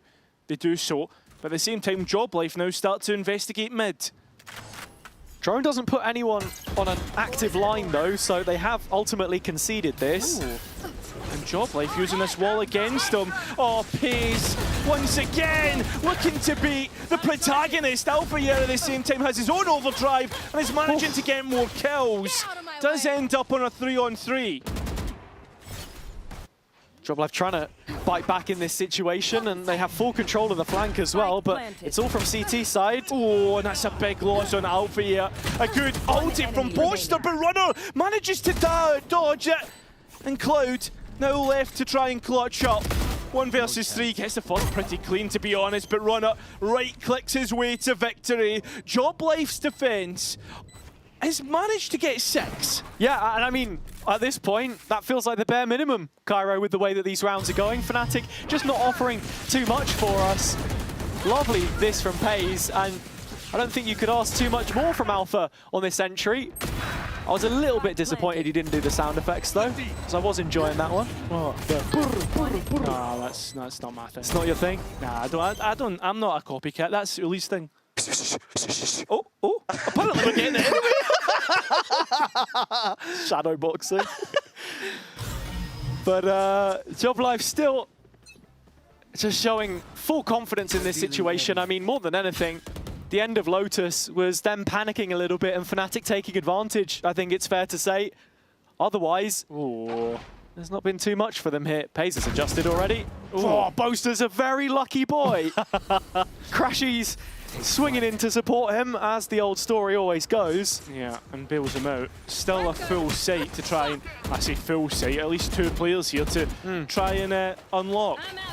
Alpha leading the charge, waits to regroup with Kayak now, sliding forwards. High Tide gatekeeping Job Life back towards Orange for the time being. There's a huge 1v1 about to break out in middle.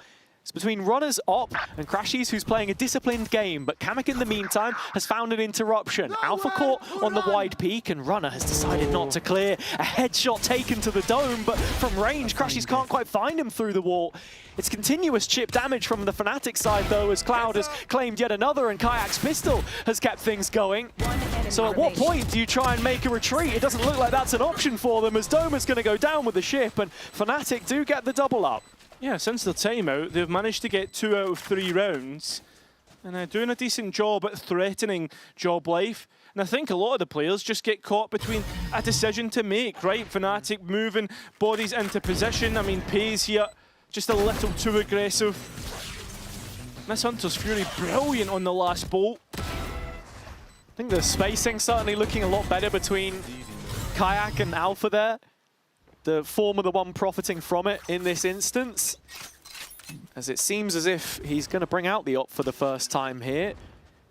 Invited to a mid-duel, which Runner is also playing the long game on. Why should he move? Yeah, but to carry on that conversation as well, it's a partnership that Fnatic hadn't fully committed to at points, but here we go. It's Alpha all on his lonesome here, and he does find the kill. Good punish. But it's about the next steps for Job Life. What do they do next?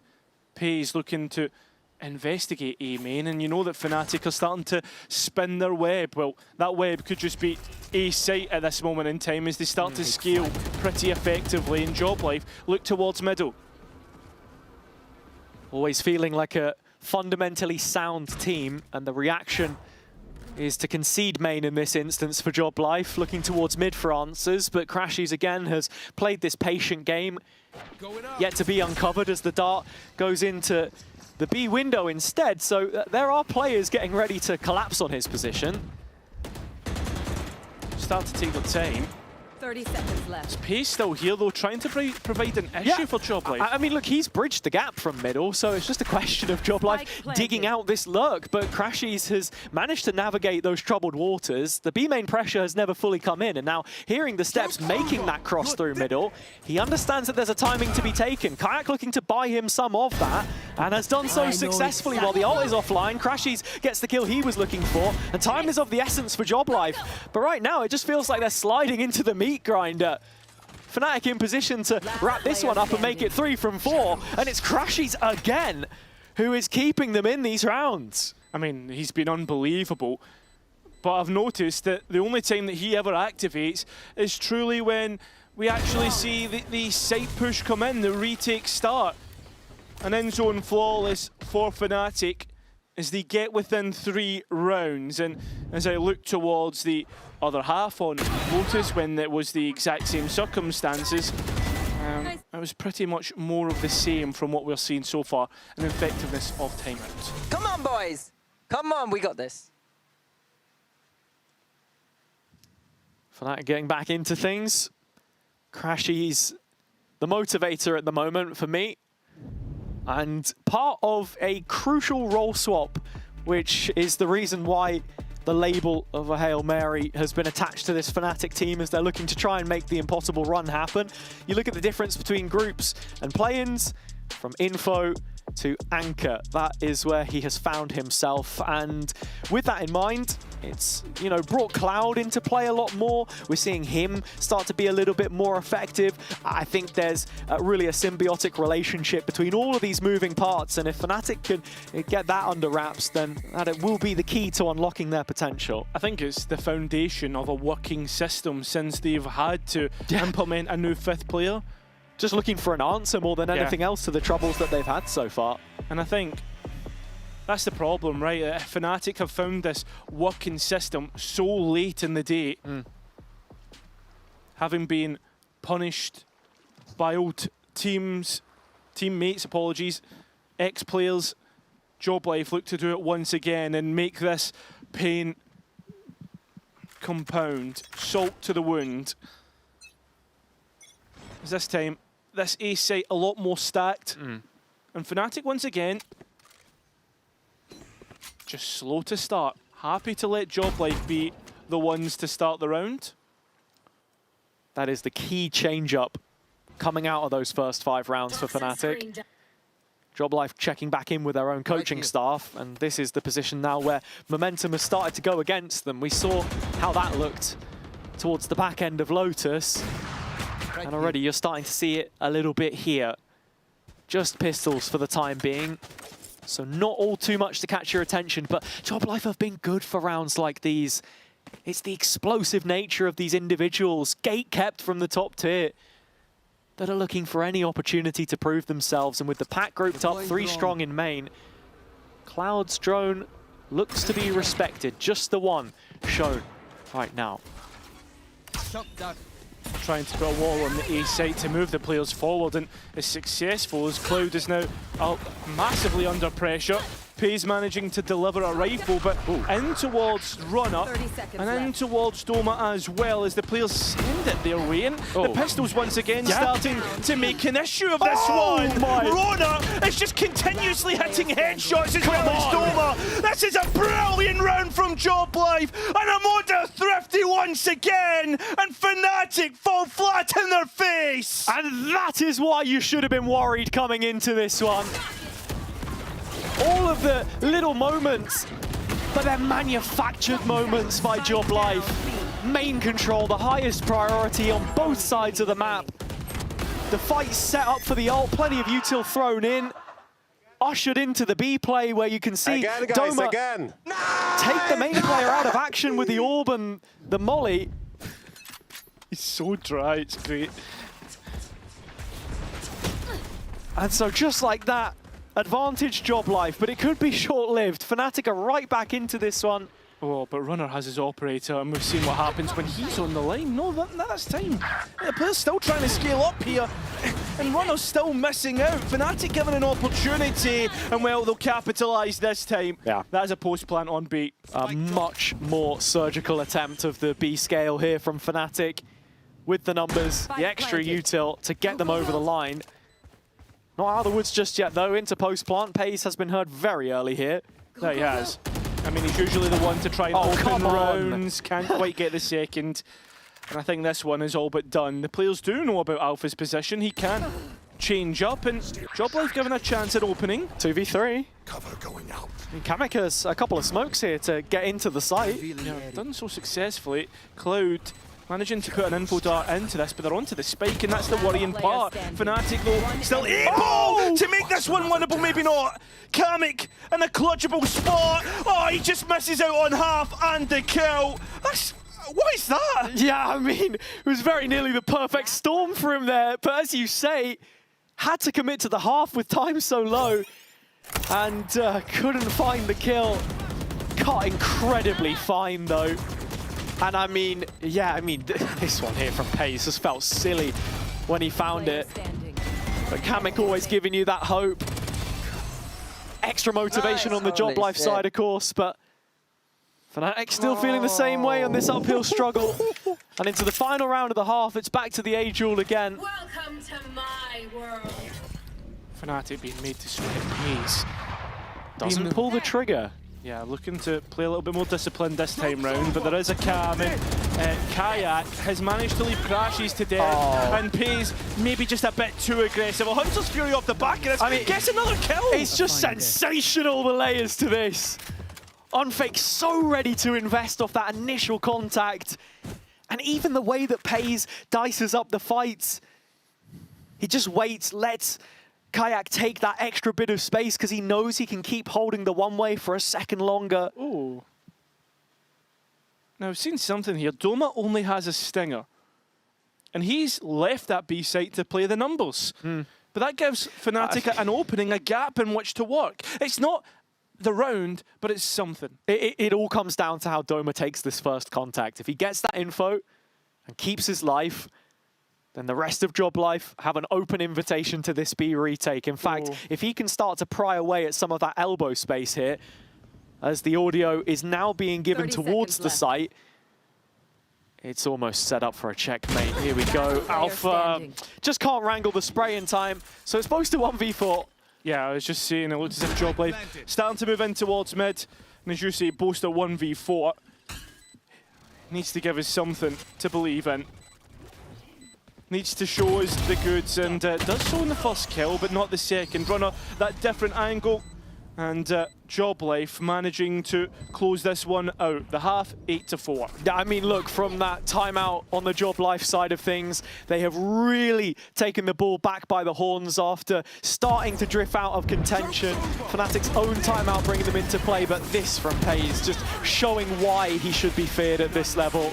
This is a Job Life team, a scary Job Life team, which now threaten elimination for Fnatic. They're only a few rounds away into the second half. But before that, an interview with Alpha yet. Thank you so much for joining me, Alpha. I wanted to speak to you about the Waylay. We've not seen it since, I think, stage 1. And I know that Desmo had mentioned that he wants to allow you to have a bit more freedom with things like the chamber as well. So how are you finding this? Is it something that you're enjoying? Yeah, I'm really enjoying it right now because normally I will play only Sentinel and maybe some maps Duelist, but I always wanted to be like Duelist Merchant. So I'm happy that I can have it now. So I'm enjoying the game at least right now, so it's good. Yeah, okay. I'm glad to hear that you're enjoying the game at least. Something that Boaster had mentioned with us the other day, though, I wanted to bring to you was, he said that you had said that you don't want to play it game by game. You're a champs player. Yeah, I mean... Can you tell me a bit more about that? Yeah, we had a mentality like, whenever I say I want to qualify champs, and they were always telling me that, but you have to play this first and play this first. And I said, boys, shut up. Like, I'm not going to play one like game by game. I'm just going to, I want a qualifier, or I'm just going to do whatever it needs to be, you know? So. Do you worry that that might be like taken across as this guy is too confident? I mean, I am confident, so... Yeah. come try to shoot me if you can. Honestly, I love that energy, and I think it's a good thing, right? Having confidence going into these games. How do you really think that you're going to be able to make it this lower bracket run towards champs? Because of course, each day could be your last at the moment. Yeah, I mean, we used to this pressure before. So like I think every year we're just coming from lower and stuff, except 2023. So we are experienced enough to feel this pressure now. But our enemies, like our opponents, doesn't feel them. I mean, they're probably feeling more pressure than all the time than us. So we're using them against is good. Okay, well, best of luck today, and hopefully you can make the dream alive. Thank you. Trying to keep the dream alive. That's exactly what Fnatic have to do in this second half. Dreams of Barcelona, that's what they'll be thinking about. And Boaster, the one saying, we can be scary, and that they're really starting to believe in their own effectiveness, their own, I guess, their own abilities to win out series. Okay, so let's see it in the server. This is the final half that Fnatic may play this year if it carries on this way, Cairo, because we have to be brutally honest about it. Barcelona is just a dream right now, a far-fetched one at that. Job Life have been good for the pistols, the conversions that follow them up after. And playing a very slow start on this attack side. It's like a chess game. Just moving pawns, not wanting to move the big pieces just yet. Fnatic have a trap of their own set up from middle. Boaster keeping himself cornered in this new box. And in terms of utility, it's just the push wall.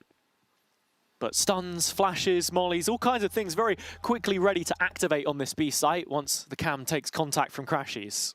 Well, looks to be the French opening on the B site.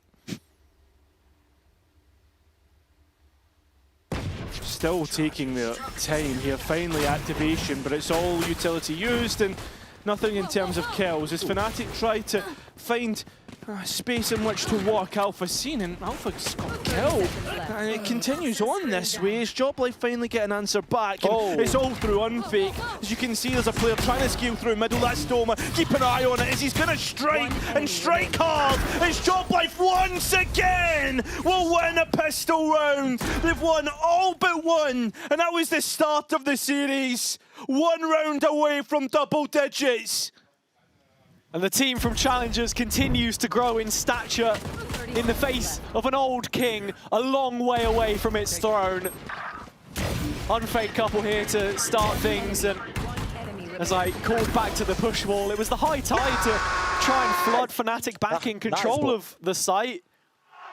Just a disconnect in terms of how the jewels were taken. Alfia buys up the Guardian into what is otherwise feeling like a lost cause, and he's the first one to receive a bullet delivered straight to the dome from Runner. Has been recollected though. Crash is the one to pick that one up. Yeah. Job Life still waiting for the next fight. Honestly, you look at the parallels on the Job Life side, the changes that they've had to make to try and get this double duelist working. Runner back on a roll, which you'd not seen from him for 2 years, but still looking efficient in the way it's working. A casualty taken in the mid-duel as it continues to drip into this round. Only the Marshal though. A concession willing to be made by Job Life, but that spike, oh yeah, this feels a little rash. Unfake is walking the tightrope here in every sense, but Cloud just not in a position to take the timing, and Fnatic without the weapons. Boaster, the best shot, Guardian in his hands, still just allowing the B site to be 30 taken. seconds left. Job Life will clear every corner before they plant this one. Yeah, I mean, diligence, right? As mid where you'll see Fnatic probably make their approach, and even Viper utility should they need it, but I don't think it's going to be in that position. It's a death match now, and Job Life hunting. Yeah, more than anything else, it was Kamek here in the back halls. The Joker placed face down, and as he activates, that was the best chance that Fnatic had in Boaster removed. Guardian, grip loosened, and Cloud just with this. Marshall really is looking to not give any further orbs away in terms of ults to try and play towards. Most realistic here is probably Unfake. on that Hunter's Fury. If we're talking meaningful impact, of course, Kamek one closer with his From the Shadows. And in fairness, it has found itself to be pretty useful in his hands so far. But this is Job Life now up to double digits, and if Fnatic are going to offer any resistance, to me, it has to come into the next round, really. It does. That's the rifle round, the buy, and should you lose that, it's pots and pans to deny map and series point. I mean, look, this is the most experienced of the Challengers teams. When you look at the heads that we count across the roster here on the Job Life side, they have that notability accrued through time playing on rosters, such as Fnatic, for example. And now in this position with such a commanding lead yet again, it feels like it's their map to lose once more. And for as mature as they've been in those comms in the past, we get a chance to listen in on the most important round now as we dive in to hear what Job Life are saying. Okay. I didn't far. I didn't kill. I drop one trap. Guys, I'm going front. I'm going for backside. Backside. Fight. Elbow. Pin disco. That's it. They were 4B. Yeah. Alpha, yeah, with 4 on the site defense, and Fnatic leaving us a little speechless there. Not that we could say anything over the listening, but Job Life very much feeling the effects. I wish just tune into the vertical feed. No, if you do want not. to I'm taking a sip of tea. Mid-mouthful. Yeah, taking a sip of tea, that's it. You thought you had a second there, No. but Alpha's like, yeah. Yeah, he's going to go and win a round, okay. Cheers, mate, thank you. I've just burnt myself. And Fnatic straight back into the mix. So does Job Life look to do the Job Life thing of just hit the A site? And very quickly on site here are Fnatic, ready to show some resistance. Kamek trying to get in behind though.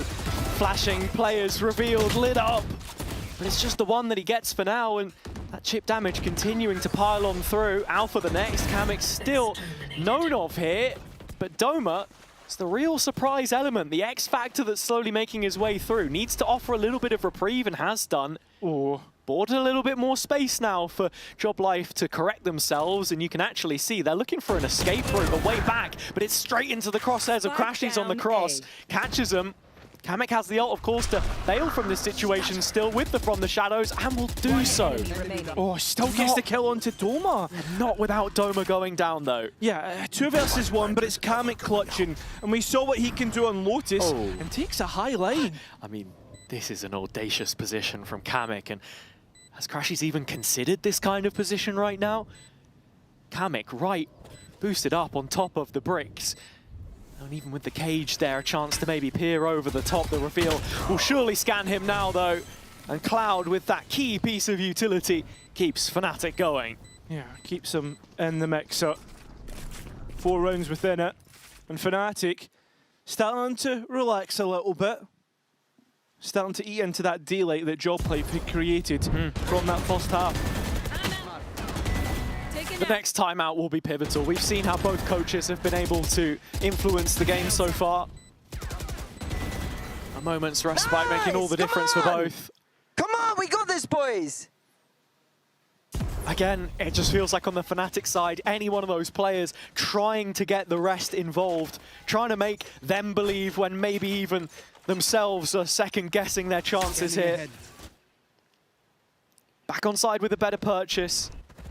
Same can't be said of Job Life, but they bring numbers to the table, and with that, there's always the prospect. Trying to bait the engagement, does so. Good kills. Yeah, and Kamek running for the hills with the spike as he knows he needs to try and get out of there. But once again, Job Life looking to play on the front foot.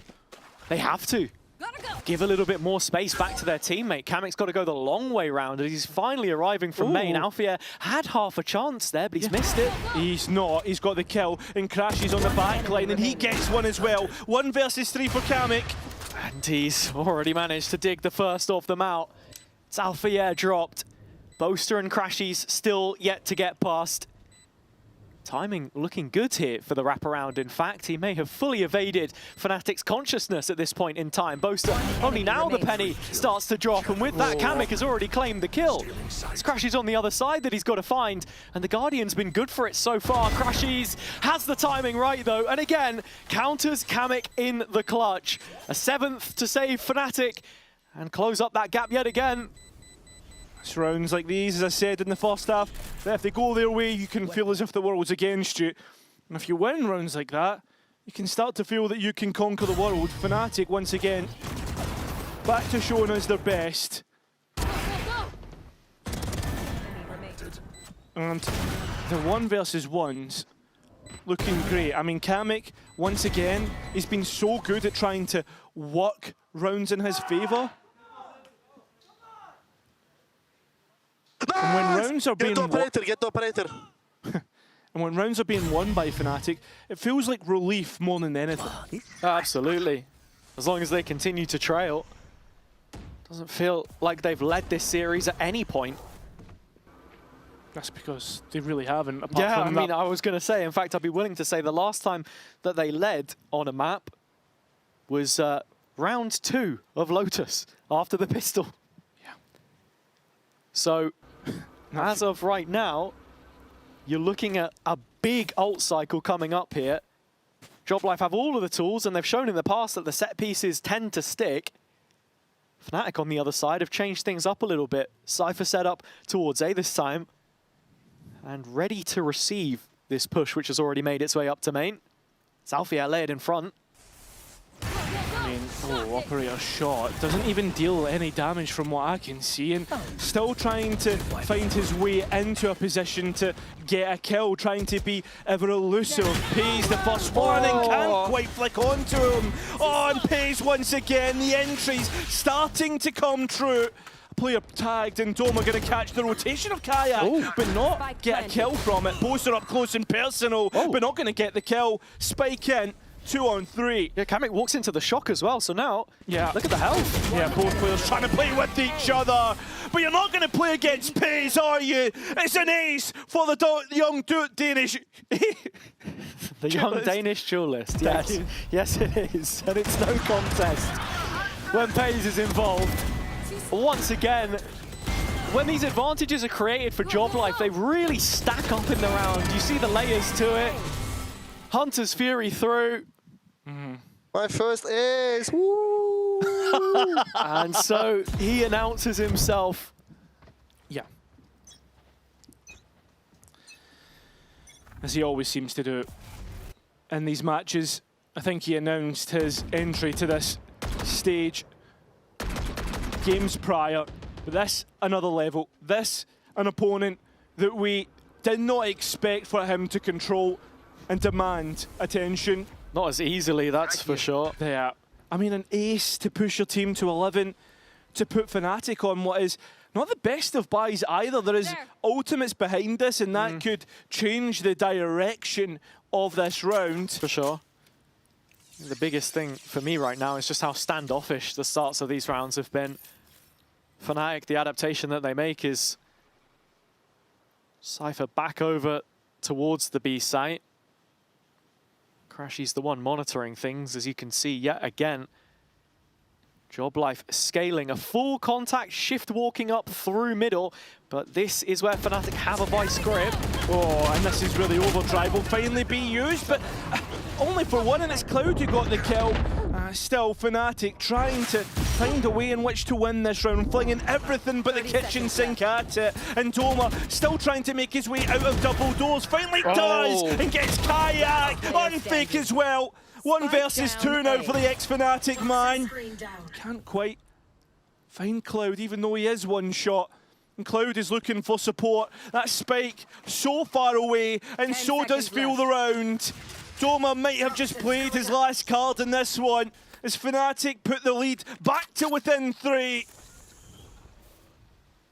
And Joblife missed their opportunity.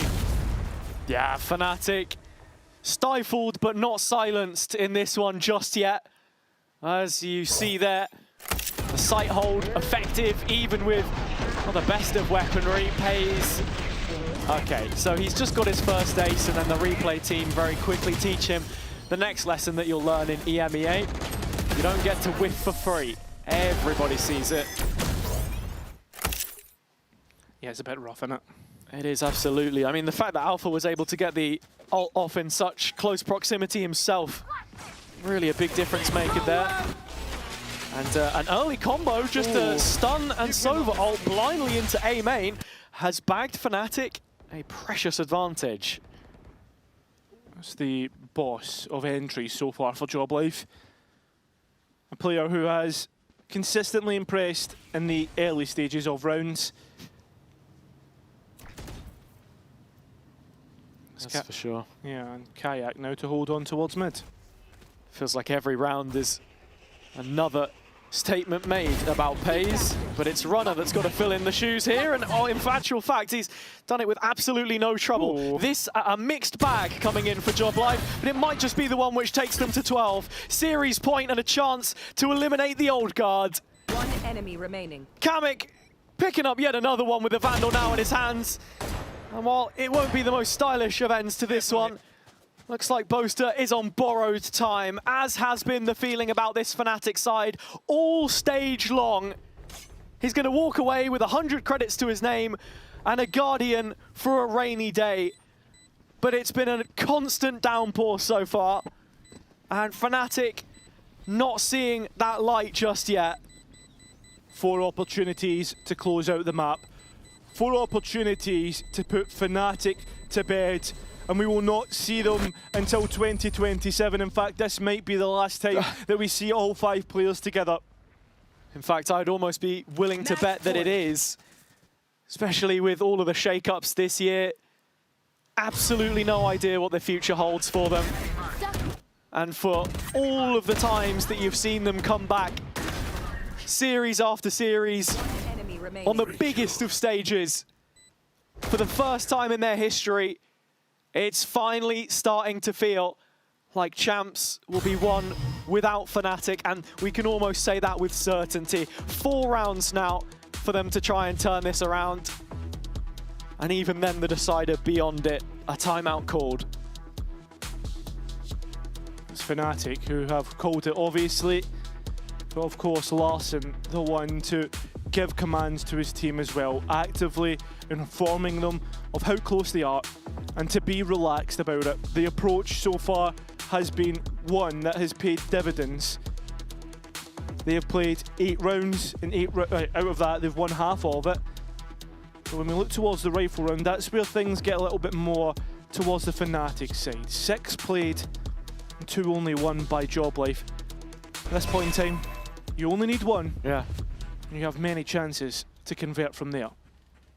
Interesting to note, Eng, the one leading the timeout there, where often it would have been Desmo.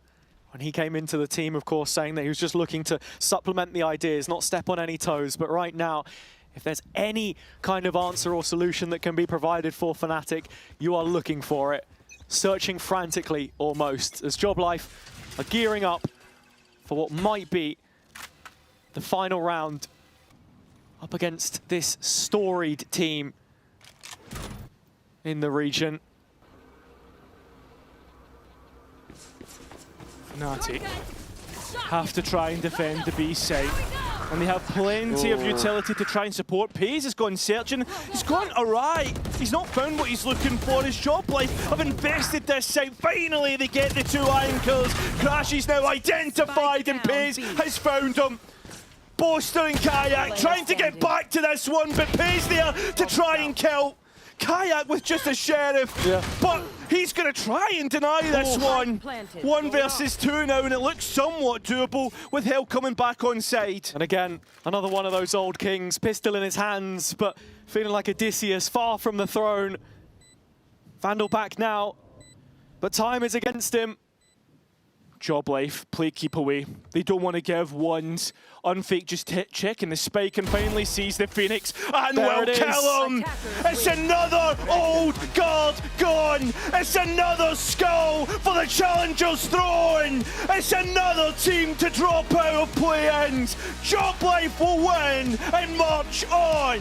Not only that, it is the ghosts of the past coming back to bury Fnatic this time around. Joblife add the final nail to a coffin which was built over the last few weeks. We expected this moment, we thought about it, fantasized of it, but never truly believed that it would happen until it did. But Fnatic have breathed their last breath as a team in this era of partnerships. There will be no fairy tale this time around, as Joblife are the ones on the run. The only Hail Mary said is the one in the last rites of Fnatic's 2026 season. Not a line I thought I would say at this point in time, not a line I thought I would say at Stage 1 groups at 5-0. But Fnatic, whatever happens next year, thank you for the memories and GG's for 2026. Yeah, absolutely. I mean, you can't even really get started on scratching the surface of the issues that have plagued this team. The roster changes outside of their control, of course, important to mention. The meta this year, probably the weakest that Boast has tried to call into without that support of the double initiator, which he so often loved to try and work around. And yeah, look, as you say, it's a deserved result for Joblife. They've come in here and made a statement and a half. We theorized the possibility of them doing this, but to see it happen in actual fact, and with how convincing it was, a couple lucky rounds as described by Runner aside, they completely owned this series. Yeah, they have. They've completely owned this play-ins. I mean, that internal fire game, of course, they'll be thinking back to 2 rounds away, and they could have still been in that upper bracket. But at this point in time, Heiser, there's a chance we could end up with 3 challengers teams in towards playoffs. Absolutely. I mean, look, the writing was on the wall for Fnatic, at least with the Stage 1 result, the lack of points. But with Heretics also dropping out of the play-in stage today, it is a big one for upsets. And to talk it through, we've got Unfake and Pays in the post-plan. Unfake and Pays, congratulations. You just mentioned it yourself there, your first ace. Yeah, I mean, it's just been incredible watching you guys persevere through this lower bracket. But first of all, I want to start off with you, Pays. I spoke to you before the match today, and I didn't get a chance to ask you, how do you feel as though you handle pressure being in this lower bracket? But I feel as though you're making it look quite easy, actually. I mean, sometimes I just turn on my ranked mode and I just do like, if I feel it, I feel it. Like, I'm going to go forward. I'm going to disrespect them. Because as soon as I disrespect them, I feel like they just don't know what to do. And then they start playing passive, the time is running out, and they do the Fnatic thing with 10 seconds, and then kind of ruins it for them. Is that something you guys thought about today? Like on the desk I was saying, Fnatic really don't like it when people are aggressive in your face, and you know, you and Runner together, maybe that could be something you tap into. Was that part of the game plan? I mean, to be honest, no. Yeah. Oh, okay. I was just playing my game. Unfake, from your perspective, what was the game plan coming into today?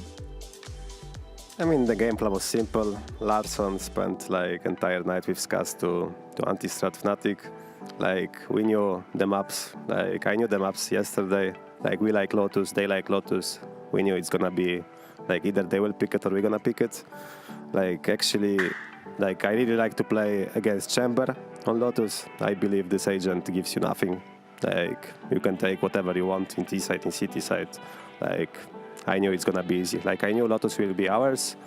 And Breeze, like... Were you surprised by the Breeze coming in from Fnatic? Like, yeah, actually we were surprised. Like, we were thinking that they're gonna pick like Lotus, and we were aiming to pick Breeze against them, but we just changed. Like, we swapped our picks. So I was a little bit surprised.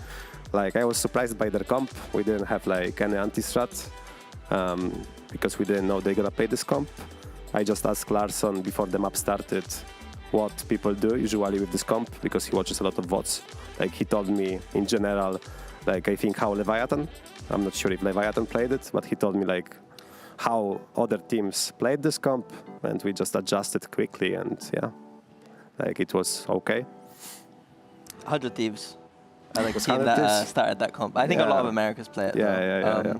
Was there anything today, like, you've beaten Fnatic, like, that's a big team. How does that feel? Did it feel like beating Fnatic? Because they, obviously at times it was a little bit easy at times, but how does it feel? Is it just the same as any other day? gotta do something. Oh, Unfake, you would have played Fnatic, right? Yeah, I played them once. They destroyed me. So yeah, it's good feeling to get the revenge. Like yeah, it's nice to win them. Obviously, like it's great orc. It's a big orc. Like I'm happy to win them. I feel a bit sad because like I'm an Onlypixel enjoyer, and I know Onlypixel loves Fnatic. So Onlypixel, I'm sorry. Yeah. You'll have to just take the mantle now. Like you'll have to go on yeah, the run. now it's full us. Yeah. Exactly. Well, no, it felt nice beating Fnatic.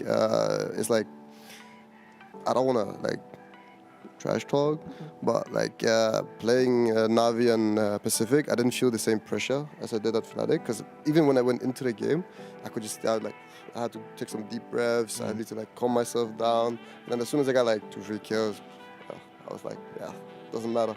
And I just kept running it down. Yeah. Basically what I do. Something in general for you, like obviously, like the team's quite experienced despite being a challengers team. You're obviously quite new to this level play. Did anyone help you with anything, or did you just kind of get how do I explain it? Like, did they just kind of trust you, or are they kind of helping you to kind of mold into this team? I think they just believe in me. I can feel it.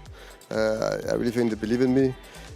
Those like I would probably have a bit more pressure. Like I say, I have a lot of pressure, but I'm kind of just coping to myself. Maybe I'm not sure if I have pressure really. But having no fans in the audience is kind of sad, but at the same time, it's kind of helping me. So already like playing with no fans, like it's helping me. Guys, it's easy. You need to just win 5 more in a row, yeah?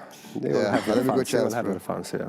Don't worry. That's my dream, bro. Actually, maybe in Barcelona there will be fans. I'm not sure. So maybe not 5 in a row. Maybe like I want the big stage. I don't know, 4. I want Champs stage, bro. I'm looking for that chance.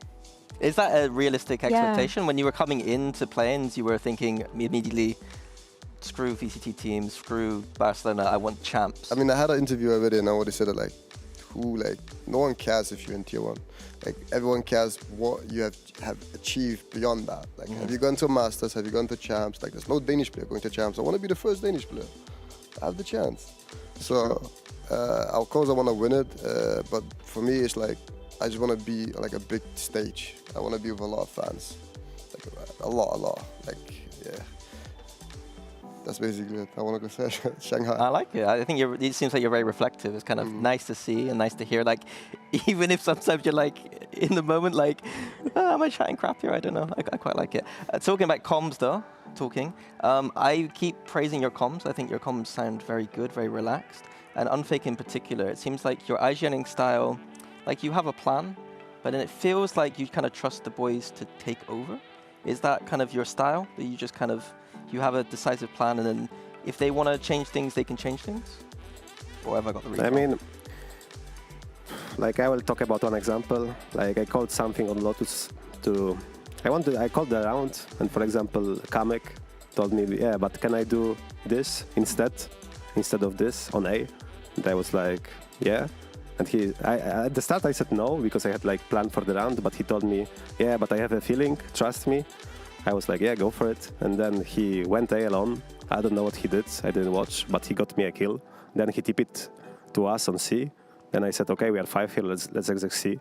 So I have like a general idea about the round, but obviously like it's FPS game. It's Valorant. You have like a lot of utility, a lot of abilities. So everyone can adapt of my call. They can add on top. I don't mind. I think if you want to be the best team, like everyone needs to add something. Like I think it's impossible to call like for 5 people everything and what util they need to use. Like if they are playing Samaria on default and he knows better than me what he should do, like I believe that he should always do his thing. No, even when he tells me like, yeah, sometimes like to tell me like, yo, Pace, come down, come back. If I want to go for it, like, them telling me to come back, I'm not gonna like. For me, I'm gonna like, yes, understand it. But if I trust in myself, I'm gonna go forward. And that's the agreement in the team. We haven't really talked about it, but it's good, yeah. I like that Mini is interested in the like comms and calling perspective on Fake, but I'm interested in the trash talk because we've been seeing a little bit from you, but it feels like it's been dry kind of trash talk, like kind of nonchalant, unbothered. I believe we have some clips to bring up whilst we talk about this. Hello. Hayes, how would you rate his trash talk that he's been doing? Why you are not killing me I in this mean, angle, eh? he's annoying, bro. I swear down, you're annoying, bro. Even when I look at him on my right and he starts like, trash talking, I'm like, oh, what is this guy doing? Are we ever going to see you stand up on Fake? Are we ever going to see you, you know, put some energy into it? I would put more energy, but I'm not feeling really well last days. So maybe for the next game, if I will be fully recovered, I will start standing up, because I was standing up against Navi, and yeah, I just need more energy, and then I will start doing that.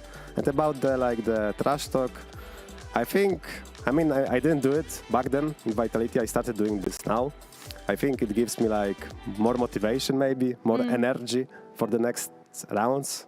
Maybe it helps like others. I'm not sure. I didn't speak with them.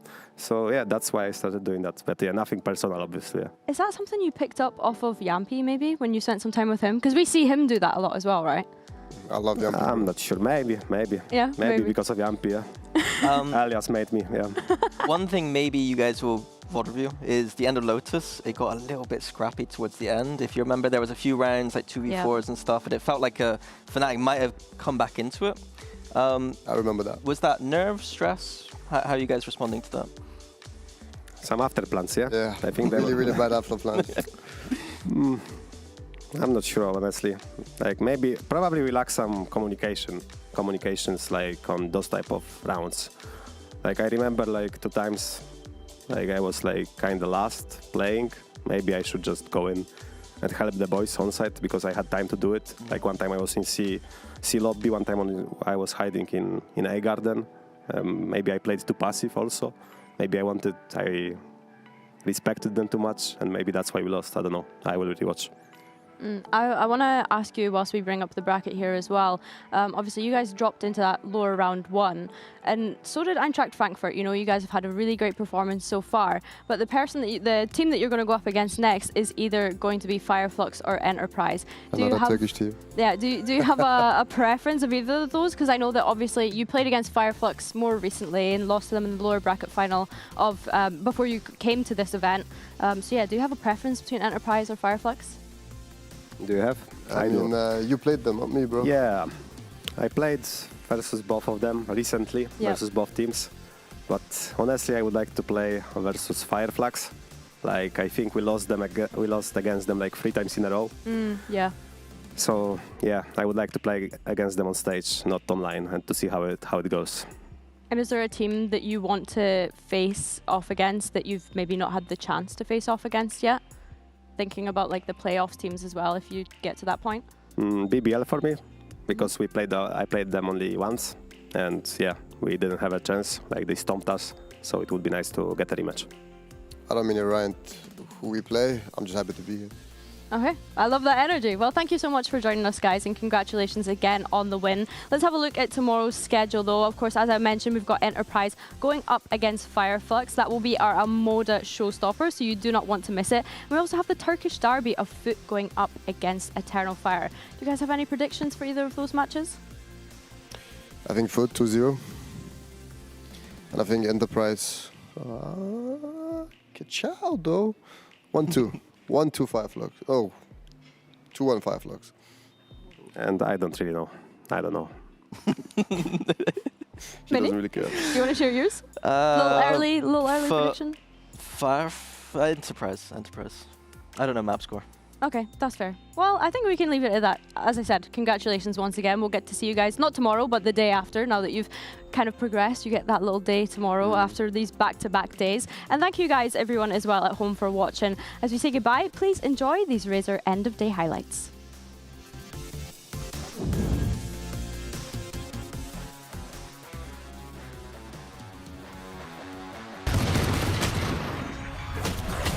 Now Azuri! The chance can Mona!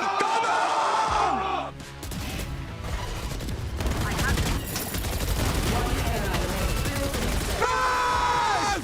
Me and you! One enemy remaining.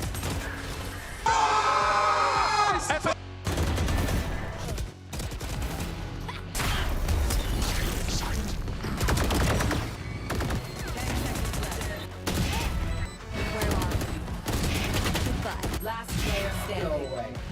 into that 1v1. Both players using their ultimates, and Benji on just 1 health will land the shot. One enemy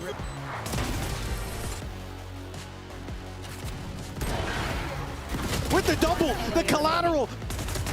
They'll take this together, Boo, a little bit ahead of the call. Nice! Good job! FNS, you see this? Oh my. This is looking way more competitive than it should be for Heretics. And now we're in a 3v3. But Fizzy, well, he's flipping them off. Oh my goodness, it's a 4K from Fizzy. Nice!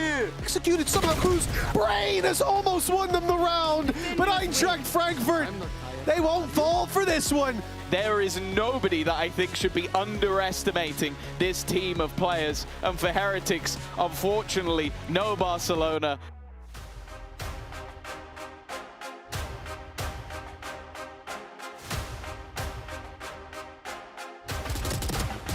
Karmic no 1 versus 1. Nice! Let's go! So you can see Job Life still showing so much intent to fight. An end zone flawless. Nice, boys! Come on! Big kill right between the eyes. He's going to catch Boaster, but Crashy's left behind in his wake. Finds the first of the targets and gets out of dodge. Time playing into his hands all the while. Nice, Austin! Where you going? Those 3 rifles and being very direct about their approach. Oh, this is perfect. Unfake, looking to play off runner, but not consent. The Monster with a big kill. Nice! Yo, it's 2v4! Hey! But runner right clicks his way to victory. John.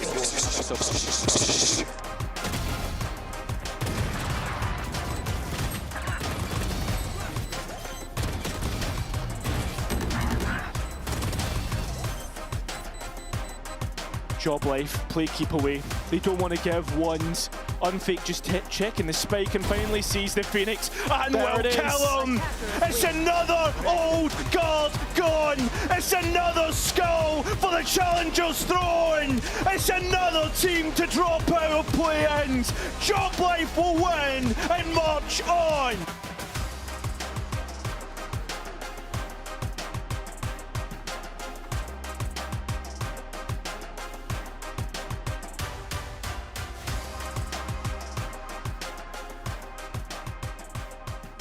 Hey! Hey, Tom. Alberto was looking for you, by the way. Really? Yeah, you better get there Okay, quick. I'll go check.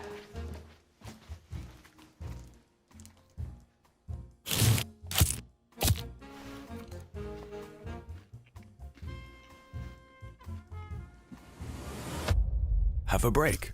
Have a Kit Kat. Tom Biz. You've had your fun. It's my turn.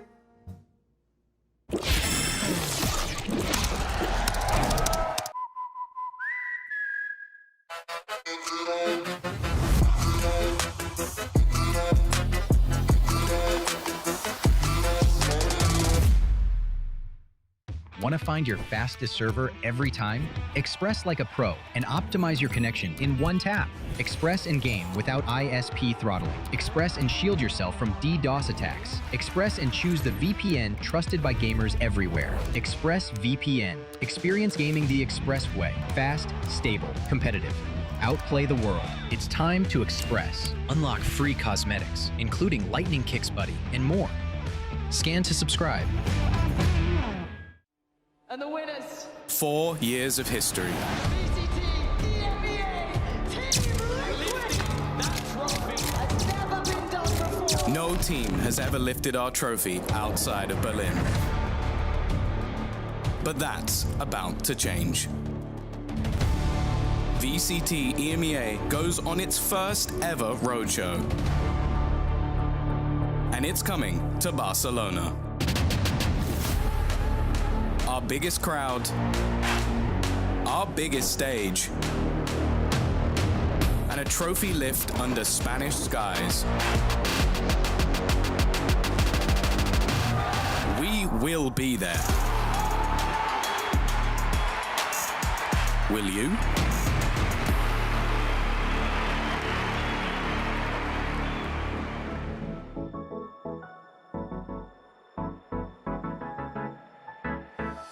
let's do something crazy. Get a bit wild today, cause we don't do this every day, and we deserve it. Life is so amazing, nothing is in our way. Baby, let's fly away. Do you feel it? Is your heart rushing the way my heart's rushing when you take it all in? Baby, this is where we come alive. Do you feel it? We'll take the world by storm, just you and I. Can't believe it took so long to realize what makes us come alive. Oh, what makes us come alive?